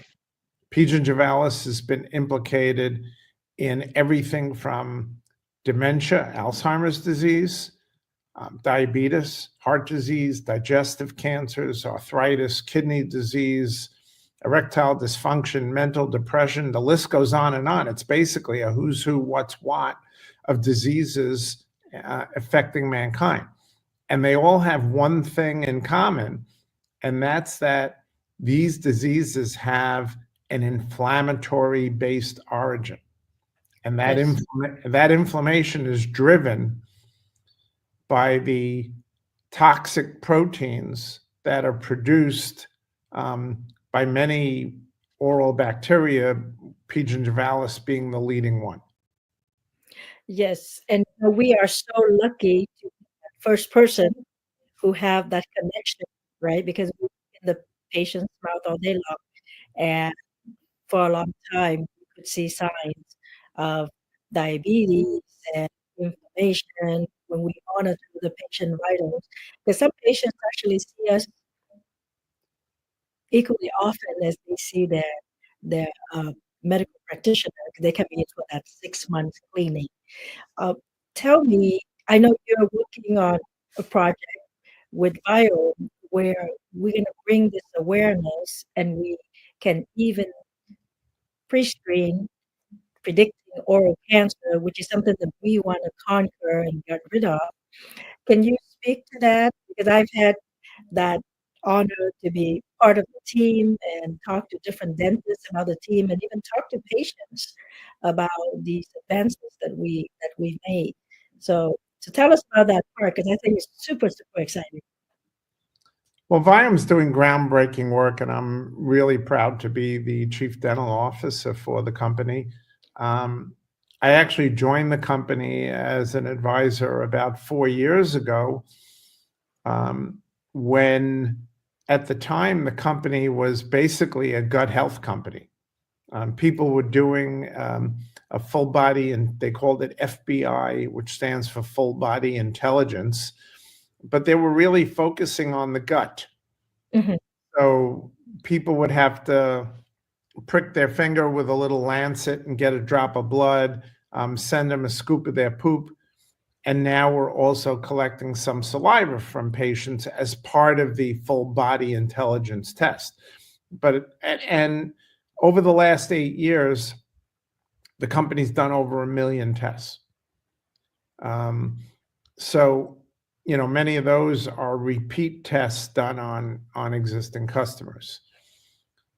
And the kind of insights that the customers got from the FBI test were things about what parts of their digestive system and processes were working properly and what weren't.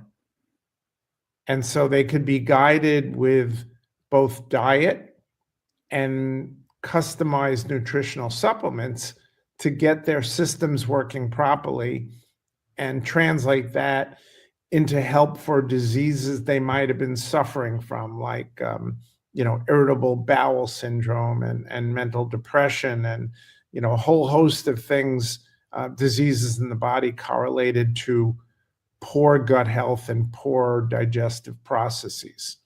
But at the time I joined the company 4 years ago, the CEO of the company, Naveen Jain, wanted me because they were developing a customized oral test that, from a simple salivary sample, was going to provide dentists and other healthcare practitioners with a deeper insight into the salivary microbiome than ever before, including the ability to screen with a 95% sensitivity for oral and throat squamous cell carcinoma, the most common form of oral and throat cancer affecting humans.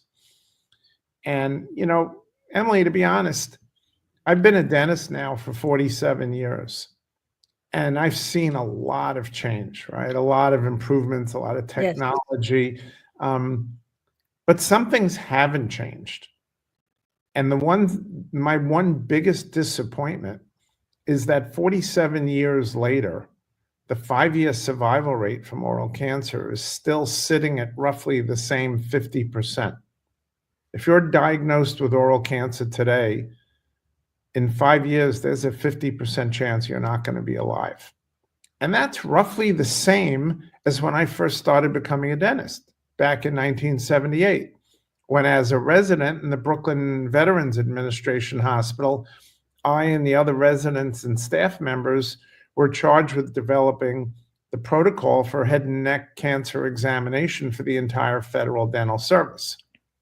And so very early on in my practice, which my first private practice started in 1979, I was doing, you know, detailed examination of the head and neck area on all my patients before I picked up that Sharp Explorer to check for cavities, realizing that, you know, fixing cavities wasn't going to do my patient a hill of beans good if they weren't alive. Right.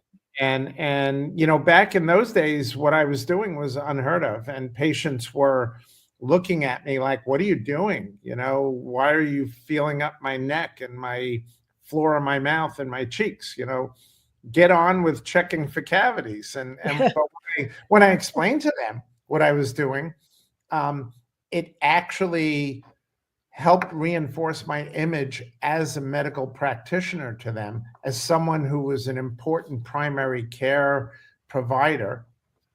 And oftentimes, if patients had to switch offices for whatever reason, maybe financial, maybe their new dentist, they got new insurance at work, and there was a preferred provider panel that was charging less money. They would often come running back to me, and they would complain that that new dentist didn't do that oral cancer examination thing that we were doing. And then about 9 years ago, I met at a dental speaker conference.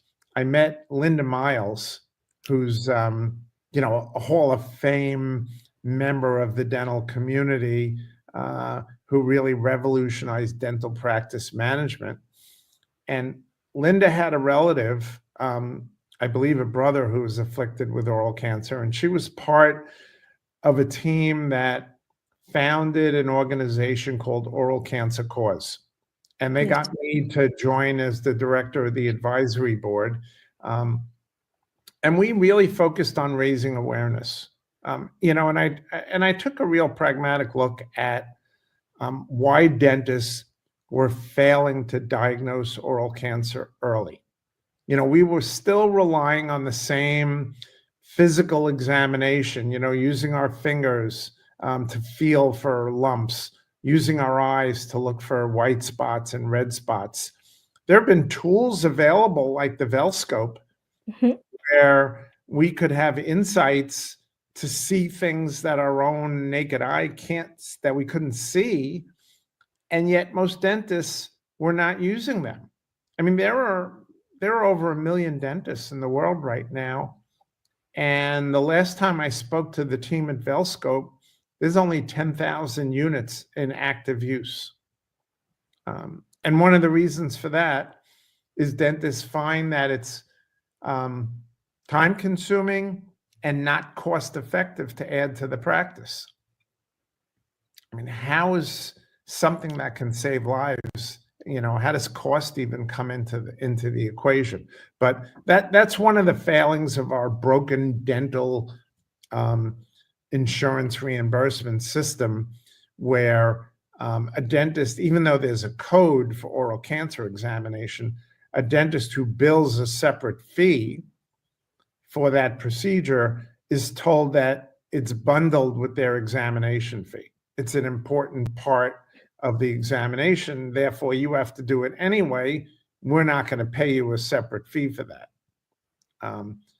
So to use the Velscope requires some disposables and some rinses. I mean, not to mention buying the instrument, which costs, about $3,000.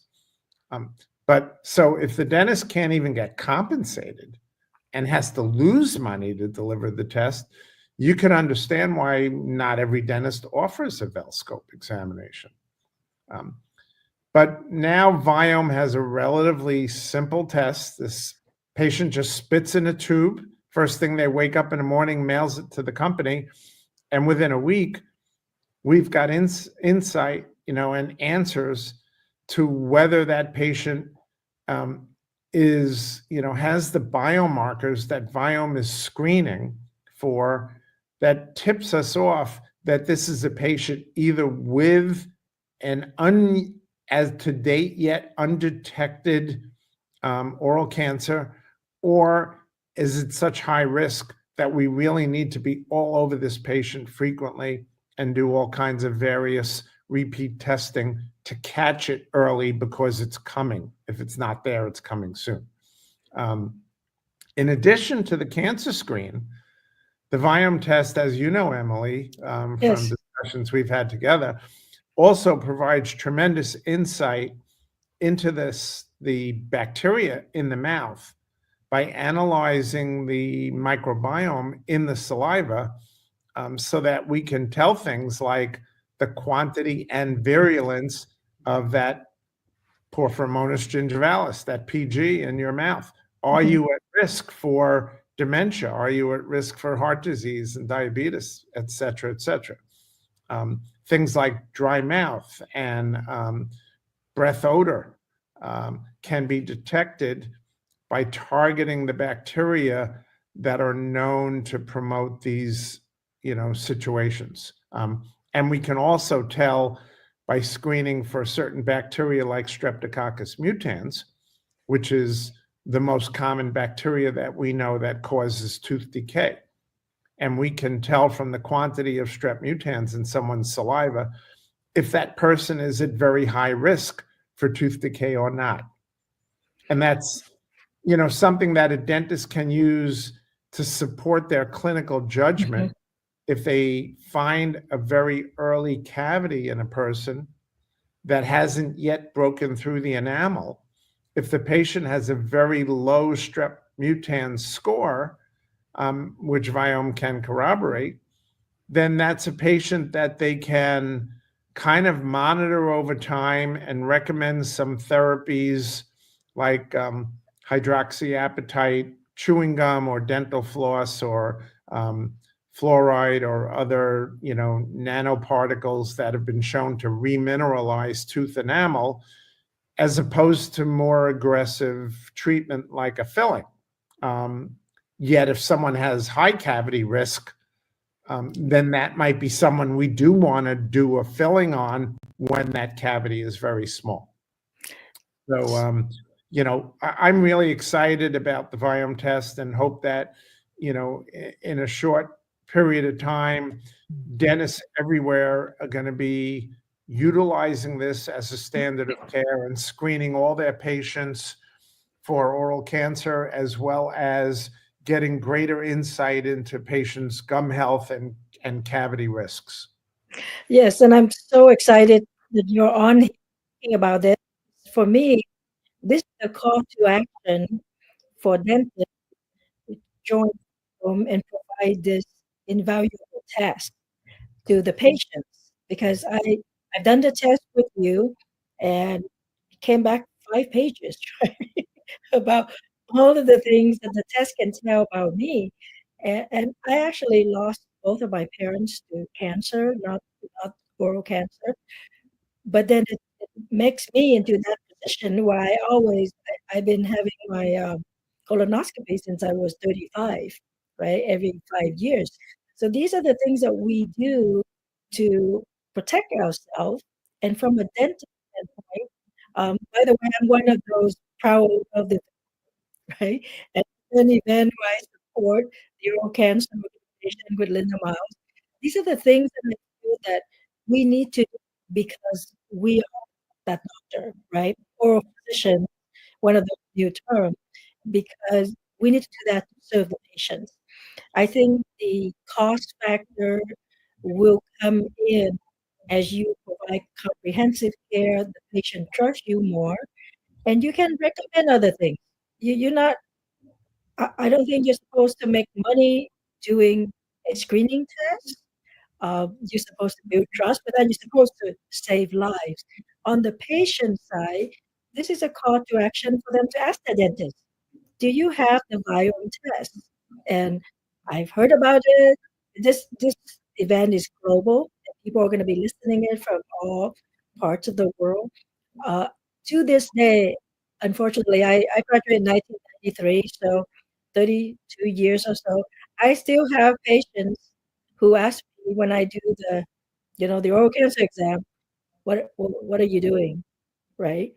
No one had done this for me before, and I'm thinking 33 years later, this should not be happening. Everybody should be doing that.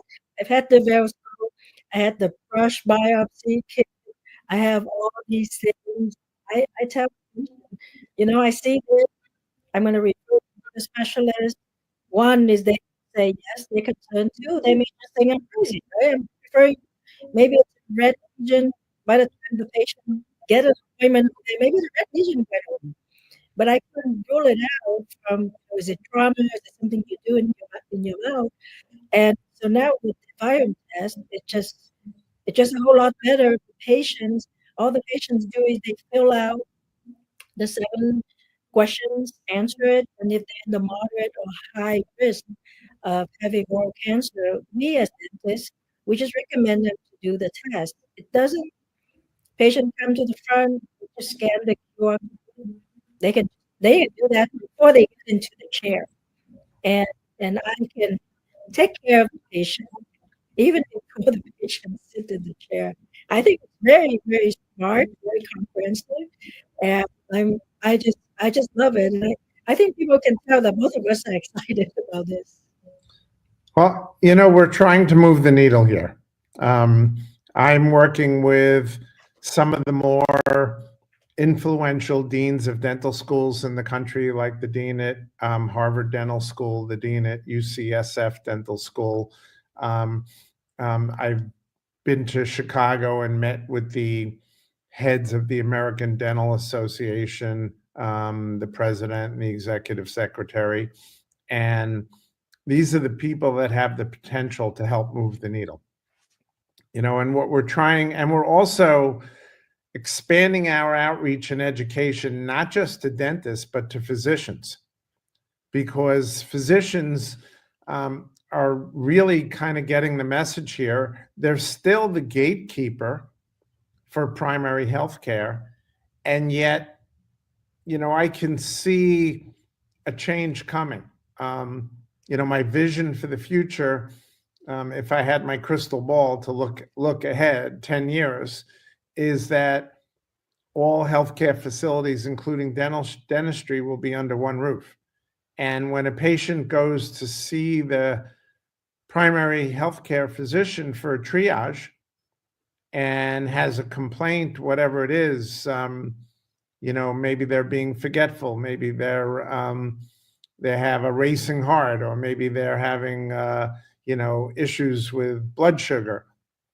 Before the physician institutes any extensive treatment, they're going to want to refer that patient to the oral healthcare specialist, who can rule out the presence of oral disease that may be contributing to the systematic diseases that are giving them symptoms, before they bother to waste their time. I mean, there are physicians, who are trying to treat patients for diabetes unsuccessfully. The patients don't seem to respond to therapy. They have difficulty controlling the proper dose of insulin or controlling their blood sugar. And yet, when someone realizes, hey, this person has problems with their mouth, and they send them to the dentist, and all of a sudden the dentist does some comprehensive periodontal health care, and the next thing you know, the physician's having an easy time now controlling the insulin and the blood sugar. So, as physicians become more educated, and we move the needle, we're moving towards a system where it will be commonplace for the oral healthcare practitioner to be recognized as a primary healthcare practitioner. Yes, that's awesome insight. And Doctor, I know we chatted before this, and I said I'm going to ask you about how to be a leader, how you inspire people to be a leader, how to be a role model. To give us a short answer on how to be a great, because you are obviously one, and you inspire a lot of people, including me. And at the end of the political career, that is not the end, because we can continue going on with the impact. So, your advice would be a leader. Well, being a leader, whether it be as a parent or whether it's being as a professional leader, starts with being a role model, and kind of carrying yourself and displaying the ethics and the qualities that you want the people to follow you see in your own behavior. Be true to yourself and be the person you want. Either your children or your professional followers to be. Great. So be the best version of yourself then, and be that model. Well, thank you so much, Doctor, for your time. I'm very grateful that you can take time out of your very, very schedule to join us. And we hope that everybody pick up those insights and the understanding of how dentists are the oral physician, and that we have Biome as a comprehensive system to help you know more about your health, specifically your dental health, really is your overall body health. And go out there and check us out at biome.com. Ask your dentist to provide you with tests so you can do that screening predicting oral cancer. Thank you, Dr. Zuckerberg. Well, always a pleasure, Emily. Thanks for having me. Thank you. Hello and welcome to the Los Angeles Tribune. Since 1886, our name has been a part of the world of journalism.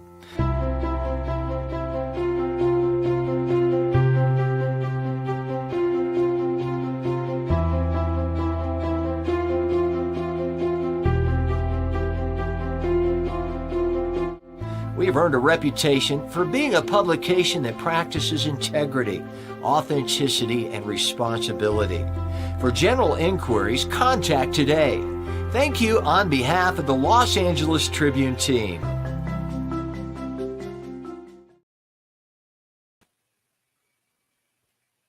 Hi, I'm Dr. Emily Letran again, and I have with me Dr. Nelly Silva, DMD. Dr. Nelly is a friend of mine. She is a great dentist. She is a fellow member of the International College of Dentists, which is an honorary organization that we recognize dentists who are doing great things, especially in philanthropy and giving back to the community. Dr. Nelly is based in Philadelphia, and she is also a board-certified American craniofacial pain and sleep medicine. So when we're talking about total health care, I wanted to talk about sleep. Why is sleep important? And of course, Dr. Nelly has a great practice, but she focuses on one of those things that make a difference in everybody's life. So Dr. Nelly, it's okay that I call you Dr. Nelly, right? Absolutely. Yeah. So come on, it's so easy that way. Share with us. Well, first of all, tell us, a little bit your background story, and then you're talking to the global audience of the Los Angeles Tribune Leadership Summit. So let's go. Wow, thank you so much for having me. I think this is such a great honor. I get to talk to everyone out there globally. But yeah, thank you for having me. So I'm Dr. Nelly Silva. I practice in Collegeville, Pennsylvania, which is outside of Philadelphia market. And I've been practicing for now almost 21 years. And one of my passion is Airway. I love talking about sleep because sleep, we all sleep, right? And also I find that patients have sleep and jaw pain problems, and they kind of marry very well together. So it's a pleasure to talk about this all day today. All right. Now, and as I mentioned earlier, it affects everybody. So if I don't know that I don't have enough sleep, what are some of the common things that would probably point towards sleep? This is me if I was a lay person, I am not a professional. What would you say? Yeah, it's interesting that you asked that question because you have a variety of people that either will complain that they're tired, or you have people that are unaware and, that's their normal. So, it comes down to, as a dentist, being able to look for those signs and to ask the right questions. Even with little ones that are sleeping, they, mom or dad may not know what's going on with the child, but they may have these things that we are familiar with. Bedwetting is associated with just growing up, but really bedwetting could be that the child has an airway problem. And, we're talking about leadership. So imagine being a leader and being tired. And of course, a lot of us would say, well, it's because I'm trying to do a lot of things, right? One of the things that I'm very proud to say, a lot of people say, hey, you just have a lot of energy. Mm-hmm. And I don't think I do. Well, both of us have a lot of energy. I don't think I do.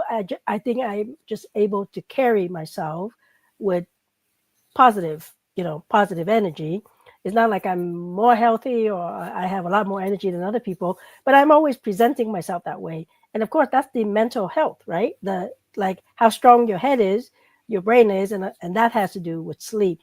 So for the busy CEOs, executives, if they say, I'm stressed and I feel tired and they're on, I don't know, their 8th cup of coffee for the day, do you think they should ask themselves if they've had enough sleep. Yeah, I mean, a lot of executives are traveling quite a bit, so they're relying on medications to even get on the plane, for that matter. Some of those medications actually could be causing more of an airway problem, right? So yeah, if you're not getting good sleep or enough sleep, you're not going to be as productive. And I think some people just get used to that, mode or mode. They get used to that mode, and what they find is it becomes their normal. So it's one of those things that we should be looking closely. Am I relying on multiple cups of coffee just to get through the day? And that's not normal. Mm-hmm. Well, you mentioned Airway a couple of times. Can you explain what Airway is? Because I think a very small percentage of dentists talk about Airway or learn about Airway or practice Airway. And so their patients, of course, don't know because of the doctors are not talking about it. So tell us a little bit more about Airway, because this is we are this big whole, system, and we're the first ones who look in the mouth, and we can see so many things that are connecting. But talk about Airway, please. Yeah, I use the word airway because it could be so many different things, right? So it could be snoring. It could be a coined terminology called upper airway resistance syndrome, and it could be sleep apnea. We don't know. So we know airway, the inability or the ability to breathe. So yeah, most people will complain of snoring, or even some people may be making sounds. Airway is important, and it's impacted by how well we breathe through our nose. If we're not breathing through our nose, we're going to be breathing through our mouths. As dentists, what we see is, guess what? Gum inflammation, cavities. This is typically what we're learning in dental school. But it really comes down to if someone has an inability of breathing or having airway issues, they're either going to grind their teeth because they need to open up their airway, they're going to have a lot of cavities, or they're going to have a lot of restorations that needing repair. So airway is just a big term, and it just encompasses different elements or different or the spectrum of the issue that we're looking at. I want to emphasize a little bit on airway, because as I study that, and I'm going to make my daughter be fully immersive in that, right? She's a new grad. She's only graduated 2 years ago, and I told her, airways, you got to learn this. Absolutely. Airway, an airway doctor, an airway physician, an airway oral physician can actually save lives. We'll touch on saving relationship in a little bit, but it can actually save lives. So can you elaborate on that? I mean, I think there's stories in the media of people passing away because of sleep apnea, right? Mm-hmm. So how important is this, and how severe can this be? I hear these stories all the time. You hear patients that, or people for that matter, that will say, I don't need my CPAP tonight. Or they may sleep, they may go out, or they may just sleep downstairs and their CPAP is upstairs, right? So, it's just that one night, that one incident that can really make an impact on someone's life. As a dentist, I'm just so honored to work with other healthcare professionals. I think that is so important in order to give patients the best care, because a lot of what we see is people come into our offices, or, people are on all these different medications, but why are they on those medications? So, it's so important to really look closely and find out really what the root cause is. Do you think there are more people with sleep apnea, men versus women? Of course, I know a lot of the men have a CPAP, and we'll go on and we'll talk about the dental appliance that looks much cooler and sexier than the CPAP. But is there appliance? Yeah, is there this disproportional amount of people who have airway problem, men versus women? What the studies show is that women are going to show up with sleep apnea postmenopausal. However, there is actually a larger population of people that have upper airway resistance syndrome. So that was coined back in 2003 by Dr. Christian Guilleminault. And a lot more people are having these issues, and it could be so slight, or it could be very or worsened over time. So it's one of those things that we just have to screen every patient.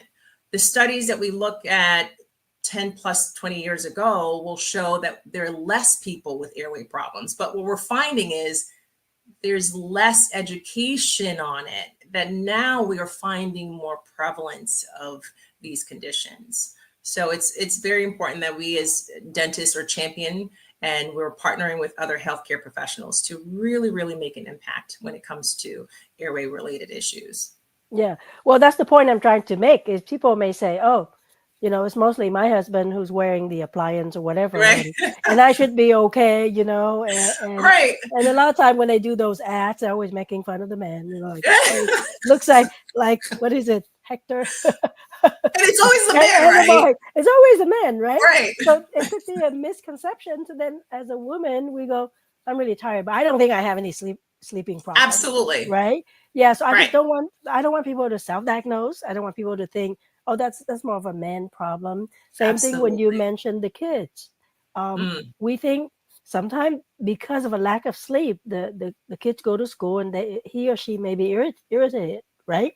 Right. They may be Right. cranky. They can't focus. They can't, Right. they don't do those things that you expect a kid to do, like, because a kid should not have stress or anything like that, right? Right. So they Right. show up to school and they should be fully engaged. It's just like when we Mhm. go to work, and we should be fully engaged. Mhm. I tell people all the time, when I'm traveling, I know there's a time change, and I really let myself just assimilate to it very slowly, right? Mhm. Because if I just try to go by the regular time in a 3 hours difference or 15 hours difference, I'm going to be super tired. And I know how important it is when we don't have enough sleep and we're tired, how it affects our ability to think. And I mean, think well, right? And Mhm. and to be able to interact.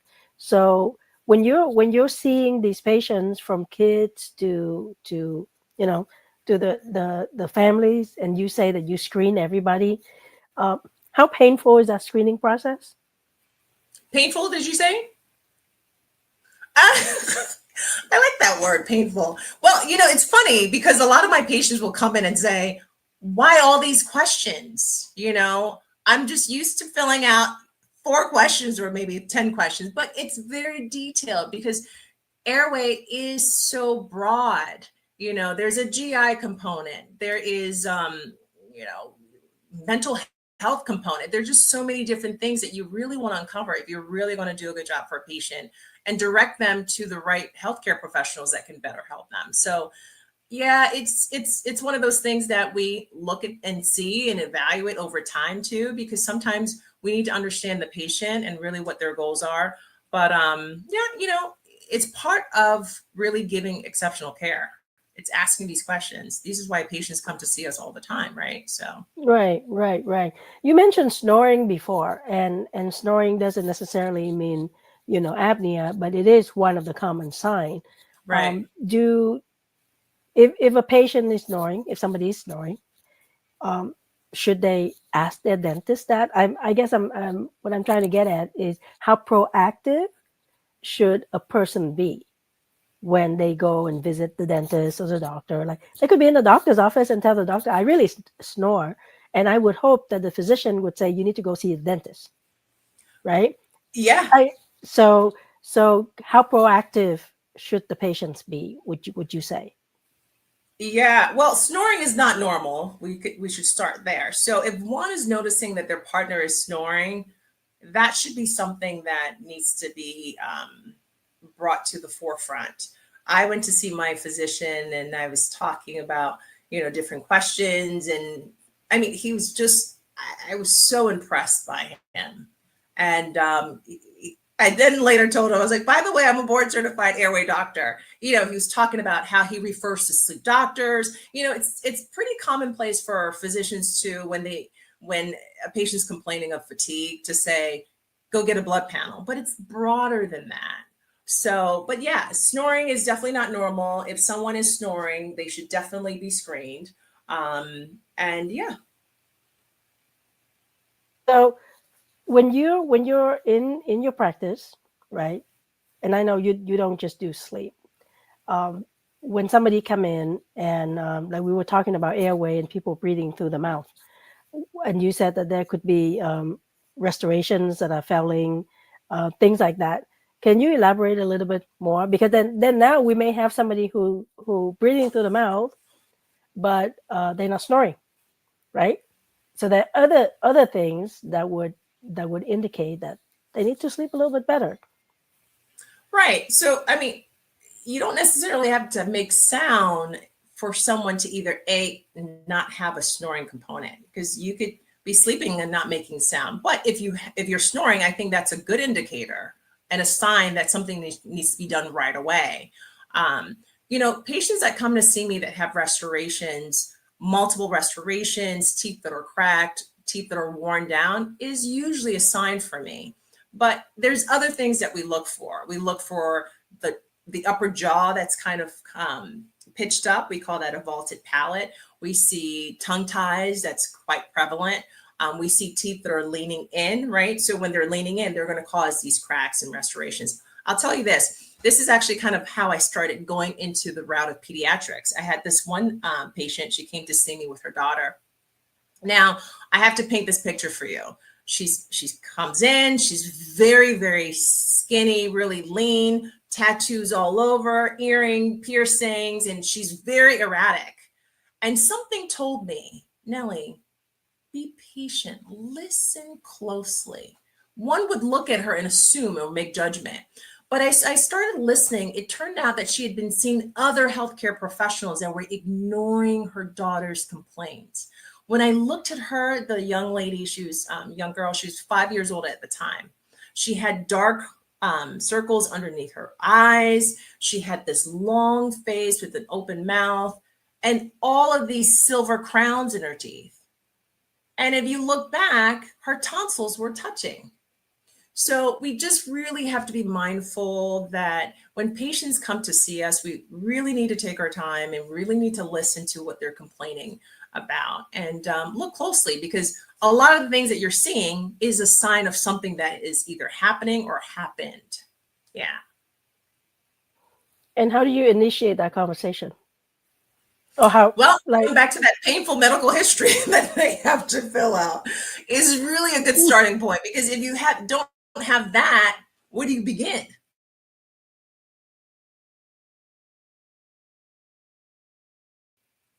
Patient, really, yeah. Emily, I can't hear you. Did I lose? Yes. Yeah, no. There you go. I think these are very, very good points. And what I want to bring to the forefront is for the patient to be more responsible, right? About their health. I had a conversation with Dr. Zuckerberg where we talk about screening for oral cancer and, the relationship of the gut health and then, the mouth and, we predicting not just oral cancer, we can see that, you're at risk for Alzheimer and all of the other ones, right? So it's important to worship your body, right? That's what some people say, worship that temple that you have, because that's what's carrying you through the day. And you can't just go to the gym and take care of one part and not taking care of the mental health, right? Yeah, and then you cannot just not take care of the oral health, right? Because we are all very, very connected. So if somebody want to hunt you down and go fill out that painful questionnaire, how do they find you? Find me. Okay. Well, certainly you can find me by just typing up Dr. Nelly Silva on Google, our friendly Google. LinkedIn, I'm there on LinkedIn as Dr. Nelly Silva as well. If you want to look for me on Instagram, I'm Dr._Nelly. And yeah, those are the places that you can find me. Awesome. So I'm going to take a little detour and talk about, you mentioned snoring earlier. And I remember, I don't know, 1998, long time ago, I remember a patient came in and she said, "You were talking about the snoring thing? I need one now." And I'm like, Okay. And I said, why? Like, I've been talking to you about this for a couple of years. And she said, I'm going camping. And I'm like, okay, well, what do you need a snoring thing for camping? Well, I'm going to have to sleep in the same room with my husband. And apparently they don't sleep together, right? Because she's wow. snores. Yikes. Yeah. Yeah. And she was like, I got to go camping and we're going to have to be in the same tent. And I need this snoring appliance right now. So it prompts me to think, wow, we are not just, looking at the mouth and the oral health and fixing teeth. We are looking at the whole person's life, right? Absolutely. In this case, this lady was like, I need this or we're getting a divorce. We don't want any divorce around here. Yeah, we're going to go camping and we're going to end up with a divorce. And right. Of course, I'm sure she was, traumatizing it a little bit. But we've chatted and you were talking about these aspects in a person's life, the personal relationship, how you started, how you preserve it, or maybe there's a change in your life and then you need to restart it again, right? To reset it. So I know we have something brewing together. Yes. Fun project. Hey, we have the stage. Let's chat about that. Let's do it. What is the vision behind this? I'll let you tell us what the title is. Okay. Well, Love Reset, as we were talking about this woman who is going camping with her husband and she sees the value of that intimacy. Intimacy is time to connect. Love is love. Who doesn't love love, right? So I started my matchmaking journey actually back in 2016. My hygienist, who's retired now, Regina, and I would have patients that would come in and they were either going on their first date with someone, or like they were getting married, or they were recently engaged, or they were newly divorced, right? So when you're changing your life, right, you want to look your very best, right? Of course, where are they going to go? They're either going to go see the stylist, or they're coming to see the dentist about getting their smile whitened, right? Or like veneers. So we started kind of talking to patients who were single and say, hey, this pilot, oh my goodness, he's so cute. Oh my God, would he look good with this particular patient? And funny enough, I said, listen, if we're going to do this, we have to really, really do our homework. We called some very important matchmakers in the Philadelphia market. One had a show, and his mom, Steve Ward, your mom is amazing, by the way, spent so much time on the phone with us talking about matchmaking and why she was in the business. And so, all right, fast forward, matchmaking today, working with you, other matchmakers in the Philadelphia market. I thought it would be such a great opportunity to bring this to TV, right? Why not? So this is what I'm excited about. I'm sure you are too, Emily, but yeah. Yeah, so just to fill in some more information, we are going to do a pilot episode, and what our vision is to bring in some people who are going through that journey. They're looking for a new person, a new mate, and we're going to have some of the healthcare professionals, because we are partial to healthcare people. People like Dr. Nelly, who does cosmetic dentistry. I also do cosmetic dentistry, and I'm also certified as a high performance coach. So I usually look at the person's mindset, because your mindset is very important when you go into a relationship, whether you're starting a relationship or you're preserving it, or you're trying to reset it. We have other psychologists who's going to come in. We have a cosmetic surgeon, right? Yes. Who's going to come in, and it could be something simple as a filler, or maybe he's going to do surgery on you. But anyway, what we're looking at is it's going to be a reality show. Yes, it's going to be fun. I'm pretty sure it's going to be fun. It's going to be challenging because, of course, both of us have our background in healthcare, but both of us have been dabbling in media, and we have connections in media. So, we would love to hear ideas from people if they think they want to be involved in this show. If you have great stories, hey, if you have, I'm trying to think of the word, victims. I'm just kidding. If you have candidates who can join us in this journey, let's chat about it, because again, going back to what we said earlier, total healthcare is not just the one thing that you think is bothering you, and you're going to see the doctor, you're going to see the dentist. It's everything. It's the whole package. It's that whole tempo of your body, right? So, Dr. Nelly, when do you think we're going to start shooting this? I would love to shoot this year. That would be my goal, if we could get this going this year, and hopefully get it in different streaming opportunities. Who knows? Maybe Netflix. Yeah. And we also chatted with somebody at the American Heart Association. It's because if you're not healthy and you're stressed out about your relationship, that will affect your heart, right? Absolutely. We know that what is it? I think one of the stats is how a lot of people would have a heart attack or whatever when they first retire or whatever, and then there's such a big change in their life, right? Where they don't know what to do, and they get so stressed because of the transition. There's certain, like on our Mondays or whatever. So these are the things that we're looking at as a whole, as part of lifestyle, as part of total healthcare. And we would love to share all these stories, small story, big story. We're working with a great production company that Dr. Nelly is connected with. And if you have connections to media, if you have connection besides the Los Angeles Tribune, to other media, to other platforms, if you have great ideas, if you have people who might want to come in and invest in this show, we would love to have you chat with us, because as you can see, the two of us, we are only, I don't know how many 100 miles apart. I'm in California. Dr. Nelly is in Philadelphia. But we decided that we're going to be sisters. Absolutely. I think we have the dating situation on lockdown. I think we got this. Yeah. Who doesn't love love?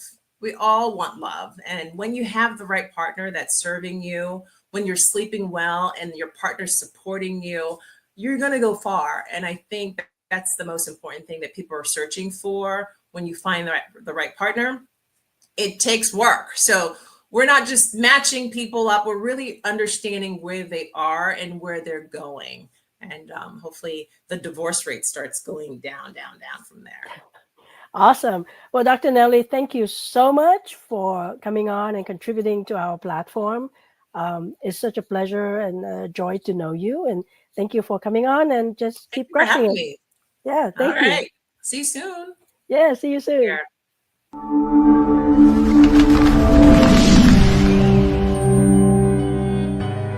Welcome to the Los Angeles Tribune page. Here you will find original news programming, exclusive digital events, and shows that are directly from the community. At the Los Angeles Tribune, we believe in giving a voice to the voiceless. We are proud to be the only national brand to empower everyday people to make a difference.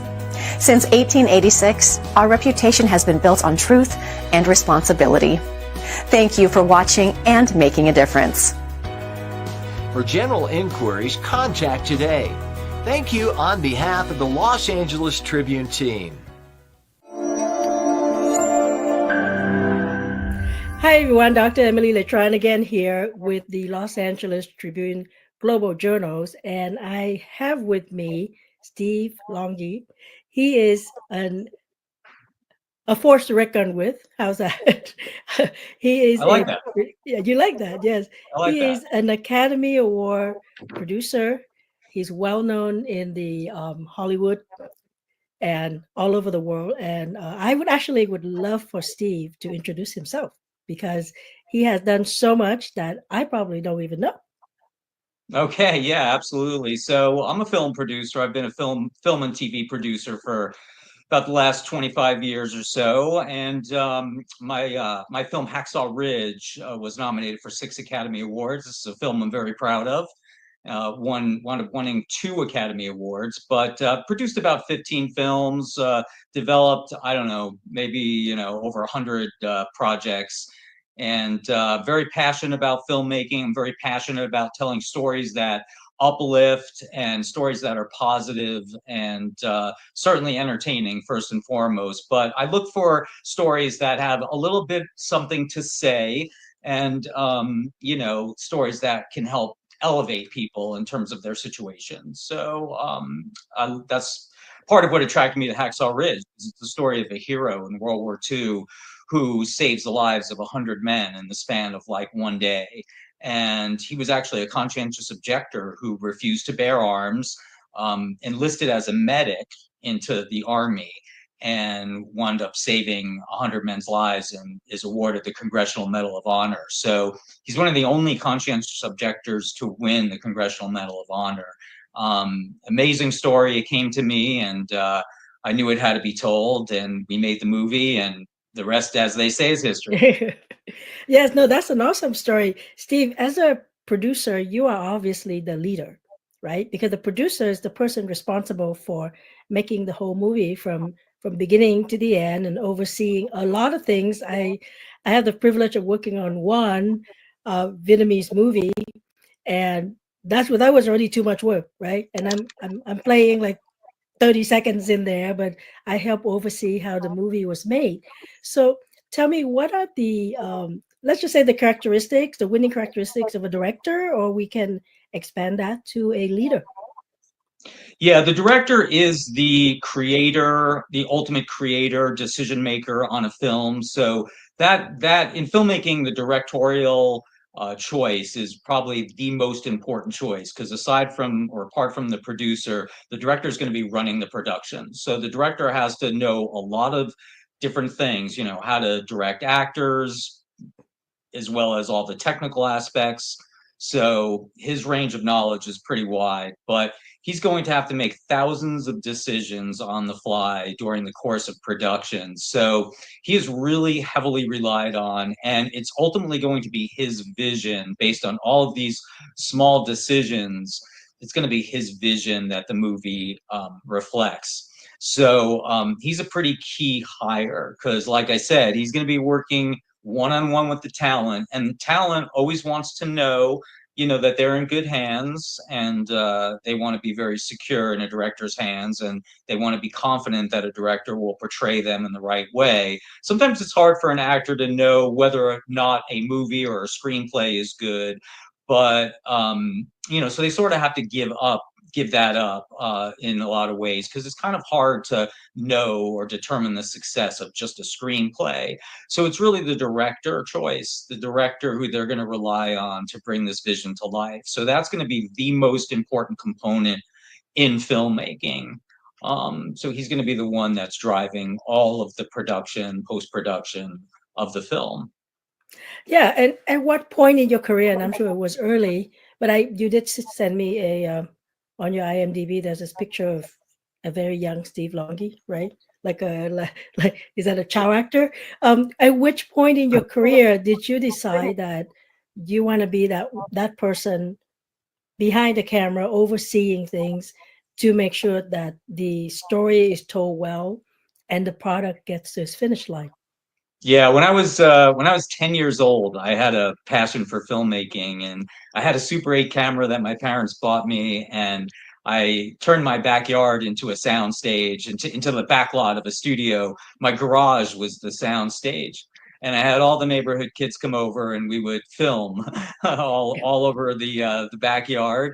And I used to build little miniatures and flood little miniature towns, and then I'd light them on fire. And I was into all kinds of different kinds of filmmaking back then. But I think, you know, when I was probably about 10 or 11, that's when filmmaking really captured my heart. And I knew I wanted to be involved in filmmaking in some way, shape, or form. I'm not a writer per se. I wasn't sure about directing, but I knew that producing encompassed all of these different fields, and that might be something that I would be well attuned to. So I started working actually as an intern in a production company, and just started learning, you know, the process of producing, which is actually a kind of a arcane process. You know, the first 6 months I was in this office, I really couldn't get a grasp on what was going on. And it turns out that producing is really about list making, making lists of actors, making lists of directors that you want to work with, making lists of studios and financiers that you want to bring projects to. So I saw there was a lot of list making, and I thought that was interesting because that's not what my impression of producing was initially, but that is the beginning of the process. And then ultimately, a producer's on set, involved in the production of the film. So, we're there day to day, and then we're involved in the post-production process, which is the editing. So we're in the editing room with the editor, and I'm involved. I'm a creative producer, so I'm involved from the very beginning till the end. And also in the marketing and release of the film, I contribute to that as well. So, I always say I'm the first one in, last one out in terms of the job that I'm doing, and I'm overseeing all of the work that's being done on the film as the producer. So that's kind of how we put it together. We start with a great screenplay. It always starts with a great story, right? So that's the thing that I'm going to be the most attracted to. And in terms of storytelling, I'm looking for stories that have something to say. Again, stories that can uplift, stories that are positive, stories that can inform. But first and foremost, stories that are entertaining, that people want to go see, and stories that they want to know about. So that's what I look for as a producer. And then after you find that great screenplay, then the list process begins, where you're making lists of all of the creative people you want to, the creative team that you want to build for this project then occurs at that point in time. And then you start introducing the material to other creatives, and then they come in with their perspective too. And that then can help elevate the project or bring new perspectives to the project. But as it moves forward, it starts to kind of take on a life of its own, and eventually hopefully becomes a movie.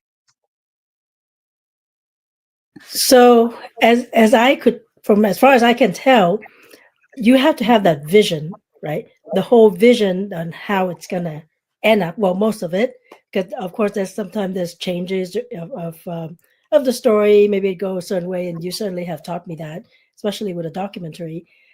Have you ever gotten into a project and feel like, well, maybe I shouldn't do this one? Yeah, this is the process called development. So development is the first stage of a screenplay's life, where you're making these lists, where you're thinking about, okay, who could be the right director for this? Who are the right actors for this? Where's the right home for this? Is it a Netflix project, or is it a project for one of the studios, perhaps? So you're doing all this sort of initial assessment of the project. And then as you move forward, yes, different people will come in with opinions. The screenplay will evolve, because a screenplay is never really finished. I always say screenplays are mostly just abandoned because writers tend to, or just the screenplay format itself kind of begs for lots of changes and, different revisions and things. And that happens over the period of time. And sometimes the screenplay can get better, but, I've been involved in situations where you don't move forward with the screenplay, you start to move backwards. And that's just, one of those things that can happen during the development process. So yeah, it's not a perfect science by any stretch of the imagination.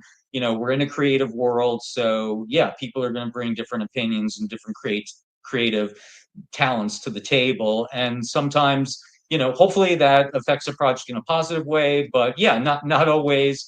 In the development process, like I said, I've developed hundreds of projects. Not all of them have been made into movies, but we keep trying. Well, that's the journey, correct? Anybody will get on a journey, and then depending on which way it goes, sometimes you keep pushing and you try to go over hurdles, and sometimes you may just say, this is not worth it. For somebody who is young, like somebody who want to get into the movie industry, and maybe they have some talent as an actor or actress, but they eyeing a position like a director, what would be your advice to shortcut that journey per se? Yeah, the way I started was as an intern. So I was in school, and I applied for an internship that I was doing maybe, I don't know, 2 or 3 days a week. And so I just got my foot in the door, and I love the idea of doing an internship because you're basically an unpaid employee or a member of the team, but because you're not being paid and because you're not necessarily working for one person or another person, you're just sort of in the office, you get to see a little bit of everything, and not much is expected from you.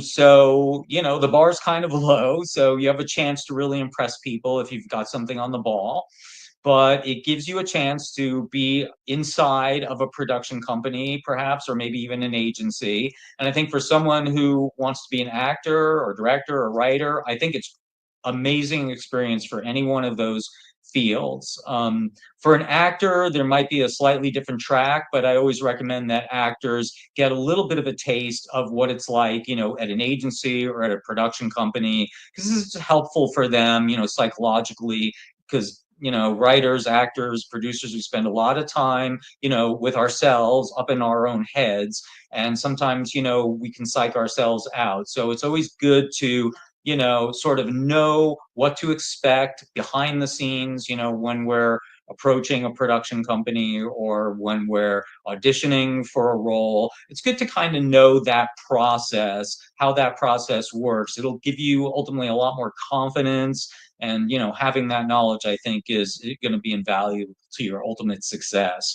You know, the more you know, the better, obviously. And then for you know, for producers, writers, directors, it's great to be in like a creative producer's office, again, so they can see the process from the very beginning, so they become familiar with what a producer's role is, and how, you know, the process works, how a director's chosen, how a screenplay is developed, how notes are given on a screenplay. So all of these facets of the production, I think it's incredibly invaluable to be able to see that behind the scenes in a real time, real life situation. It's good to get the education behind you and learn all the technical aspects, but the best thing of all is to actually be out there in the real world and seeing how things actually work. So I'm a big proponent of internships for people who are just starting out, but I always say just get your foot in the door. There probably isn't going to be a lot of pay in the beginning, so save your money or have what I call some type of economic support system that you can rely on, so you don't have to struggle and you don't have to put out that kind of desperate vibe that you know, that we get when we're, you know, when we need money or, you know, when we have to survive. That's just not a great vibe overall, and it's distracting. So so try to set yourself up with a way to, you know, pay your bills, and then take 1 or 2 days to go do an internship and see what's going on behind the scenes. Yeah, so that's the style, like a hands-on, right? Get in it, do the work, learn from there. What is your proudest moment in this journey of more than 2 decades? My proudest moment was when I made my first film. We filmed at Universal Studios. And so when I was a little kid, you know, like 10 or 11 years old, my bedroom was just movie posters. We found somebody in town who was selling authentic movie posters, which were not easy to get back in the day. And my dad bought me all these movie posters. So there were all these movies from Universal Studios. And I would lay in bed at night and I would stare at these posters and I would just look at that Universal logo and I would just dream about moving to Los Angeles, because I grew up on the East Coast in New Jersey, so very far away, very removed from the business. And so I would look at these posters at night and stare at that Universal logo and just dream about being able to go on the Universal tour. So I would say that then, you know, of course, many years later, when I was shooting my first film, it turns out we were renting one of the sound stages, even though the movie was for Disney. They had rented space on the Universal backlot, which studios often will do. So we were shooting on a soundstage on the Universal backlot, and shooting on that soundstage, I would say, was one of the most amazing, you know, moments in my life, because it was really, in a sense, my dreams coming true from when I was a little kid. And, you know, I had dreamed of going on the tour. I mean, that's about like the extent when I was a little kid. But here I was actually making a movie on the Universal backlot, and that was a really incredible moment. And I can tell you that one of the most exciting things of that that day or that week. I guess we were there for about a week.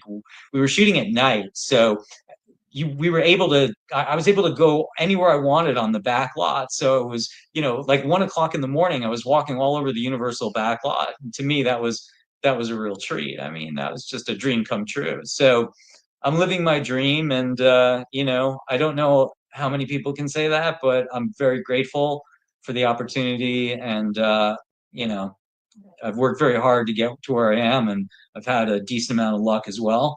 But yeah, I'm actually living my dream, and I think that moment at Universal was probably one of my proudest. Wow, I was expecting, at the Oscar ceremony or something like that. But you know what you just described is very similar to a lot of us who are in business, kind of having a vision board, right? What is it that you want on there? And for you, the movie posters. And I think that's really, really important, because the more we can crystallize what we want, the more we can achieve. And we put the word out there. If you were to tell people, I want to be there, nowadays, especially, which is kind of what I do, I want to be there, I would be reaching out to people who know people. And that would just make it faster, and not just us trying to figure out everything, right? So for you, from that first movie, how did you get to the next big gig? Well, how did you start off with Disney anyway? Well, yeah, it didn't happen right away. So I started working, as I mentioned, as an intern, and then I was able to prove myself, and I was offered work. So I became an assistant to a producer. And one thing I mentioned for people that are starting out in the industry, I always say, find a mentor, find somebody who's doing what you want to do, 5 years from now, and just get as close to them as you possibly can get, and then watch everything they're doing and try to bring something to the table, right? Always try to bring something of value to the table to help that person get what they want to achieve, right? So help them with their vision, and then they can show you, how to work on your vision as a mentor. So I think mentors are really key in the business world, no matter what facet of business you're going into. I was lucky. I started working as an assistant to a fairly high-level producer, and we, started developing projects together. I first started as an assistant, and then I was elevated to VP of the company, which, is more creative role. So we started developing projects. I started to find projects and bring projects into the company. Hacksaw Ridge was one of those projects. But before that, there was a project that he already had that I fell in love with and started working on, and developed a screenplay with one of our writers that we were in business with, and we wound up selling it to Disney. They bought the screenplay, and at some point they decided they wanted to make the movie, greenlit the movie, as they say, and then we started the process of finding a director and and started putting the movie together. And fortunately, they hit that green light button, and the movie got made. So that was actually the first film that I had, co-produced, and it was on that film that I found Hacksaw Ridge, because our second unit director knew about the story.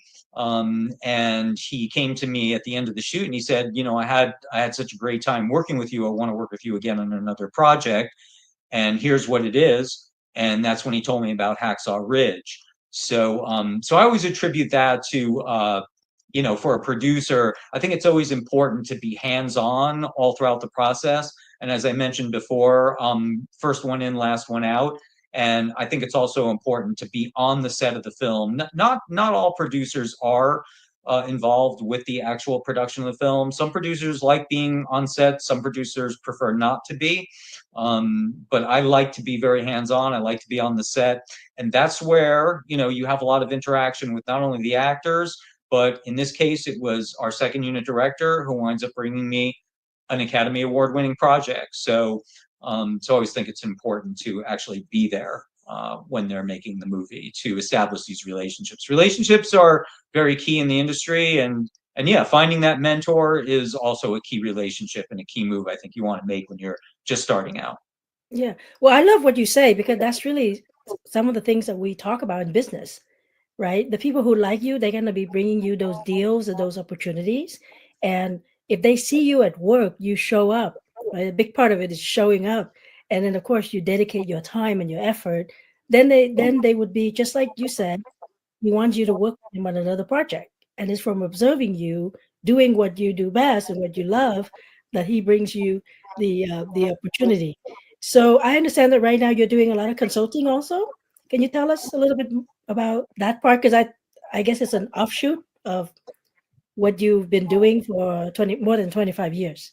Yeah, it's just a natural extension of what I've been doing. So a lot of people will come to me, they have questions. They want to know how to break into the business. They want me to read their screenplays. They need feedback. There's a lot of, help and support that writers, producers, directors need these days.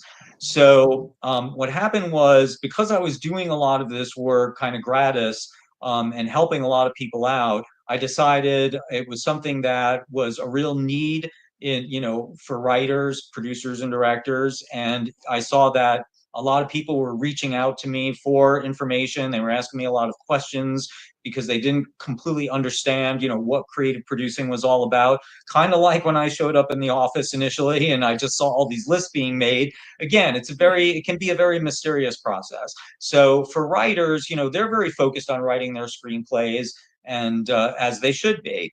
But because the industry has become more challenging, a lot more people, I think there are a lot more opportunities these days, but there are a lot more people pursuing a career in the industry. So they kind of need somebody to show them, how it works, somebody to help them navigate these kind of twists and turns that they're going to encounter. So I started this consulting business to kind of bring more value to what I'm doing. And it really took off. It's been a real boon for me. I've got a lot of business, a lot of people who need help, a lot of people who are coming back for even more help. And I provide, I wanted to be very careful with what I was doing, because there are a lot of people who take advantage, who are out there taking advantage of writers. That's something I'm obviously very opposed to. There are a lot of people also out there scamming, and it's not a great situation. This is something that I've encountered by kind of being out there as a consultant. So with my company, I offer a money satisfaction guarantee. I'm not looking to take people's money. I will give them their money back. I'm not looking to ruin relationships, but I'm looking to build relationships. And that's what this consulting business actually has done for me. It's introduced me to lots and lots more filmmakers, talented writers and filmmakers, producers, financiers. I mean, you name it. Through the consulting, I've met all kinds of people in different facets of the industry, people that have brought me amazing projects, things that I'm working on, things that I've produced now. And it's really become a great extension for the producing. It really kind of gets me out into the community, talking to people and seeing what people are working on and seeing what's out there. So yes, I do provide consulting through my company, Longitude Entertainment. I have my website at longitudeentertainment.com, so people can check out the website and see I've got resources there. I've got producer lists there, just distributor lists as well, for people who are looking for distribution for their films. So I do provide a lot of resources and help for writers and filmmakers through the consulting service. Yes, and that's really how we met. I was reaching out to you, and you told me to go check out the website. I got the list, and then we got to talk a little bit about the project that I was working on back then, A Fragile Flower, the first Vietnamese movie shot 100% in the US. And now we are working together on a new project, a documentary. It's going to be about the nail industry. And I remember calling you and telling you, and you actually got excited about it, which made me very excited. Well, we're not going to tell them what it's all about, but what was intriguing to you when you say, I guess I'll help these Vietnamese people again? Yeah, so what intrigues me about the project, and I should say the project is, for me, it's about the American dream and the experience of, people who are coming to our country, who are immigrating to our country, and trying to find their way, trying to assimilate, and trying to find their version of the American dream. So for me, it was, as a little kid, dreaming about getting into the movie business, and my journey on how I did that. And for people coming into the country, I think it's a similar set of obstacles. But when you told me about this documentary, and you told me how the nail industry for Vietnamese immigrants is a key industry for providing work, for providing jobs, for providing careers, for providing a stepping stone for people, for Vietnamese immigrants, Cambodian immigrants, which during the 1970s, after the Vietnam War, we had quite a bit of an influx of Asian immigrants into the country. In fact, I think, most people are not really aware there are over 2 million Vietnamese immigrants in the United States, over 80 million Vietnamese people in the world. That's a pretty substantial population. But during the Vietnam War, of course, Cambodians, Vietnamese came to the country and gravitated towards the nail industry. And the other thing I found out, and this got me excited too, I didn't realize, the part that the nail industry actually played in this assimilation, in this search for the American dream. But the idea that Tippi Hedren, Hollywood actress Tippi Hedren, who was in Alfred Hitchcock's movie The Birds, is actually considered the godmother of the Vietnamese nail industry, because she helped a lot of Vietnamese refugees who were coming here during that period of time. She introduced them to the nail industry and helped them find employment in the nail industry. And from that point on, it really took off and became a massive industry across the states, across the globe, certainly. And a lot of the nail salons, there's now a nail college. There's also now the godfather of the nail industry, who we're gonna talk about in the documentary as well. But this industry, really took off and helped with the assimilation of Vietnamese immigrants to the United States. So I was just fascinated to learn about Tippi Hedren's involvement and how much the industry, which again is many of these salons are owned and operated by Vietnamese. How much they were involved in the nail industry. I just didn't know anything about it. But apart from that, again, the kinds of filmmaking that I'm attracted to is the kind of filmmaking that, again, is positive, is uplifting. And I think this documentary is, not just about immigrants necessarily, but it is about the American dream and everything, that encompasses that. Yeah, well, we are really grateful for your visionary, for your leadership, and for helping us put this particular documentary on the map. Thank you so much, Steve, for taking out the time today and joining the Los Angeles Tribune Leadership Week Summit.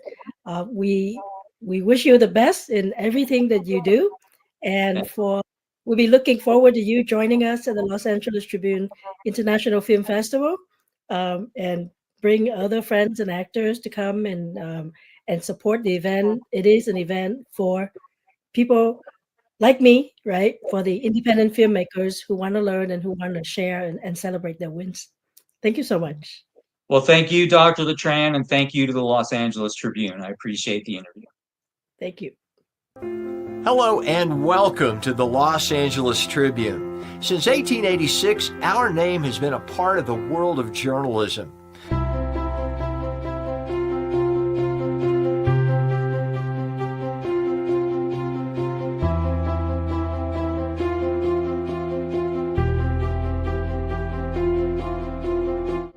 We've earned a reputation for being a publication that practices integrity, authenticity, and responsibility. For general inquiries, contact today. Thank you on behalf of the Los Angeles Tribune team. Hi, I'm Dr. Emily Letran with the Los Angeles Tribune Global Journals. We are about to launch the Los Angeles Tribune International Film Festival, and I am so honored to have with me a great panel today. We're going to be talking a few things about films and film production, film writing. So my friend, my good friend and supporter of the Los Angeles Tribune International Film Festival is Kimberly Douglas. She is the founder and host of the Flow Film Festival and the film market based in Florida. And we have with us the producer, writer, Alex Moreno. And I have with us the producer, writer, Liz Lugo.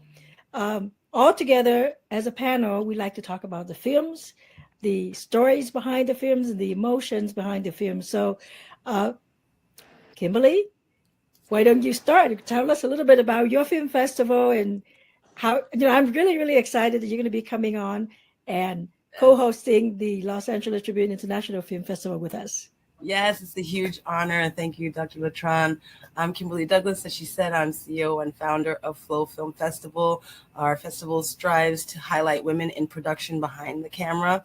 We're also a film market, so we work very hard to get representation for our filmmakers and to get them as much visibility as possible, which is why I'm really grateful to have two phenomenal directors joining us with really important content. Alex Moreno and Liz Lugo, both are award-winning directors that came through Flow in our last season, which is 2025. We just wrapped up in March, so it's really super recent. And they both have incredible stories. It's just, a great opportunity to be able to partner, and have the LA Tribune International Film Festival coming up and have this segue into it and kind of solidify our partnership, right? We're very pleased to be a part of it. And we hope to be able to bring more filmmakers like this to the event, and I'm excited to be there. So, Liz, would you like to introduce yourself? Tell us a little bit about your trajectory as far as, in the space of filmmaking, and then maybe allude a little bit to the content of your film, Tormented. Yeah, thank you for having me. So my name is Liz Lugo. I'm from Puerto Rico. So my journey is kind of a roller coaster. I did a bachelor degree in science in microbiology. So then when I graduated from the university in Puerto Rico, I moved to Florida to pursue a biomedical science master degree. So when I was there, I was like, I love science, but it's not my passion. So I just dropped off and pursued a screenwriting program at UCLA. Then I went for my master, and it's when my journey in filmmaking, per se, being on set started. So I did a horror slasher short film. Then that went to festivals, and in one of the festivals, it won a production grant. So that's Tormented. Your parents must be so proud that you moved from medicine into filmmaking. That's quite a shift. Well, go Bruin. Says the doctor. Yeah, I went to dental school at UCLA. So how? Oh, nice. Yeah. Oh, I love that you guys are both at UCLA. I mean, being in Florida now, but being at Angelino, that warms my heart. Okay. Well, Alex Moreno, he and I work closely, and I actually produced one of his last films. So it's a real pleasure to have him join us on this short notice. So Alex, would you like to give us a little bit about your story and your background and how you made a similar pivot into production? You took my thunder away. So Liz and Dr. Emily, I'm also in the medical field. I have my master's degree in public health. I'm a director of a clinic with special immunology at the University of Miami. And I'm the guy, or my staff, we're the people that come in the room. I have your test results. You've tested positive for HIV. That's our job. Hate it, sick of it. Wanted to do something to help our youth. So we designed a different flow, Future Leaders of the World, which is a new way to excite young people in health curriculum through the vehicle of script writing. So what we would do is take a group of students, teach them a health curriculum. The last one was on suicide prevention. The one we're doing now is on substance abuse. Each topic could change depending on funding. So with the suicide prevention work, the students happen to be incarcerated youth at a facility here in Miami-Dade. And we had funding where we could actually create 2 films rather than just one, which was a bit of a challenge. So I'm also intrigued to hear Liz pivoted out of science into filmmaking, myself as well. It's very interesting. I hadn't thought about that. So that's really cool. And what we're doing now with Flow is trying to build a library of very cool icebreaker films so that the educators are given a package, and the package on the website would be a teacher goes in, I need to teach about STIs tomorrow. Go to our website, find the film on STIs, show that very short, impactful film. All our movies are under 7 minutes long, and all they do is break the ice. They don't teach the topic. They're kind of like little vignette stories, very hard-hitting, created by youth, right? So then the teacher will show the film and then teach the lesson based on the film about suicide prevention that we put together. So tomorrow I have a meeting with my education advisory board. I'm putting together the latest lesson plan for the latest film so that when we have our premiere in 3 weeks' time, we do show the trailer, then all the lesson plans, and then the movie. So we don't call Flow a film project. We actually call it an educational project. Can I ask you a question, Alex? I've been meaning to ask you this, and I know that I'm probably like the only one that doesn't know what it is. What is an STI? I'm familiar with STDs, but what is STI? So sexually transmitted infections may not lead to a disease. So they used to be called STDs. Yeah. Now they're called STIs, especially because so many people are asymptomatic and they have the infection but no disease or no major symptoms. So hence that's why the terminology changed about 3 years ago to strictly STIs. Okay, thank you. Because I've been like, he was like STI. I'm like, what is that? If you say STD, it's okay. I'm not going to correct someone saying, "Oh, I'm positive an STD." Fine, thanks for sharing. But the real proper terminology is STI. Thank you. Well, this is a little bit overwhelming. It's so great to hear, Alex, that you're into education. And it's wonderful to know that both of you are using the film platform to really tell the story, right? I'm kind of a writer, which is why I'm leading the journals. So I put my thoughts out on paper, right? And for both of you, you also do the script writing, but then you take it and you make it into the film, right? Which is visual, which is emotionally connecting. So I know that you said you Alex, you said you kind of got tired of dealing with patient complaints or that kind of emotion. Why did you choose the young leaders? Was there a particular reason why you choose the young leaders? In my clinical work, our age population is 13 to 24, which is quite a range of middle, high, and kind of post, college kids. So the rates of STIs in South Florida lead the nation. So we've got to do something better because anywhere in the country, someone could be exposed to catch an STI or HIV, right? We have more chance here in South Florida than anywhere else in the country. So we really had to think of something to stem the tide.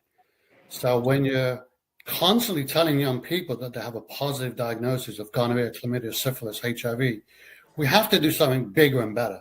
So because I have a famous friend in the movie industry, and I was literally pitching to him one day, I've just told another young person they have HIV. He turned around and says to me, "Why don't you put all your worlds together and form something new?" And a light bulb went off in my head because I'm a screenwriter. I've done a few productions. I'm a health educator. So it all came together in this idea of future leaders of the world.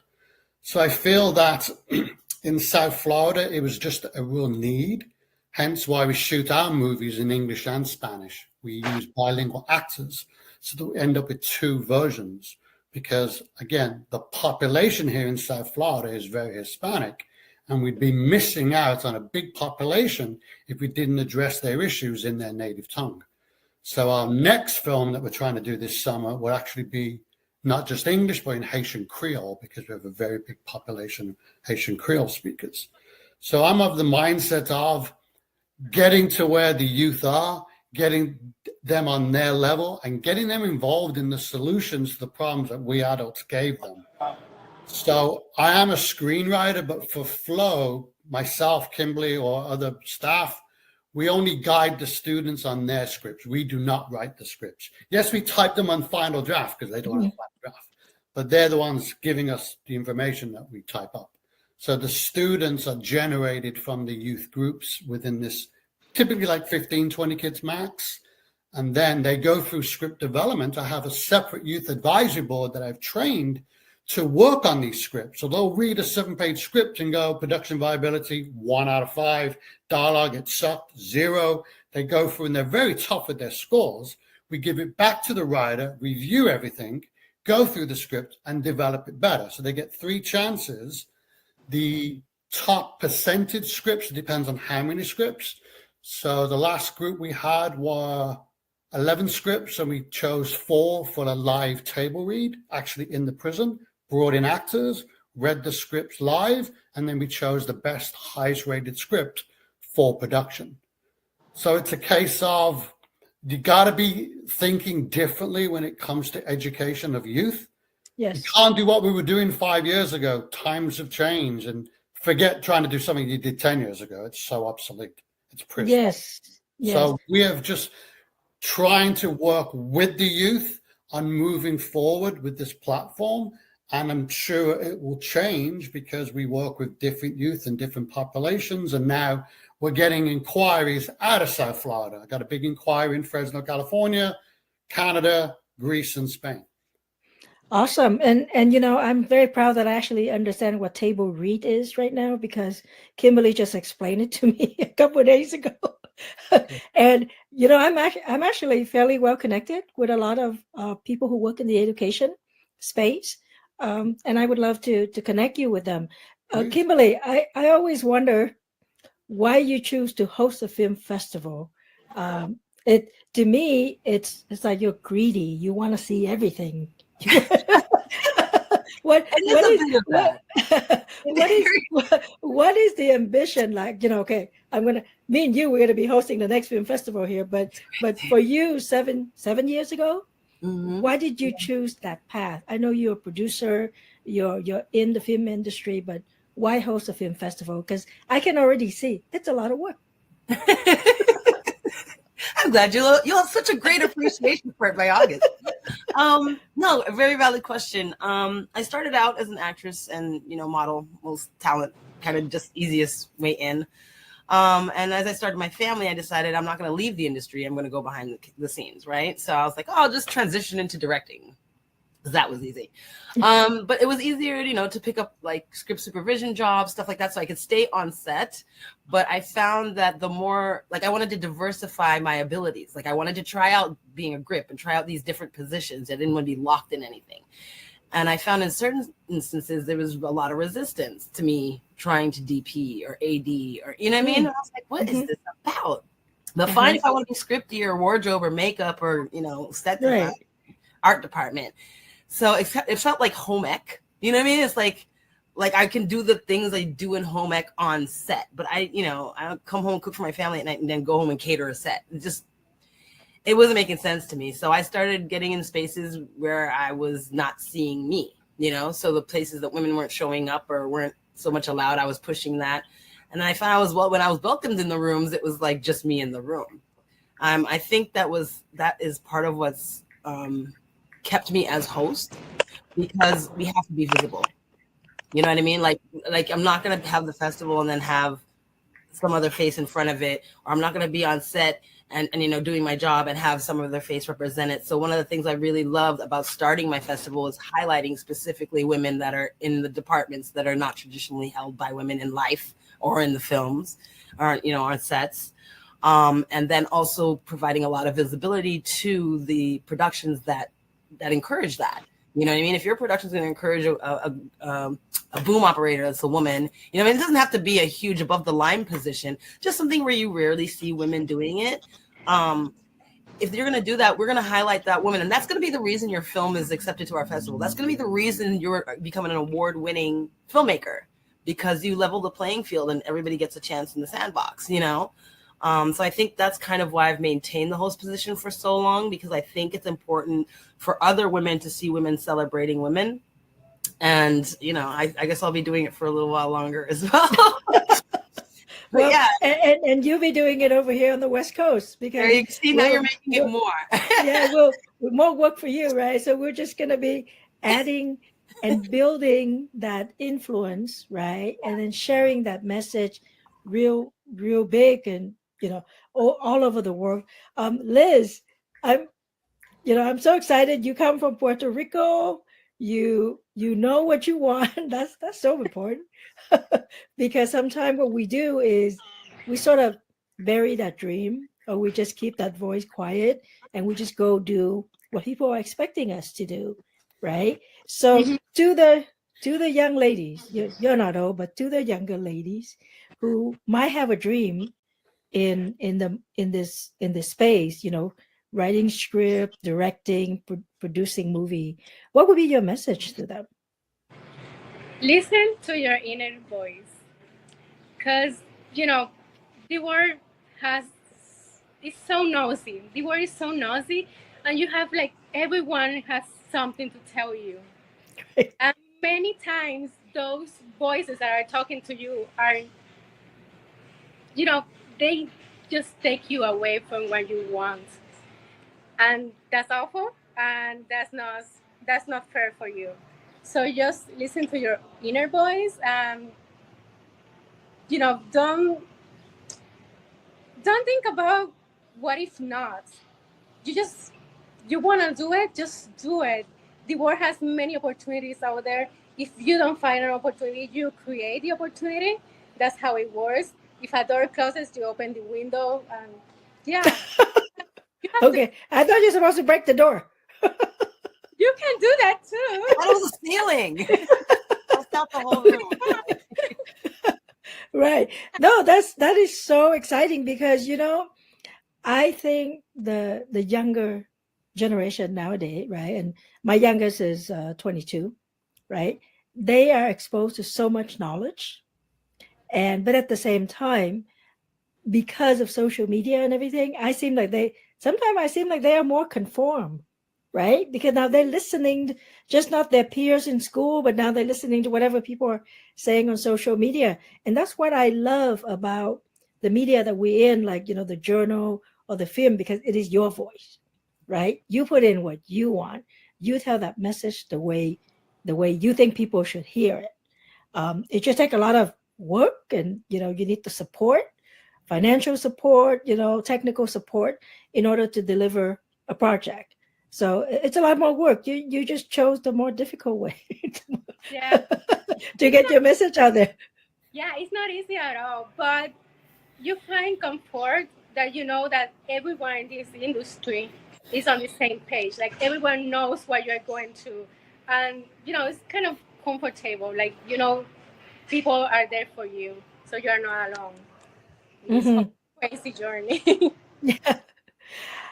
Alex, when you're working on these shorts, and you're working with the youth, and I'll tell you right now, I actually have experienced that in the family of, you know, young family member who were contemplating suicide because of bully, and when I asked that, you know, people were telling me, oh, that's very normal in high school.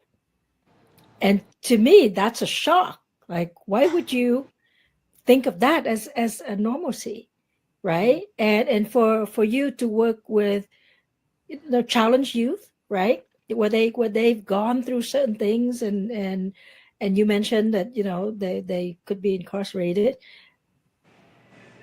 What is the message that you give them, so that you know, they can look past the past, I guess, That Yeah, would be look forward. my question, and just go for the future. Yeah, it's similar to what Liz had said. Mhm. It really sums up in one word: authenticity. Okay. We have to be authentic as educators so that Mhm. we are not presenting BS to these kids. They'll see right through it, right? So if you're authentic, they connect to you. And then once they've connected to you, they're more than willing to put the work in to achieve the goal. Because if you think about it, the way that we do this, a lot of kids are disappointed. We only choose one production out of, say, 11 scripts or 11 groups of kids. So it is tough, but it's the real world. Again, keeping it authentic. Now, each youth that doesn't get their script picked up also has an opportunity to stay with Flow or the production company of On the Move Productions, and they can train to become youth advisory board members to critique future scripts. They can join the education advisory board. I've got 3 of them working and making money right now, putting together the lesson guides with my team of administrators and teachers. And it's a really cool dynamic of like 3 adults and 3 young people meshing together to get this creation done. It's very cool. So yeah, it's definitely authenticity, and we want that in the writings. So I'm not sure if you've seen Jupiter, but Jupiter is such an emotional film because it's so authentic. And that is the main issue that I have, even with people that I hire to be on set. If you're here just to try to make, a quick buck and go home, I don't want you to work with me. You got to be authentic. You got to believe in this cause. We do work 10, 12-hour days, and I pay good rates, but don't come to me bitching, oh, I didn't get this and that, because we're all chipping in here. So it's just a case of on set. That's just how it is. So I feel that by starting from authenticity in us coming to the youth for the very first time, it just sets the right foundation to really get through a lot of barriers. I mean, Kimberly can tell you the barriers we had with the last 2 films that we've just put together, which were from the group of incarcerated youth at TGK, Department of Corrections in Miami. The hurdles we had to go through to just start the project with them and then try to continue the project with them and then get them on set so that we could interview them, and some extras in the movie, which was a really cool thing to do. And then just trying to get them from A to B to come and see the premiere was such a hassle. The Department of Corrections, not my favorite cup of tea, but I understand they've got rules and regulations for a reason. Yeah. So what we're hoping is in the future is to have like a workforce come about through Flow. So if we have 14 students that submit scripts and only 1 gets picked up, the other 13 will be involved with us somehow in some capacity. Yeah. I know that you pick a particular group, and it's not the easiest group, but the message you have is universal. It's not just for youth.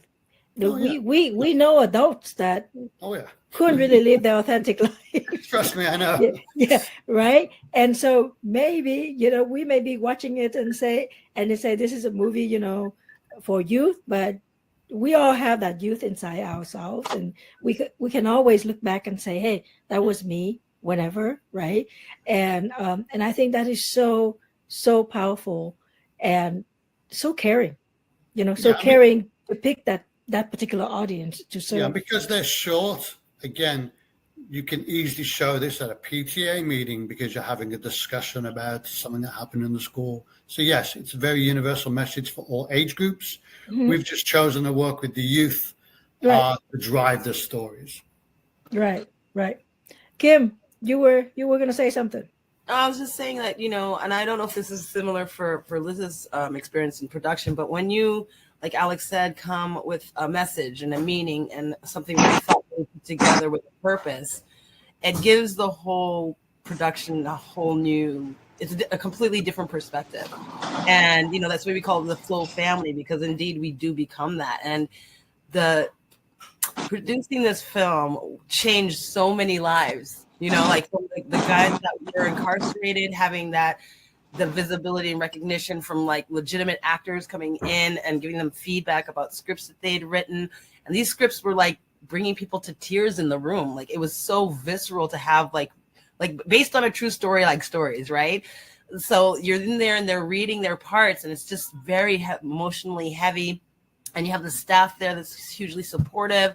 And then for them to be able to be in that position, you know, and then they get a phone call saying, hey, we're shooting, you know, and then to transition completely to coming on set and being part of that, or, you know, even getting clips of this is, you know, us doing your thing. Like you've employed like 15, 30 people, you know, for a couple of days to shoot your vision. It's just so much more meaningful. And then you have the crew when they do get to come on set that get to interact with them, right? And it's just, you see them blossom into like you didn't even know who they were before, you know, and you don't know who you were before, because it's just leveling everything, and we're all working together. There's this great synergy, you know. And then to have one of the films was almost not done in time to screen it, which was fine because it wasn't supposed to be screened originally, but they did finish the script. The gentleman who wrote it finished the script in time to submit it for the screenplay competition at our festival. And it legitimately won Best Screenplay. And he was there in the audience with his girlfriend, and there must have been a 1-year-old or 9-month-old, a little baby. And just to see like her dad get a certificate, you know, and the woman to see her partner, who a month before was incarcerated, is now receiving Best Screenwriting award from a legitimate festival. Like, that transition has to be meaningful to them, because it's sure, like for us, it was just incredible. It was just incredible to see. But I don't know if Liz had a similar thing, you know, because the subject matter is kind of what drives it, right? So when you were producing Tormented, Liz, like who was with you? Like, did you have like a similar thing trying to create this story, you know, to try to have the impact that it does? I lost you. Oh, you lost me. I'm just saying, when you were creating Tormented, did you have like a similar engine, as far as, you know, you guys were really trying to bring a lot of meaning to the story, to, you know, like Alex was saying about authenticity, you know, to try and reach your audience? Was there any kind of like emotional developments with you and your team? Well, the screenplay, they gave me freedom to do anything that I wanted. But mostly I lost my best friend, but when we were in high school, he committed suicide. So the film is basically, I took all those emotions and put them on the film. So the protagonist was inspired by him, like how he was, and that, you know, he was this guy that he was always smiling and always there for others. He stood up against bullies. You know, this person that he was amazing. He was the kindness, the sweetheart, you know. So yeah. So basically, so the town is him, everything that he was. Yeah. Well, you know, I think it's so courageous for all of you to share your emotions, and also to share other people's emotions and put it out there so everyone can experience it, right? Yeah, and some of the scenes, like for instance, Kimberly, you saw the film, the one where they are on the split screen writing, both are writing. That's him. Like, you know, I took like several like moments that really happened, you know, in our lives or in his life. Yeah. Yeah, and they're both writing in a journal, and in the scene she's talking about, they're both like a girl and a guy, they're split screen inside their own bedrooms. They're writing in a journal about how, like, you know, they don't understand why they're here. What does this life mean? Like, you know, having all those questions that can lead up to an eventual suicide. Like, you know, nobody cares about me and all of that. So it was a mirror of the, like, you know, both of them going through the same thing. Yeah, no, and that's the magic of movie, right?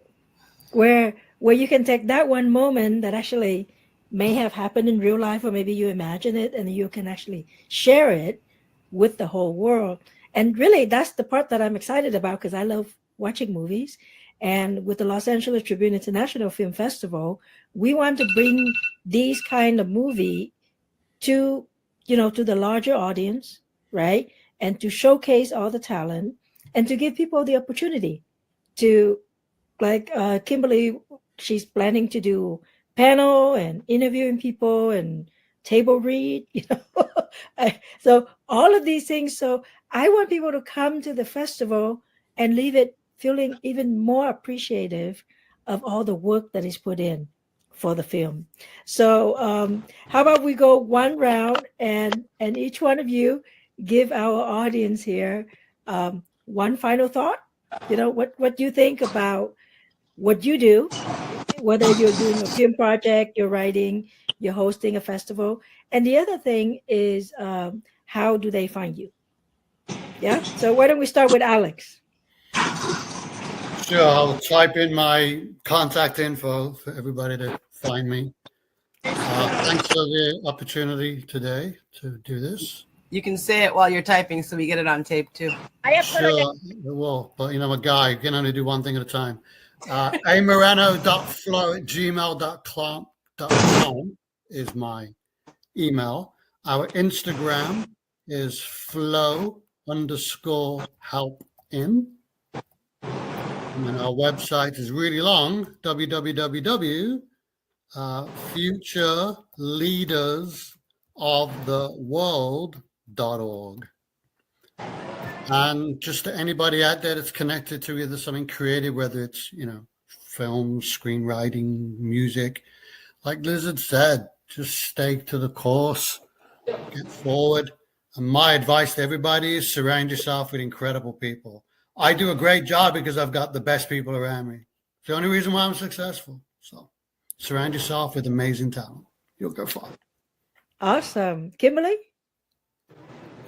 Okay, so I want to say, good or bad, everything, nothing lasts forever. Everything in life is transient, So making these decisions for yourself to pivot from medical to film or whatever you're doing, it's important. It brings value to your life.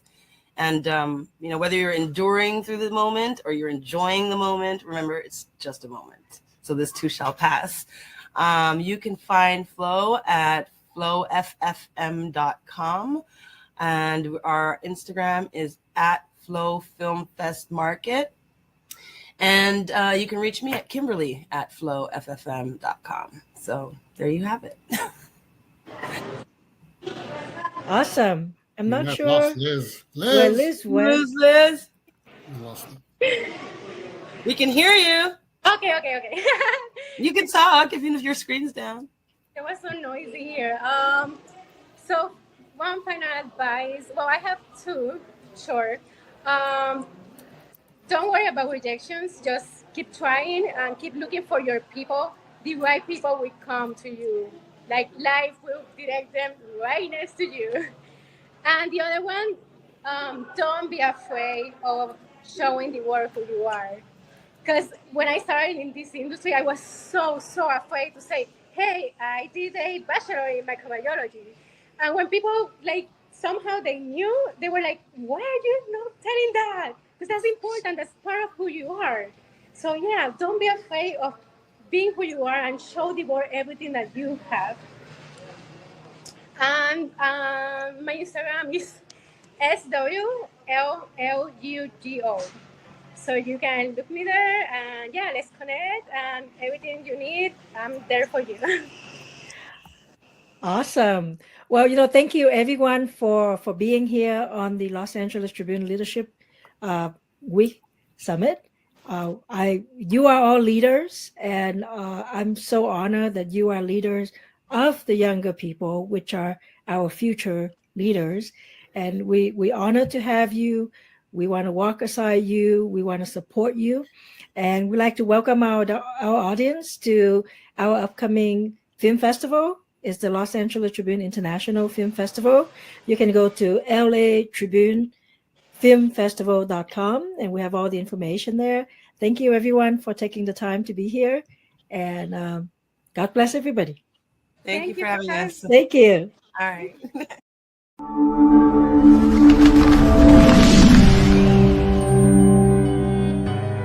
Welcome to the Los Angeles Tribune page. Here you will find original news programming, exclusive digital events, and shows that are directly from the community. At the Los Angeles Tribune, we believe in giving a voice to the voiceless. We are proud to be the only national brand to empower everyday people to make a difference. Since 1886, our reputation has been built on truth and responsibility. Thank you for watching and making a difference. For general inquiries, contact today. Thank you on behalf of the Los Angeles Tribune team.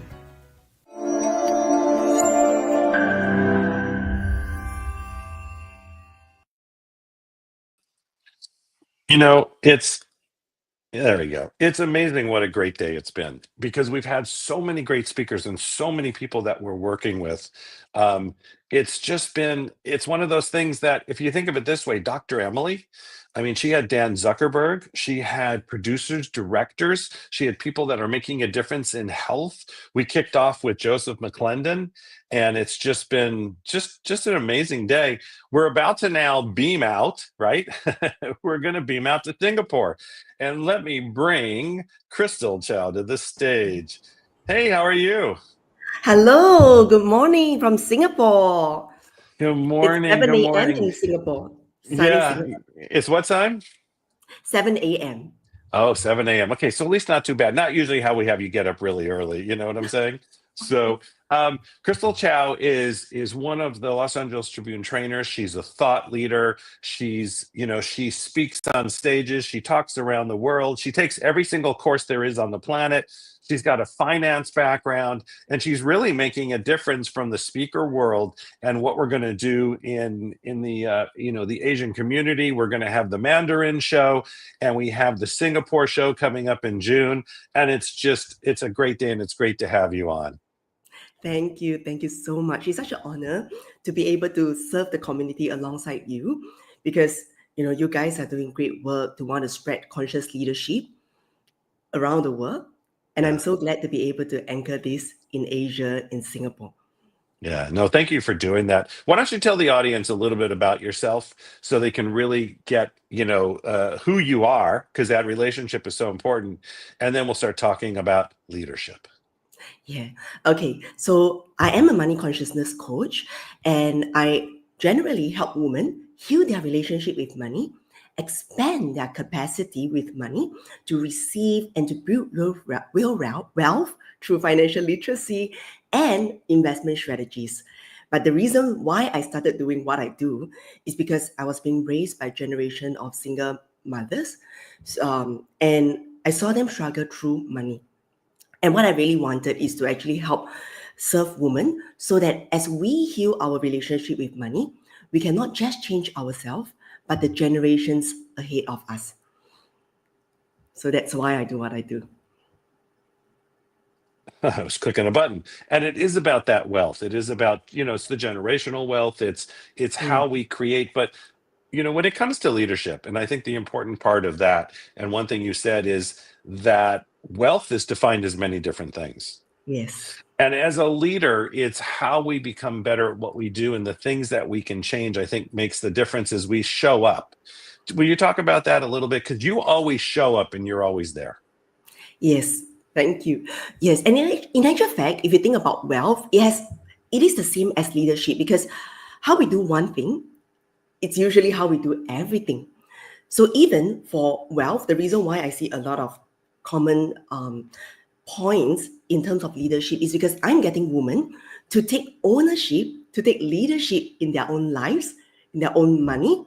And once they feel empowered, they will feel like, oh, I can actually also take leadership at not just at home, but in my career, in how I show up in my family. So it's not giving the power away, it's to reclaim that leadership back to themselves. Yeah. And that's the thing. It's giving them that. And, we always talk about everybody's becoming a leader, but you need followers, right? We do this thing about, and there was something about being a follower is like, there's a negative in there. And, the reason that we built Peak Potentials and Mary built Robin's Research and what you're doing is because they had an army behind them. They had people who were willing to follow and say, we love your message and your message moves further. And then you had the leader who sort of directed the mission and the vision. As you're creating your business, what is something that you think as a leader, because you're building a team, right? There's always a team around you. There's always people around you or other students. But what are a couple things that you think are really important from a leader's perspective when you are working with a team? Okay, I feel like the most important thing is that no matter where you're starting, everyone starts somewhere. So it's true that, sometimes when we look at other great leaders, they already have a bunch of followers, a big team. But if you are just starting out, even if you have one follower, you can impact one life. Keep going. Think that that's like thousands and, millions of people. Actually, just by changing one life, that ripple effect to changing that million lives is already there. You are taking the first step. So Right. always take the first step, even if there's just one. Yeah, always take, and that's the thing, right? Isn't that the important part, to always take that first step to make sure that you're moving forward? Because how many people do you know, they talk about it, they talk about it, they talk about it, and you meet them 5 years later and it's the same journey. And they Yes. haven't moved forward because, we have fears and things come up and life always comes up. It's what you're going to do, and you said earlier, how you do one thing is how you do everything, and we know Harv said that over and over and over, and actually that came from a Buddhist teacher. But what's amazing is that you're stepping through that, because when you step through that as an entrepreneur, you said, it's not about taking a risk. That, I don't know why that happens, but as a leader, you always look at, here's things that work, here's things that might not work, and then you still step forward. Yes. Because right until you've done them. And I really like what you pointed out, Michael. It's really about taking the risk, but calculated risk. Yeah. And that's the same in life, in investments, in just taking a leap of faith. It's always assessing what are you working towards, and what is the worst case scenario? What are the downsides? And if you are able to accept the downside, just go for it. Yeah. That's that piece. Because like when we first met, you just said, I'm in. And right, you did. You just said, I'm in. Whatever the journey is, don't even, and that's what I'm always looking for, because what I realized is if there's too many questions in the beginning, now you can have a linear thinker, I understand that, but then we're always going to be running into that. And there are some times we just need to go, and we need to move fast, and we need to make we made a huge mess, right? And then we sort of cleaned it up a little bit. And that part makes a difference all the time. But with what you're building, tell me the favorite part of what you're doing. Wow, the favorite part of what I'm doing is actually getting to meet like-minded people, because you can't grow from your original group. So it's always really to seek out for mentors, for peers who are already doing what you are doing or on the same journey. So you can actually journey together. So I think that is actually the key essential, because like what you just mentioned, Michael, we all have that self-doubt, we all have that uncertainty, and doing something new, and if it doesn't scare you, you're not doing something bold and new enough. So if you're going to do something radically different from what you did in the past, it's definitely going to scare you. It's definitely going to be unfamiliar. So always seek for your own support to get you to where you want to go. And also, I like the point that you pointed out when, we spoke. I said, yes, I'm all in, because I feel like the clarity of vision is so important, because most people, what I realized is that I didn't used to have the clarity of vision too, before I actually feel such a strong calling on my mission. And when you don't have a clarity of mission, we tend to seek out looking at examples, path that people have walked, to actually see, oh, maybe that's good too. That's interesting too. And the more information and data we collect, the more confused and that we will get, and it will actually cause us to have an inaction. Do not do anything. Like you say, 5 years later, it's the same. 10 years later, there's nothing going to change 50 years later if we are not going to kick the bucket yet. But yes, it's still going to be the same. I like that. It is so true. So what there's, I know your mission and I know what you're talking about. What first propelled you to move in this direction? Wow. Actually, I make a commitment to the higher up to support me on my journey of getting through difficult time, because I realized that sometimes when the pain of staying in the same place is scarier than the pain of the unknown, Right. that is really a big motivation to move out of that and say, I'm out.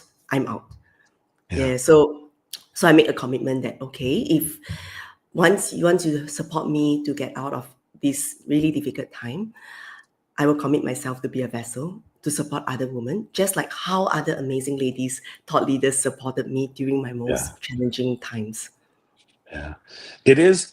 You know, it's. I've always talked about there's three people that are, or three levels that are very important, which is the coach, right? The person who keeps you going, then the person who understands your business but kicks your behind, as I always say, and then the personal trainer, and then there's the mentor, the person who's ahead of you. And I think, and then the last one is the mastermind, the group of people that, you know, create something out of nothing. And if any of you have not read Outwitting the Devil by Napoleon Hill, read Outwitting the Devil. But when it comes from a mentor's perspective, you know, and I think this is really important for leaders, because leaders understand they need a mentor. Many mentors. I have mentors. I have lots of, you know, and you know, people say, well, I don't want to pay for it. Well, then don't get into this business, because either you invest in yourself or don't do this. But what do you look for in a mentor? For me, I look for their lessons, their experiences, and just them calling out blind spots that we don't get to see. And actually, if you don't mind, I want to correct you a little, Michael. Please. They actually still pay for it. They just don't know. Yes. They're just not paying it in money, but they are paying it in time to have to figure that out for themselves. And they have to pay it in terms of, you know, the effort to actually find out. I mean, we all still have to pay for it. Right. It's just whether do you want to go with the shortcut to pay with it with money, which is why I teach about wealth, because wealth is not just about that dollar. It's about what you can do with that dollar, how you actually utilize this energy and actually to bring you to the destination that you want to head towards. Shorter, faster, and in a more aligned manner. It's never about the money. Yeah, that's actually a really good point, though, you made. You know, I've done this for a long time, and I've always hit it from the other side. But to pull it back and just say, because there is cost, there is still cost, and there is pain. And that's really good, actually. So may I borrow that? Of course. Thank you. Thank you. This is where we're always learning. See, this is where, as leaders, a leader is always willing to say, that's great. Can I add that into my repertoire? Because I have not done that. And maybe I think to myself, how many people did I maybe miss because of that? Well, that's okay. But I continue forward. And I think that's that part within everything that we do as entrepreneurs is how do we create those dreams? And by the way, everybody listening, if we have all these shows coming up, and one of them is the Singapore show and then the Mandarin show.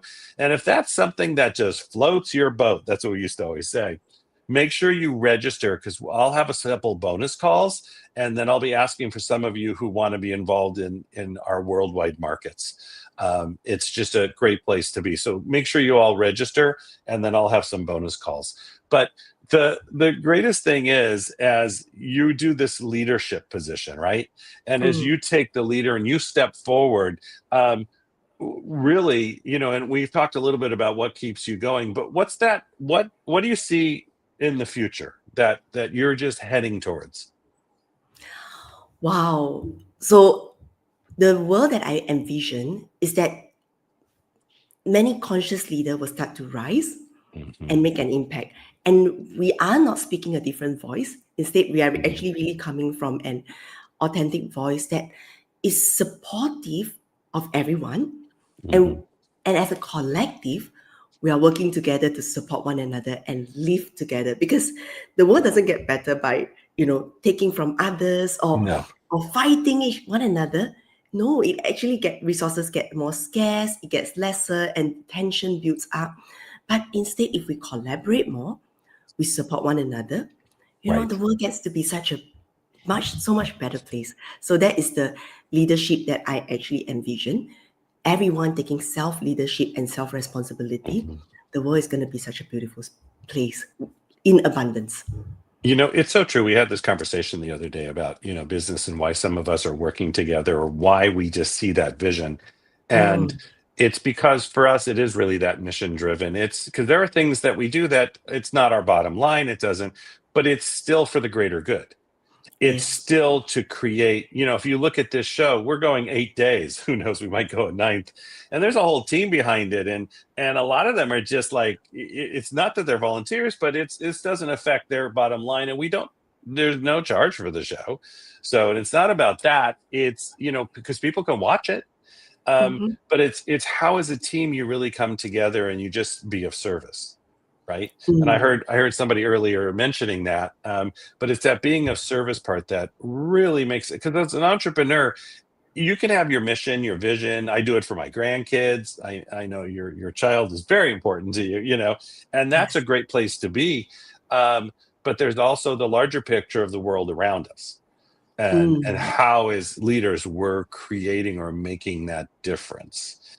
And that's the big part. So as a leader, our audience is listening to you, and what they're looking for is one thing they can do today. And if they leave this call and don't remember anything else, what is one thing they can do today that will either move their business, their heart, their mind, whatever it is, maybe your morning routine? Let us know. The one thing to do today, the most important thing is to actually just make a difference in one person's life. Even if you're not a leader yet, because leadership, the old paradigm is a title that somebody gives you. But what I really feel is that it is how you feel, the difference that you make. By showing up as a leader, taking responsibility, just impacting lives, even just the one, you are already a leader. And if you act out from there, the byproduct will be somebody else will give you a title along the way. Even if they don't, it doesn't matter because you are already a leader. That's right. That's really good. Okay, that's good. And from the standpoint also, what I get, this is the question we get asked all the time, which is I think is really a good question. What book have you read that has really impacted your life, or even see, nowadays it's podcasting. Podcasting has really become the calling card of the entrepreneur. So if you're not podcasting, you have a conversation with me.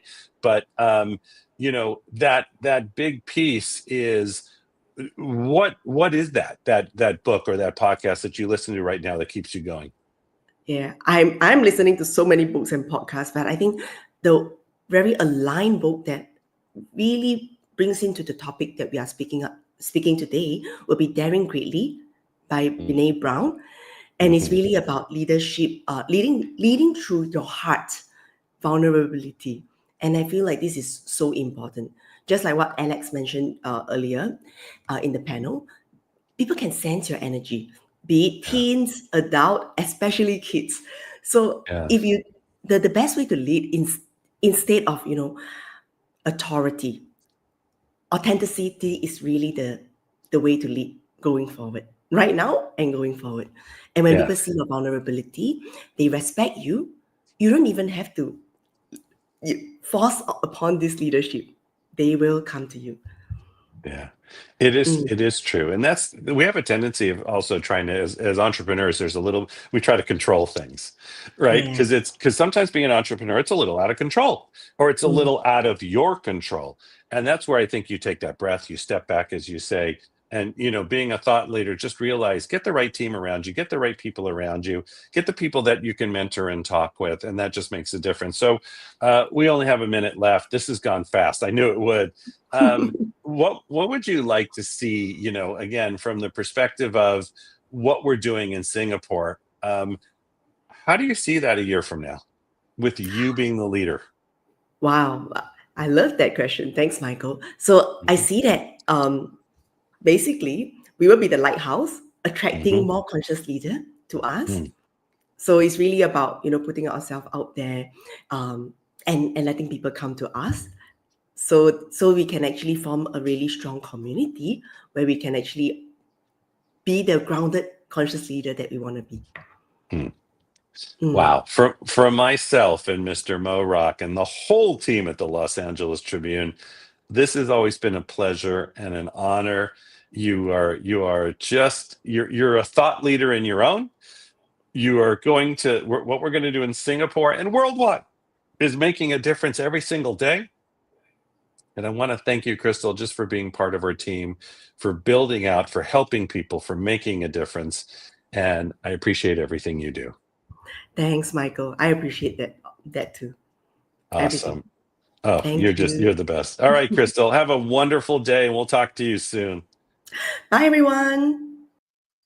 She's amazing. Okay. And that's the thing. You want to make you have people around you that are on their own mission and their journey and doing the things that they want to do because they're making a difference and being of service. But then you also have that team, and that team supports the mission, the values, and the goals. And this next person I'm about to bring up, all the way from Japan and Malaysia, depending on where she is, and she travels the world. You never know.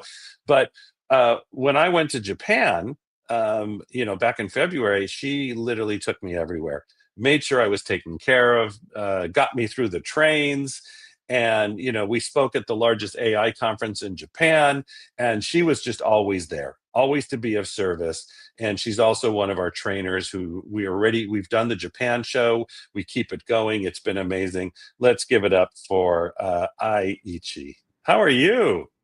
How are you? Thank you, Michael. Thank you for inviting me here. Oh, it's great to have you on because first of all, you really made a difference, right?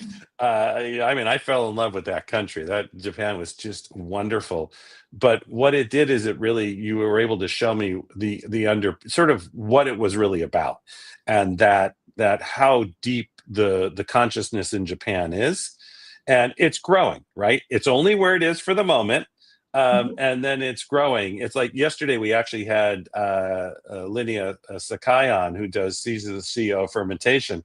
And she's awesome to see that stepping up in women in that role in Japan, which is new, and really going forward. So why don't you tell the audience a little bit about yourself and what you're creating, and then we'll bounce into leadership. Thank you, Michael. Well, I am a author and speaker about money and manifestation, and I am from Japan, and I am a mentee of Ken Honda, who is an international best-selling author. He talked this leadership show on a first day. So I've learned a lot about money and manifestation from Ken, and also happy money. So I'm teaching and sharing my knowledge from my perspective, money and manifestation, to my leaders and my listeners. And that's what you're doing is you're sharing the information. You're sharing you have a team, you have a large business, and you've really created around health and wellness and around making a difference and around manifestation. And what started you down this path? Well, when I was 31 years old, I didn't have a great situation. I had a disease, and also I'm bankrupt, and my husband's company is also bankrupt. So at the time, I couldn't believe I create this world. But since I've met the book, such as the self-help books, such as Think and Grow Rich, or like Ken Honda's books, I realized I create this world. So even though this is really bad situation, I am creating. That was my start learning about the manifestation. Yeah, and it sometimes it starts into a couple of different places. It can start out of that everything's gone wrong, right? And it's going down, or it sometimes start with I'm doing really well, but it's not the life that I expected, or it's not. There's so many places that this starts, and no matter where people are, you have to just meet them there. Because we've run into a lot of people who are in their 50s going, this is not the life I wanted. I was talking to Crystal about that. This can't be all there is. That's what we hear a lot of times. This can't be all there is. And if this is, then I've missed something here. What's the oldest student you've ever worked with, and who's the youngest student you've ever worked with, and how do you see the differences? Youngest student? Yeah. That I met before. Who's the youngest student you've ever worked with that's Oh, been my part of every? daughter. Oh, I love it. That's an awesome answer. Because That's yeah. yeah, I asked her like, what do you think about life? I mean, Uh-huh. and she said, oh, well, actually, I didn't have a confidence. Actually, I didn't have a confidence that one day I didn't have a confidence to speak about manifestation. And she saw me, I am losing my confidence. And she said, you know what, Mom? I am the best person that you created. Like she thinks That's she a can great do answer. anything. Yeah, Yeah. she can do anything, whatever she thinks, she feel, she just whatever she imagine, she can do. She believes that. And it's creating that belief. And then from the other end of the perspective, who's like the oldest student you've ever worked with? And how has that been different? Oh, okay. So the Mr. Tanaka, Uh-huh. he is, yeah, sorry, he is 80 years old now, but Wow. and yeah, and he is the person bring the think and grow rich from United States to Japan. Wow. Yeah, I met him. I met him 4 years ago because I really wanted to meet the person who brought the Think and Grow Rich from Japan. So I contacted my publishment company and to call him. I know he's old, but now he is. I just wanted to meet him, and he, was so kind to invite me to his house and to show me what he learned and what he's doing right now. Wow. And well, and then I thought he. So I'm sorry. So he thought like he had a birthday, like actually that he had a birthday, 80 years birthday in last January. So I told him, why don't we have a birthday party? Because this is kind of like a dream for me. And also it's really dream for everyone influenced by you. So we just had a birthday, like a perfect birthday together. And that is, I think, was manifestation for me and for him. Yeah. It's some of the amazing leaders who brought this to us, right? We used to talk a lot about Jim Rohn, and really what he brought. And I still listen to Jim Rohn all the time on YouTube, and for those of you who haven't, entrepreneurs, Jim, it's ROHN, just go to YouTube and listen to the videos. He's a master at what he did, the way he said it. He ran many of the first events. You can't say first events because there's way back to Koning 90. This goes way back. But he ran some of the best events through the 70s, the 80s. His story is amazing, what he created. And most of the thought leaders now, Jim Rohn was a big influence in their life. So it is those people that are influences in our life that really drive us forward. And I always and I know speakers know I always going to ask this question: what is one thing you could give to our audience today that they could use if they didn't remember anything else from today? Thank you. It's a great question. Well, just be yourself. Believe in yourself. Believe in yourself. Don't believe the world invisible. Just believe in yourself, invisible world. Wow. Yes. Okay. Because that's the key that changed my life.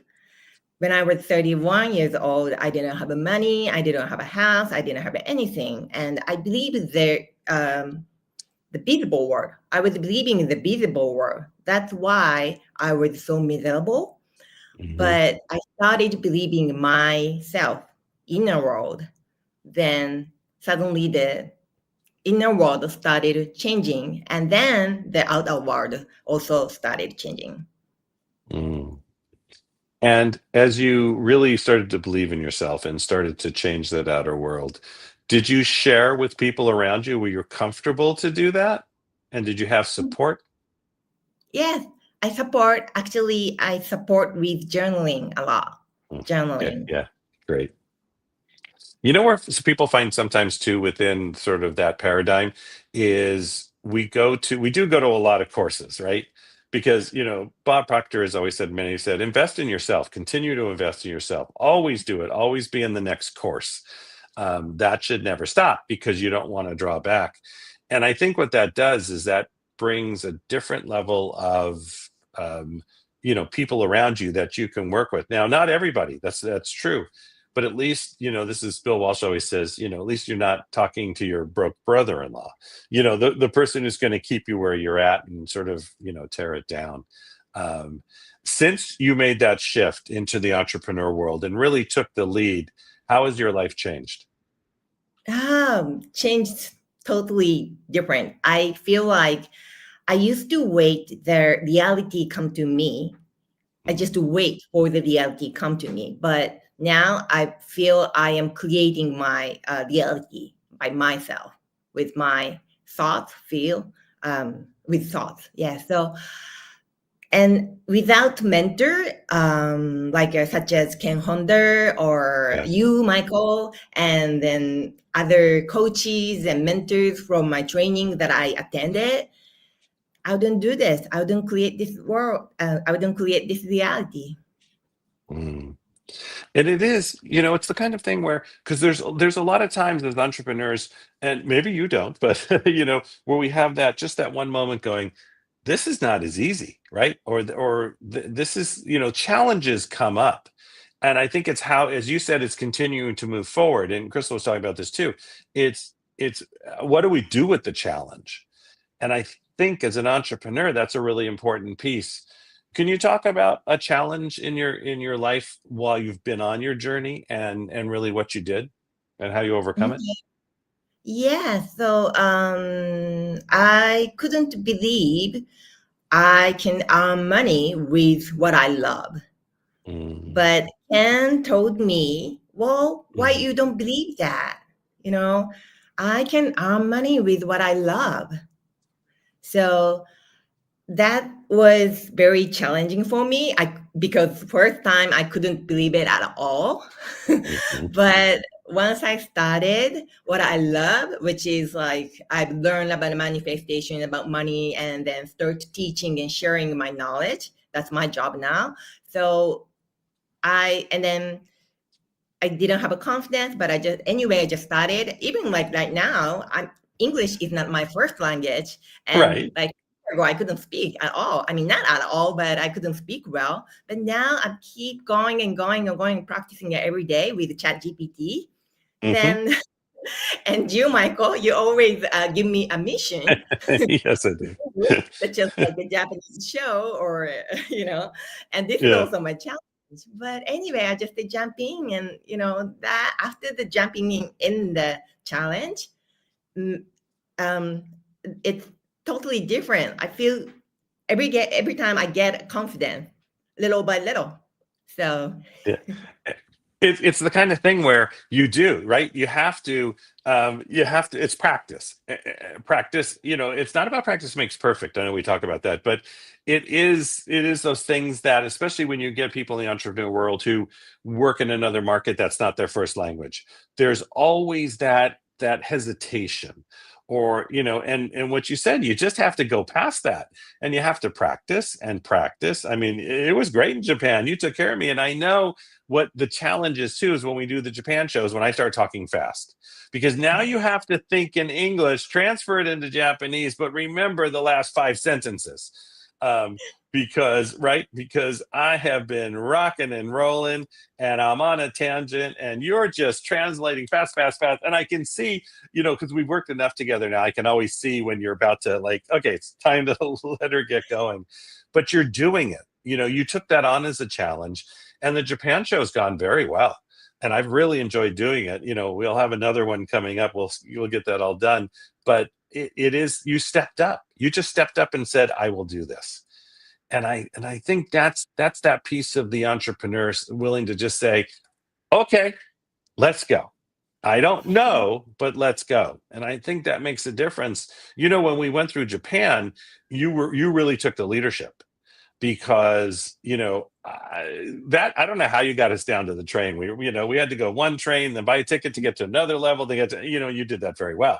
And you just sort of took, that's a leadership position, because you were going to get me on that train no matter what, right? You were going to get us where we needed to go. And you always had that confidence. I never worried about it. I never thought about it. And because half the time I felt lost anyway. So I'm like, see, I had to give it up. I had to be the follower at the moment. I thought, I'm going to be the best follower. And what does that mean? No whining, no complaining. There's all those things, right? Just, and being a follower is a great position because it's very humbling. And I think that's where we talk about being of service again. Can you talk about, again, from a leadership position, being of service? Being service at the time when you were in Japan, I was always thinking about how I can feel you to joy, like have fun. Yeah. So as a leader, I'm thinking always the vision that fun Yeah. and brings you to joy, because that's the energy that everybody can feel. And it's a very big vibration. So it was because I could lead you in Japan when you were in Japan, it's because I was enjoying, and also I wanted you to enjoy it. Mm-hmm. It was great the way you did that. And this is, by the way, everybody, this is a leadership story. When somebody does this is the entrepreneur world. This is and it wasn't that you were my tour guide. You created an environment for me and for the team. When you had the rest of the team, you created an environment for us that you wanted us to have an experience. You wanted us, and as a leader, you just took charge and said, here we go. This is where we're going to go. This is what we're going to do. You would ask suggestions sometimes of like we know Prisa wanted ramen, right? So, and if Prisa's listening, it was ramen. It was great. And you made that happen. And I think as a leader, everybody's got to realize that. Where are you at the moment? Who's with you? Who's the group with you? And how am I creating that experience? With the couple minutes we have left, is there anything that you feel is from a leadership position that you'd like to talk about before we let this go? Since I use my visualization for my career, I actually manifest almost everything with the words in my head and also visualization. So I believe we can create any future entrepreneurship world with these tools. So visualization, I do vision board, and I write everything in my journal almost every day where I want to go. Like you said, like travel, like where I want to go and who I want to be with and what I want to do. That what brings me joy. So I really highly recommend journal to future manifest, like what you want to manifest, because without those vision, we can't go anywhere. We just can get lost. That's right. For myself and our CEO, Mr. Mo Rock, and our whole team at the Los Angeles Tribune, I want to say thank you so much for being on, for beaming in, because you've traveled more places. When we had that conversation, I talked to Mary Glorfield. She's been to 82 countries, but you've been everywhere. It was pretty amazing. But you really brought joy. You did. You brought joy. You manifested a great trip for us, the experiences, because we were going on to the largest AI conference, right, in Japan. And my wheelhouse is a little bit different, but it allowed me to walk on stage with that confidence because I didn't have to think about anything else. And I had walked into the joy. So, Ai-san, it is a pleasure. It has been a journey. We've just started. Thank you for anchoring us in Japan and in the Asian market, and we'll continue on from there. So from the Los Angeles Tribune, myself and Mr. Mo Rock, and audience out there, give a 5 in the chat and a thunderous round of applause. You've been amazing, and we'll talk to you very soon. Thank you so much, Michael. Thank you so much, Los Angeles Tribune. Thank you. Thank you. You know, it's amazing because she runs our Japan show. And we've had just great thought leaders on, and it's been an amazing time to do that. And we're about to start the Mandarin show. But with that, let's go ahead, team. We're going to go to commercial, and I'm going to count down because I know they're ready to go. We're about to have way too much fun. All right, team, here we go to commercial. 3, 2, 1. Hit the button.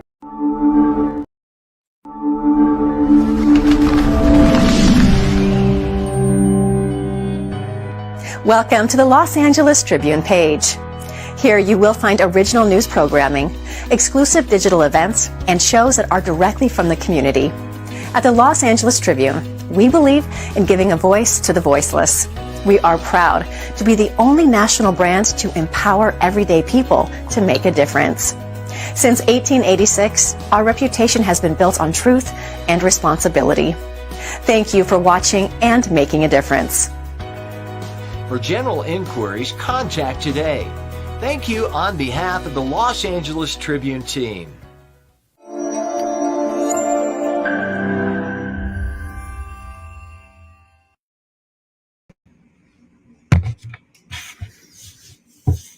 Oh, I don't hear you there, Jeffrey. If I hit that unmute button. Well, we have Eric Yellen here. He doesn't just build brands. He's an architect of ecosystems with over 4 decades of experience spanning marketing, technology, and strategic leadership. Eric has transformed businesses from the ground up. Eric, it's my absolute pleasure to jump on here and be your host for this little interview. We've got 10 minutes, so this is a power round. I'd love for you just to share a bit more about your story in 2 minutes, and then we'll dive in. Well, I'll try to make it as fast as I can, but basically I started in entrepreneurship when I was in high school, was in junior achievement. The company that I was in produced a television show, and I sold television commercial time. And so it was great. But then I just started my journey doing a lot of different things. Eventually went to work for ABC News. Then from there, I went to work as regional marketing director for Ringling Brothers Circus and Walt Disney's World on Ice. And that was back in 1985. And I had already purchased my first computer. So I learned very early on the value of computers and technology. Eventually, I went to work for a small tech company, developed the first CRM system for the PGA of America, started my own software company, then got sick and tired of software, went into the golf industry, eventually ending up as executive director of the Southern Nevada Golf Association. But then from there, I got sick. I stopped working completely. I was kind of forced into retirement at age 51. But when I was finally able to get better, I said, what am I going to do with my life? And I saw that, well, the problem that a lot of people had in the entrepreneurial space was they were still frustrated, overwhelmed, and confused with technology. So I decided that's the direction I was going to go. And because of my breadth and wealth of experience, I decided to become a business coach.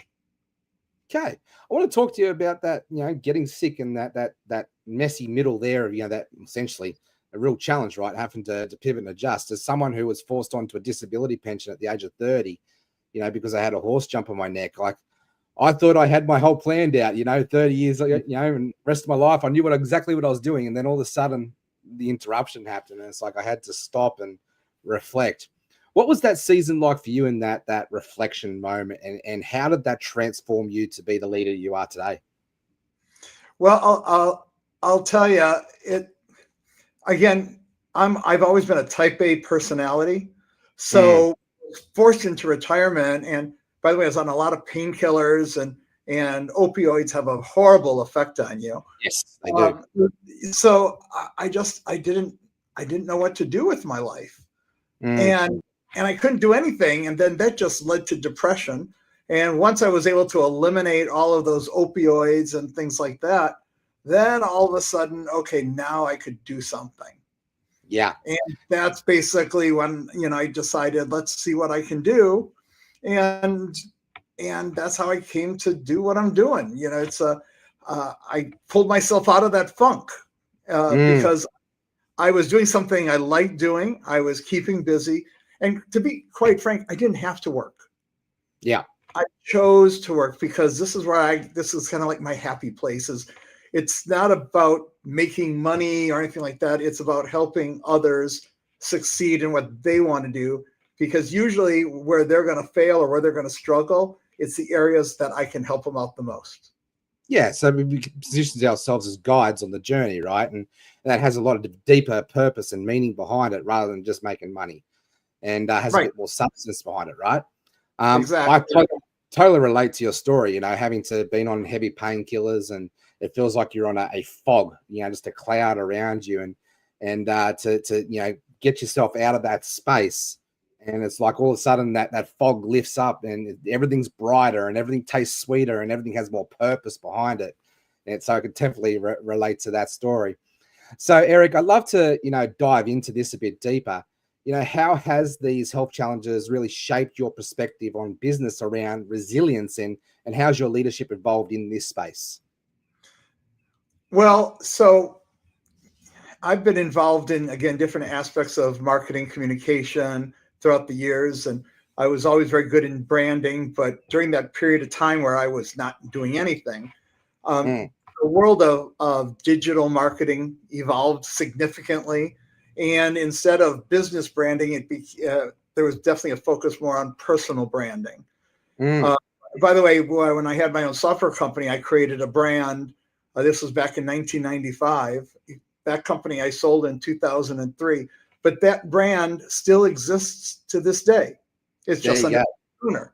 So I was taking those talents and putting it into the personal branding space, because now it doesn't matter what kind of business you have. It doesn't matter if you're a solopreneur or running a multinational corporation. That personal brand is so important. And in encountering a lot of the different people out there, you know, we all hear now that people want to do business with those they know, like, and trust. Well, what does father and son is saying it's deeper than that, is finding areas that we can connect, relate, and resonate, right? And our personal brand and our stories really help us to connect with our audience on that heart to heart level. Yeah, but what I found was that there's a lot of people who work to try to achieve that, but quite frankly, they're not necessarily good at it because they're not authentic. And in order to really build that credibility and that trust, you need authenticity. And that's the one thing that is not talked about an awful lot anymore. And you see it around all the time, you know, that people are saying one thing, but they're doing another. Yeah. And I want to jump in on that, because I feel like authenticity is a fad word that's been thrown around a lot, especially in today's world. And you can sort of sense that there's, you know, there's fake authenticity and there's real authenticity. I know that's quite contrite to, you know, to create the parallels, but it's true. So what are some of the tips that you would have to help entrepreneurs and leaders to really lean in and be truly authentic? Not just being authentic for the sake of it, but like go deep with that. Well, so when I'm talking about personal branding with someone, the first thing with our Megafluence method, our methodology, is you have to start with a strategic brand strategy. That's the foundation of everything you do, and that's based on, and this is, I'm not reinventing the wheel here. This is tried and true principles. It's based on your mission, your vision, and your values, and your values is the most important thing. So if you have a core set of values and everything you say and do is based on those values, you'll automatically have authenticity. The problem with a lot of people is they'll say one thing one day, and then the wind shifts, and they're going to say something totally different the next day. Well, that means that they really didn't have a core set of values to begin with. Yeah. So how do you help people identify their core set of values? I think that's something that a lot of early entrepreneurs and aspiring leaders really struggle with. So how do you help people identify, say, their three really primary core values? Well, you know, part of it is you just sit down with them, and you got to obviously interview them, ask them a lot of questions. You need to know what their why is. Why are they doing whatever it is that they're doing? What makes them happy? Why does that make them happy? You try to pull a lot of that information out, and then from there you can craft in writing. They're not crafting. You know, crafting sounds like you're creating something. But what you're doing is you're taking what they're telling you, putting it on paper so that you have now something to work off of. So if you're hiring an agency, for instance, to do your social media or something, they know what your values are, and then they can do things based on that. Yeah, beautiful. So we've only got a couple of minutes left. So what would be one takeaway that you want our audience to take away from you? Well, again, the basic principle we're hearing everywhere is if you want to be a true leader, what you have to do is you have to build that level of credibility, authority, and trust. And the only way to do that where you're actually leaving a legacy and you're not being fake about it is to base it on a core set of values. So it's not just credibility, trust, and authority. It's also authenticity. Yeah, beautiful. Couldn't have said it myself. All right, mate. Well, thank you very much for your time. I believe time is up. And I really appreciate you, Eric. It's been an absolute pleasure. We're going to bring up Sandy Segralata here in a second. And but thank you, Eric. We'll see you on the next one. All right. So there you go. So Eric's tips there. So it was credibility, authority, and trust to help you to build your personal brand. And as someone who really leans in and helps people to leverage their stories and build their personal brand in today's world, I would highly recommend that you go figure out what your core values are, just like Eric had to mention with us. So I'm going to bring up my good friend, Sandy, to the stage now. So Sandy, it's an absolute pleasure to be your host for this interview. Hello, Jeff. How's it going down under? Oh, it's going great. We're just about 20 to 10 in the morning. I've been going since 2, so firing I on all know. cylinders. You're like a beast here. It's incredible. Thank you. Thank you for everything that you're doing to support this. It's really amazing. No, thank you for your appreciation. Cool. So let's dive in. I'd love you to introduce yourself so our audience can get to know you as intimately as I do, because we've already done a couple of podcasts together. But Sandy, if you could share your story with the world, that'd be absolutely fantastic. Oh, gosh. You know, Jeff, we don't have enough time to share my whole story. But in a nutshell, I've been on this journey since January of 1990 was when I hit rock bottom, turned my life around. And since that time, I became a U.S. national and international figure skating coach. I have a gold medal in ice dancing. I've run marathons. Today, I'm a peak performance expert. And I throw in the conscious leadership because I think that peak performance and conscious leadership go hand in hand. Because whether, performance is performance, whether you're talking about athletes or leadership. And so I'm just doing my thing. I've got a podcast called Happiness Solved, where I have episode 410, I think, was released. I forget. It was just yesterday, but I forget. Hey, Krish, thank you. And I'm launching a new venture I've been working on for quite some time. And that is the Peak Performance Playbook. And it's a streaming television show where the tagline is today's athletes, tomorrow's leaders. Love and that. Because I'm a retired professional athlete and I work with professional athletes and amateur athletes and entrepreneurs and CEOs and leadership and whatnot on peak performance, I'm so excited about this because when you look at athletes, they're leaders in their own right, but the way that they present themselves in every moment where it really matters, is what differentiates one from the next, right? Because leadership, leadership, I just dropped, the podcast I just dropped yesterday is on conscious leadership and why it's not optional anymore. Well, let's dig into that because I think that's really a valuable topic to get right into. What is it you think that, professional athletes, top performance, peak performance, people in that space, what is it that they have that others really need to sort of get in when the going gets tough and don't have that quit mentality and just dig in and get through to the other side? I'd love to unpack that a bit further. That's such a great question. So here's the thing. What separates them and everyone, right, from every level that we progress to is resilience. Okay. And resilience is a muscle. All right. It's a muscle that you build just like we're, working on all of our muscles. So with athletes, you start out really young and you lose. I'm an obsessed tennis player. I had a match earlier today. I wasn't able to speak earlier today when Michael Silvers had scheduled me because I'm like, I have a tennis match. Sorry. So I'm going to use tennis as an example, even though I'm a professional figure skater, but today my jam is tennis.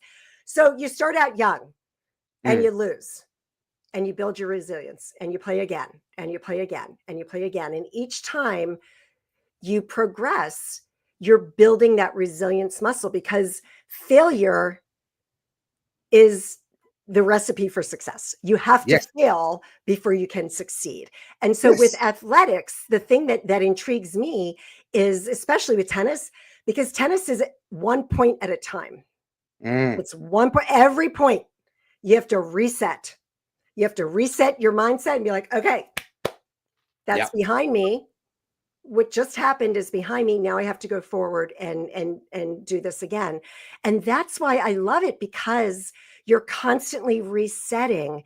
And as you're resetting, you're building that resiliency muscle, so that life is going to happen. Life is going to throw us curveballs.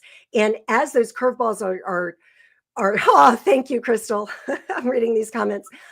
As you're building that resilience muscle and things are happening, you're growing and you're growing and you're growing. And it's incremental. It's like compounding interest, right? Yeah. You've got to fail so many times, right? Baseball. Yeah, I'm from a baseball family. My parents used to own a minor league baseball team. Baseball players fail 9 out of 10 times when they're up at bat. Yep. Okay. And so you look at that and it's like, that is the big thing, is that learning how to be resilient, so that that's going to push the needle forward. And that's why I love comparing sports and leadership. Yes. Because it crosses over. And all the leaders know, if you're, you don't have to be a professional athlete, just go run a marathon or a half marathon or a 5K. Doesn't matter. Because when you complete it, you're better off than you were before. Yes. And you've got that resilience. You're like, oh my God, I did that. Like, I ran the Marie Corn Marathon one time. I did it in 2006. And that is one of the hardest marathons, simply because the point two, you're like this, and you've got Marines all, along the sideline, and you're literally crawling up the hill and they're like cheering you on. But like, I know that because I did that, I can do anything. Yes. These little things that come across, I'm like, oh my God, I did the Marine Corps Marathon in just under 5 hours, 4 hours and 54. I freaking ran for 4 hours and 54 minutes. Like, who does that, right? So I'm like, if I can do that, I can tackle this. And that's why it builds that resilience that leadership needs so desperately. Yeah. I love that attitude, like a resilience and just getting in, right? Especially in today's world. Like, I'm looking at my 11-year-old son, right? And he's going through that transitional phase from being a kid into a teenager. And, some of those things that he's been, trying to achieve. And we've been having a lot of conversations as father and son to help him to build his resilience muscle, because he's tried a couple of things, hasn't worked out for him, and said, Dad, I'm hopeless at this. I can't do it.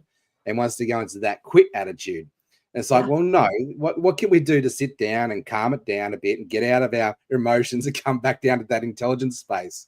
And what can we do different? Failure is just feedback, right? And for help us to pivot and adjust. You've taken, as you're sharing your tennis story, I was reflecting on my horsemanship story. I was junior national champion of Australia in Western Pleasure for 97 and 98. Oh, wow. Wow. And so I remember growing up in my teenage years, doing that Western Pleasure in those events.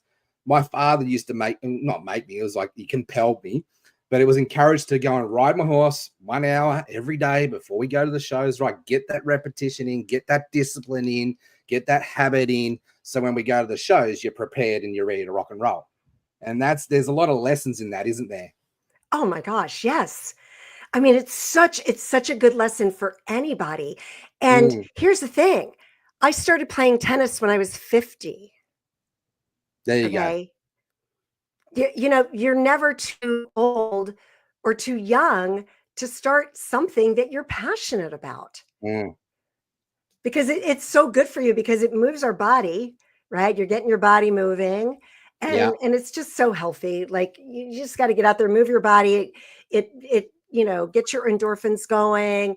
It reduces stress. You think clearly, like, oh, you want some really good ideas. You have writer's block. You've got some sort of block. Get out there and do walk. something active.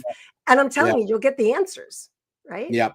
Now, my wife and I get out and do our power walks, and we have our business, they call it our business strategy sessions while we're walking. So it's the best time. Right. Yeah. Yeah. And I want to talk a bit like, so we're touching on qualities of leadership, right? We've Right. touched on the big one, resilience. I want to shift gears and move over to integrity and Okay. essentially trust. Okay. And, I feel like relationships, right? It's about building a trust bank. We Oh, we for do sure. life again, and, so let your yes be a yes and you lean into that. What are some of the tips and advice that you can give to our young entrepreneurs who are listening to this show today to help them to build up their integrity and build their trust up with their audience and their people around them? Well, I was listening to the tail end of you and Eric, who's a dear friend of mine. Hello, Eric. Sorry, I missed your whole talk, but authenticity. Mm, So, and I know he was saying that people aren't really talking about authenticity. I think people are trying to be authentic, but they just don't know how to be authentic. But yeah, authenticity, if you're being authentic and you're being who you are, integrity is going to follow suit. That is, if you have the right intentions in mhm, mind. All right. But integrity is all about doing what you say and saying what you're doing. And the other thing too is, actions speak louder than words. yes, And so if you're a leader and you're saying we're going to do this A, B, C, and D, you need to do A, B, C, and D, because if not, everybody who's watching you is going to say, oh, they didn't do that, right? So that's where the lack of integrity falls in, was that people say they're going to do this and then they don't. And I think that's one of the biggest failures in leadership, is that, leaders come up and we're going to do this and we're going to do that. We see it in politics. We see it all over the place where people say, I'm going to do this, I'm going to do this and do that. yeah, And really, for integrity, a couple of things need to happen. If you're not in integrity and you've made a mistake, apologize, own and it. apologize publicly. Mm, Right? Because you didn't follow through in your word, and maybe there's explanations, maybe there's certain, things happen, but publicly come out and apologize. And that's what we're not seeing at the highest level, is that no, people are making mistakes and they're not apologizing. And people, when you're not owning and being responsible for your own actions, taking accountability, mm, that is going to affect your integrity, because people will see that. They'll remember, okay, you said you were going to do this. You didn't do it. You didn't even apologize. You just kind of shoved it under the rug. People and notice those things. Yes, yes, that's right, Eric. Don't just talk the right, walk the talk. walk That's the right. walk. And what you're Yeah. describing is what I call above the line culture.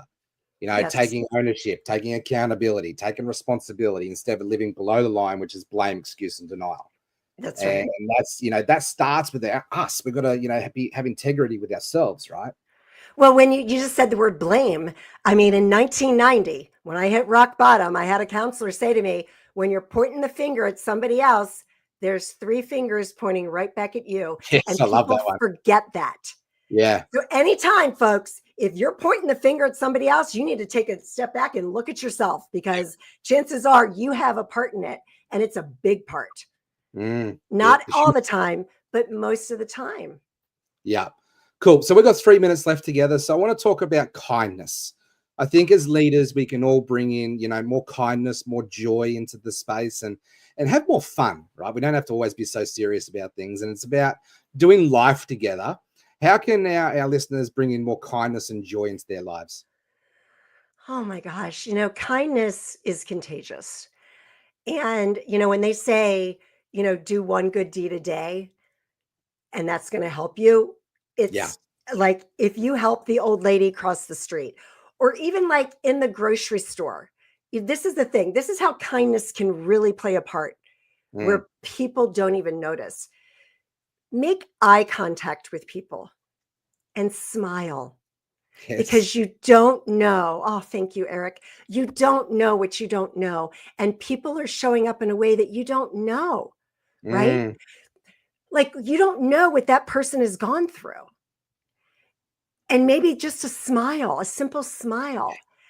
When you're checking out at the grocery store, how are you today? Gosh, you're doing a great job today.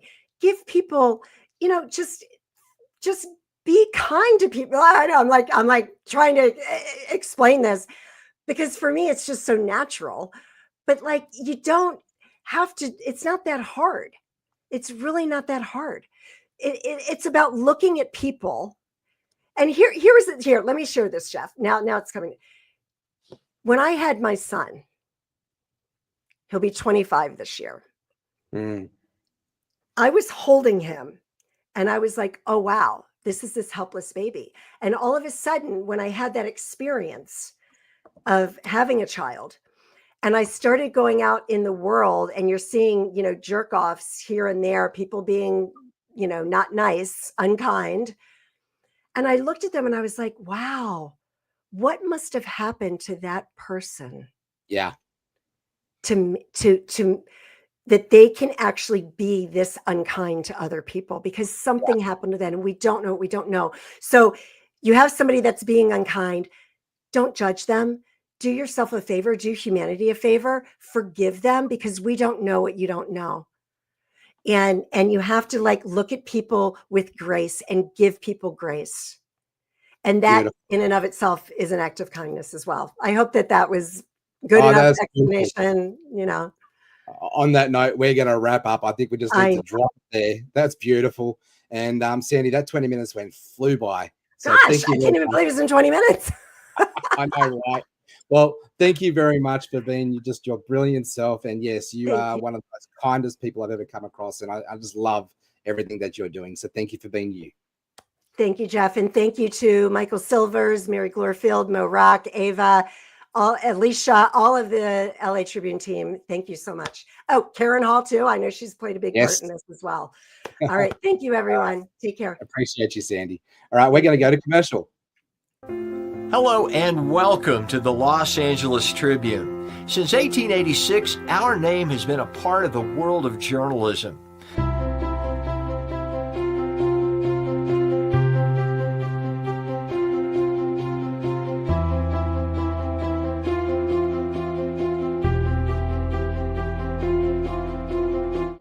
We've earned a reputation for being a publication that practices integrity, authenticity, and responsibility.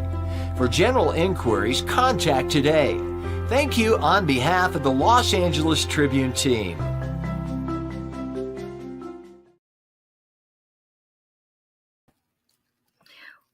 Well, welcome back. It's been 3 days of amazingness, and I am so grateful for all of our audience who have joined us. I see that we've got a lot of the comments that you guys are sharing. Jeff Ross, thank you so much for hosting that segment with Sandy and Eric. What a powerful coming together. And ladies and gentlemen, we've got one more exciting guest for you, and it's all about abundance. We would like to close day 3 in abundance with abundance mindset and focus and meditation as we bring in the co-hosts together in the next 10 minutes.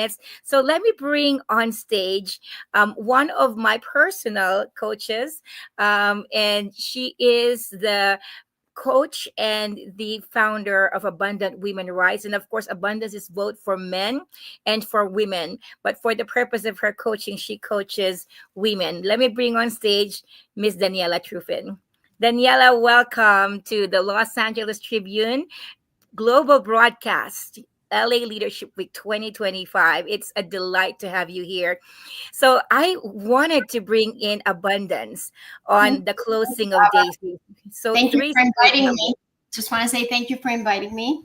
Oh, you're welcome. Absolutely. I'm part of this community for a long time, and with you in it, I'm just getting closer to you guys. Yes, you are. I mean, you've been faithfully commenting and part of the conversations from like even years back.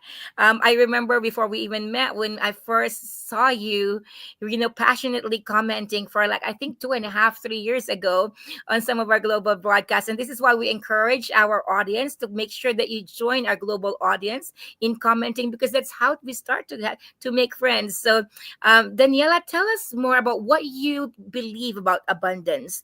Why is abundance focus and abundance mindset important for us as entrepreneurs, as leaders, to have it be a focus and a presence in our life?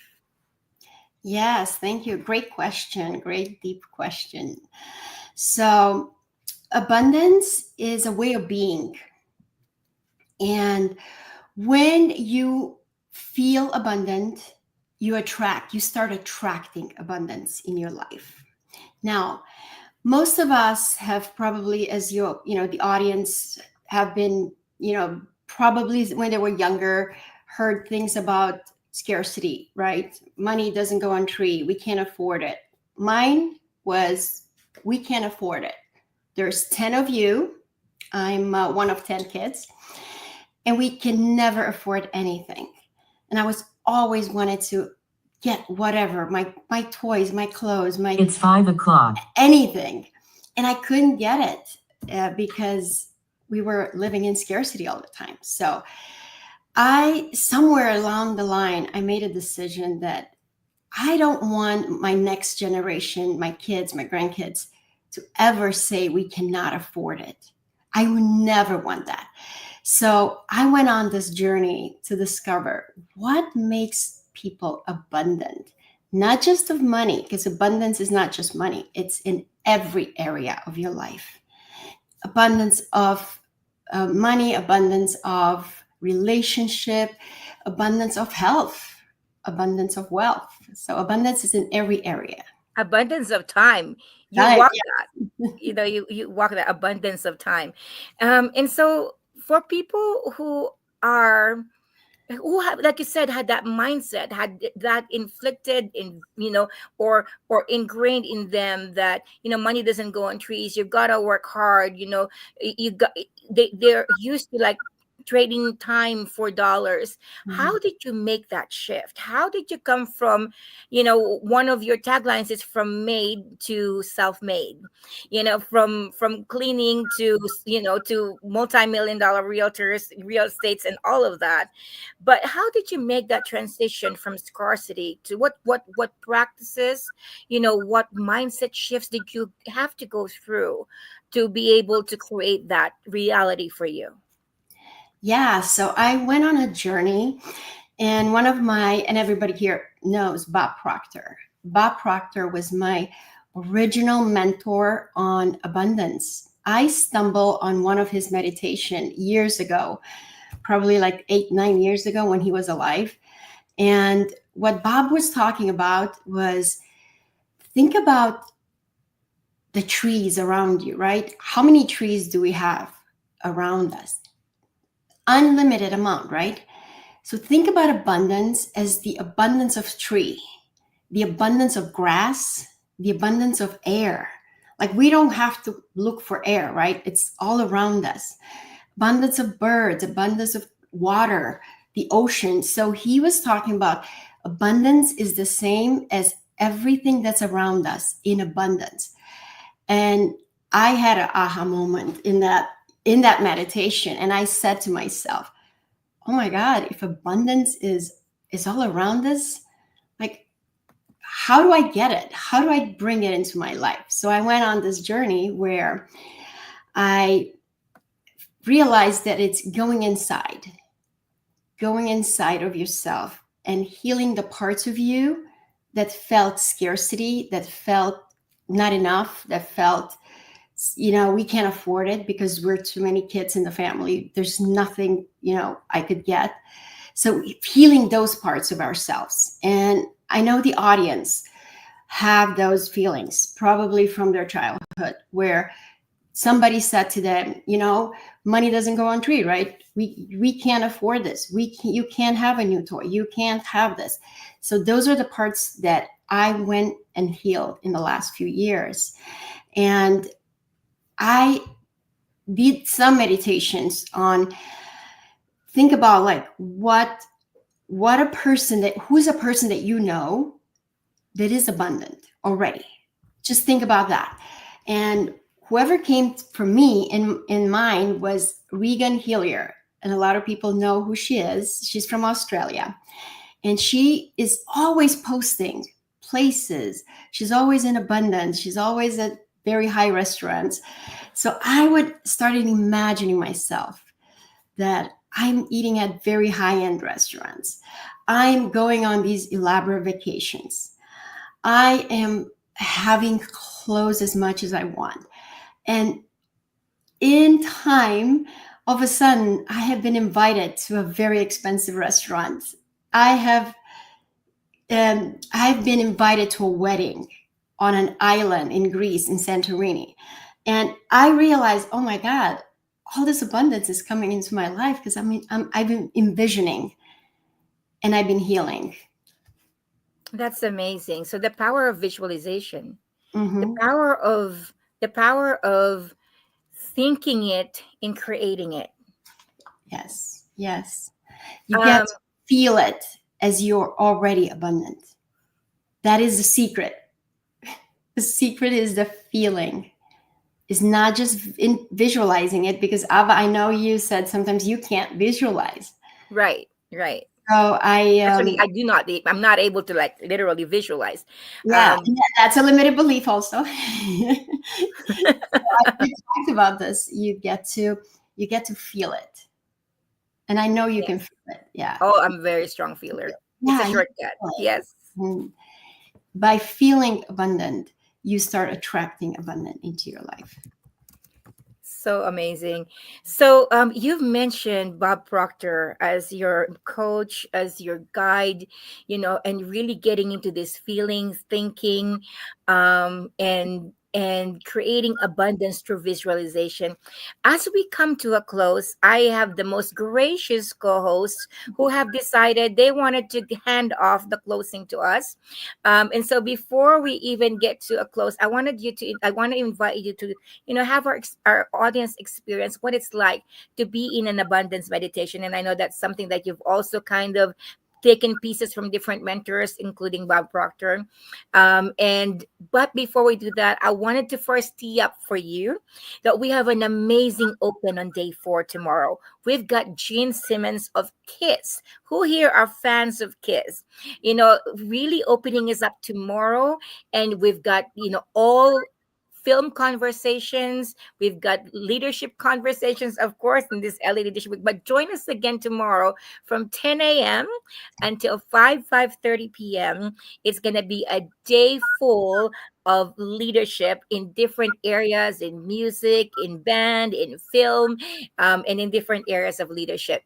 So definitely abundance. Definitely abundance is the key and the keyword for LA Leadership Week, with 200 plus speakers, thanking Mary Glorfield, executive producer of the LA Leadership Week 2025, our CEO Mo Rock, our Vice President Michael Silvers, our Chief Operating Officer Parisa Rose, our Chief Strategy Officer Alicia Magnus Lewis. We've got Jason Antelek, the Director of Speakers Bureau, on the helm today in the back scenes. We've got Jeff Ross, who's also our genius in terms of everything, websites and CEOs and designs, with Daniel Russo. We've got an entire team in the Los Angeles Tribune that's really running the background in here. And I wanted to thank all of you, all of our co-hosts, Vietnam Journal today with Dr. Emily Letran. She's flying to the Philippines to create more journals. We've got a lot of amazing medical journals that's coming together right now. And also thank you to Karen Hall, to Donna Campbell. Totally an amazing team. Jane Slack is like, oh my, what an amazing team. Absolutely, what a huge team. And we all, play in each other's strengths, and we all support each other. And thank you for the visionary leadership of our Chief Strategist, Steward, and CEO Mo Rock. With that, Daniela, I would like to invite you to bring our day 3 into a close with an abundance meditation. Yeah, so this is Ava's favorite. I personally recorded it for her. Let's go. So let's go. Yes. So close your eyes. And I want you to, as you say this, I want you to envision it also. Feel it, envision it. So Bob Proctor, this is his meditation. I am so happy and grateful now that money comes to me in increasing quantities through many sources. I am one with the infinite riches of my subconscious mind. It is my right to be rich, happy, and successful. Money flows to me easily, endlessly, and in avalanches of abundance. I give my talents with love, and I'm wonderfully blessed financially. It is amazing. That's it. Ava has it on repeat. I was going to say, I need the repeat. One more time, please. One more time. Okay. I am so happy and grateful now that money comes to me in increasing quantities through many sources on a continuous basis. I am one with the infinite riches of my subconscious mind. It is my right to be rich, happy, and successful. Money flows to me easily, endlessly, and in avalanches of abundance. I give my talents with love, and I'm wonderfully blessed financially. It is amazing. There you go. Thank you so much, Daniela. Daniela has Now the whole world business has and Facebook group called Abundant Women Rise. And I am excited. I actually have her meditation in repeat, and I sleep on it. So good. Yes. You've got wonderful comments, Daniela. Avalanches of abundance. I envision the yes. waterfall. Yeah, you envision a waterfall when you say that. Envision a waterfall with like literally abundance coming down. Instead of water, you envision money coming down. And like you said, abundance is in everything. Right now I watch Daniela with such an abundance in time. Like her team creates finances for her without her being involved. She's playing with her grandkids. She's taking time to bake, to cook, to be in the swimming pool. And all of that, defines abundance. So what I want to say? I want to say that I created a life where I don't need a vacation from. So create a life where you don't need a vacation from. And that is through meditation, visualization, and feeling that you are already abundant. It's not easy. It's not easy sometimes, right? Like I have to be honest. I'm like, I've got her on repeat. Yeah. And it's not easy. Sometimes we're so present with what we need, what we don't have, like what we haven't paid, all of those things, right? Like the things that we want to create, that we need budget for, we need finances for, but all of that is the needing, right? So like, how do we shift from being in need to already having it?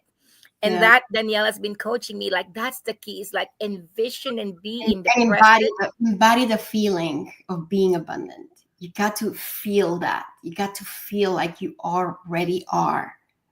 Because your subconscious mind does not know the difference.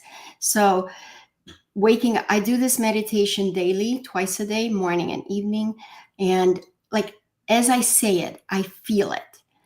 And I am not even surprised when things show up because I already know they're coming. Like, I don't even have to think where the money are coming. They're just showing up.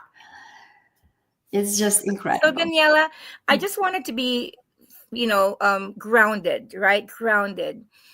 For people who are experiencing fear or shame or doubt, and it's just hard to shake it off. It's a reality, right? Like it's true. Yeah. How can one clear those feelings, forgive what can be forgiven, let go of what shames? Because you can't build on top of crap. No. You just can't build on top of SHIT, right? So you got to clear it to be able to build. So tell us a little bit more about how to clear any of the feelings you want to replace with abundance. Yes, and I do have that, and I've did it myself in many areas. And I call it the forgiveness letter. And probably you guys heard about it. The forgiveness letter is where you take a few sheets of paper and whatever you are feeling, shame, guilt, scarcity, whatever you're feeling that is not aligned with abundance, this is what I do. So I'm just going to give you the process. I find some either meditation music, some of my favorite music, and you put it on, and you take a few sheets of paper, and you go back to the moment. Like some cases, the shame, somebody blamed, somebody told you something, like anything that is weighing heavy on yourself, and you start writing everything you wanted to say to that person. Like, just yell it out on writing, in paper. Just keep it writing until, of course, probably feelings will come over you, cry will come, like tears will come down your face. This is when you release the past trauma, whatever it's going on in your life that you can't attract abundance. So as you're writing, sometimes 3-4 pages, and that after you're complete and you don't have anything to say, you take those pieces of paper and you crumble them up and you bury them or light them on fire, meaning you let them go. What I did is I created a place in the ground. I made a hole. I put my music, I put the paper, and I burned it. And it just took off, like the flames were going, and I felt like it was releasing out of my body. And that's one way to release anything that's holding you back from abundance. And anything that's holding you back is anything from your childhood, any trauma that you experienced. So, Daniela, you said childhood. Does that mean that when we're reproducing it now, it's not necessarily the problem? Does that mean there's an origin of that in childhood? Always an origin. There's always, you go back to the moment. For me, the moment was, and I distinctly remember because I was so little, I had to look up at my mom when she said, there is 10 of you and there's only one salary. So don't ask for anything. We cannot afford anything. And in that moment, I felt like, oh my God, I can't even have a toy, like that low. I mean, we have no money. So that's why I never want that to happen to my kids, my grandkids. So I literally shifted the whole generation. So my kids and grandkids don't ever have to say that ever again. And by me shifting and healing, I'm healing the whole generation before me and after me. That is so powerful. If we understand that that's the value of being abundant now, is that we heal the generations after us, and we also heal the generation before us. It is definitely worth standing for. You have seen videos of my granddaughters, how I create with my granddaughters. I'm creating moments and I'm videotaping them as they, go along.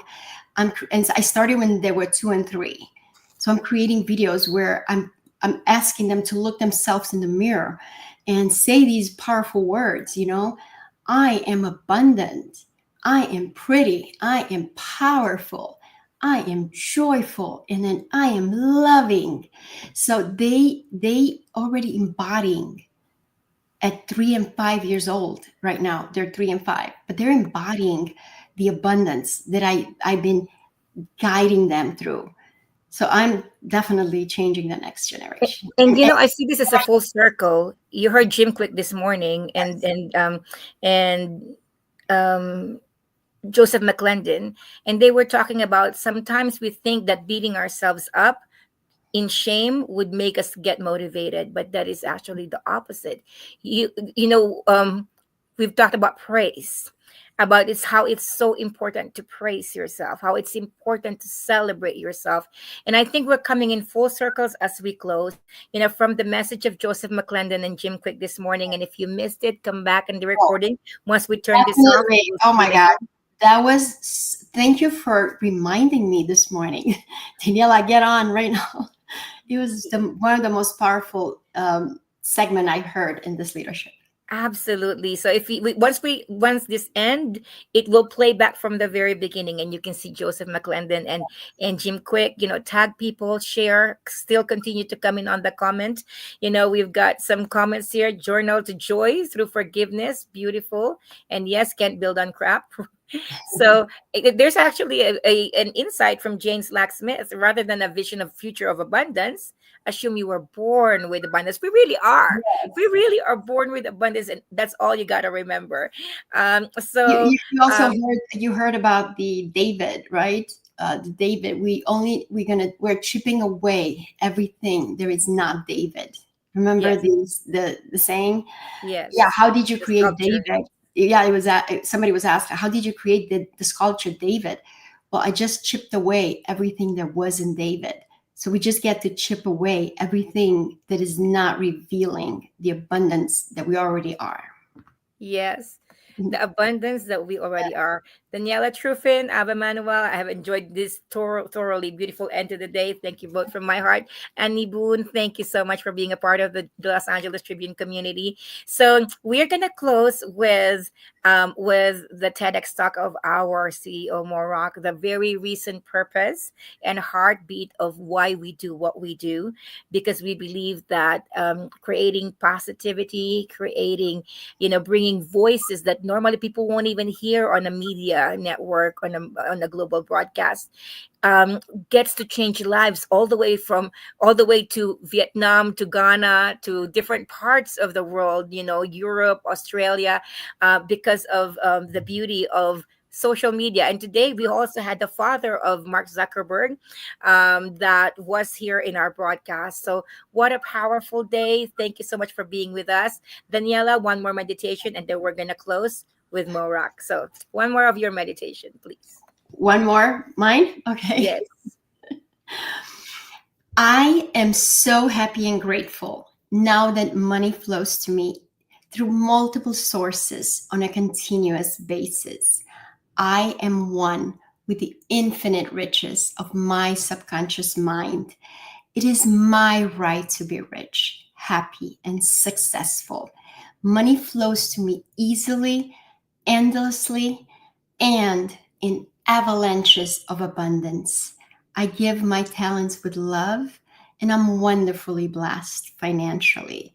It is amazing.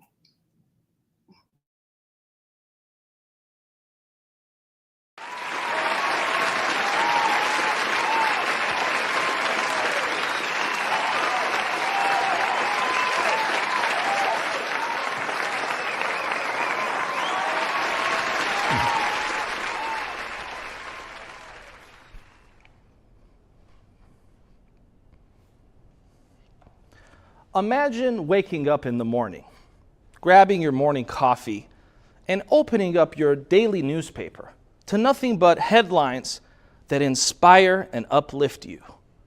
Headlines like the Apollo 11 moon landing and how it inspired people in the 60s, or headlines like the Berlin Wall has collapsed, or even more recently, headlines like the miracle on the Hudson.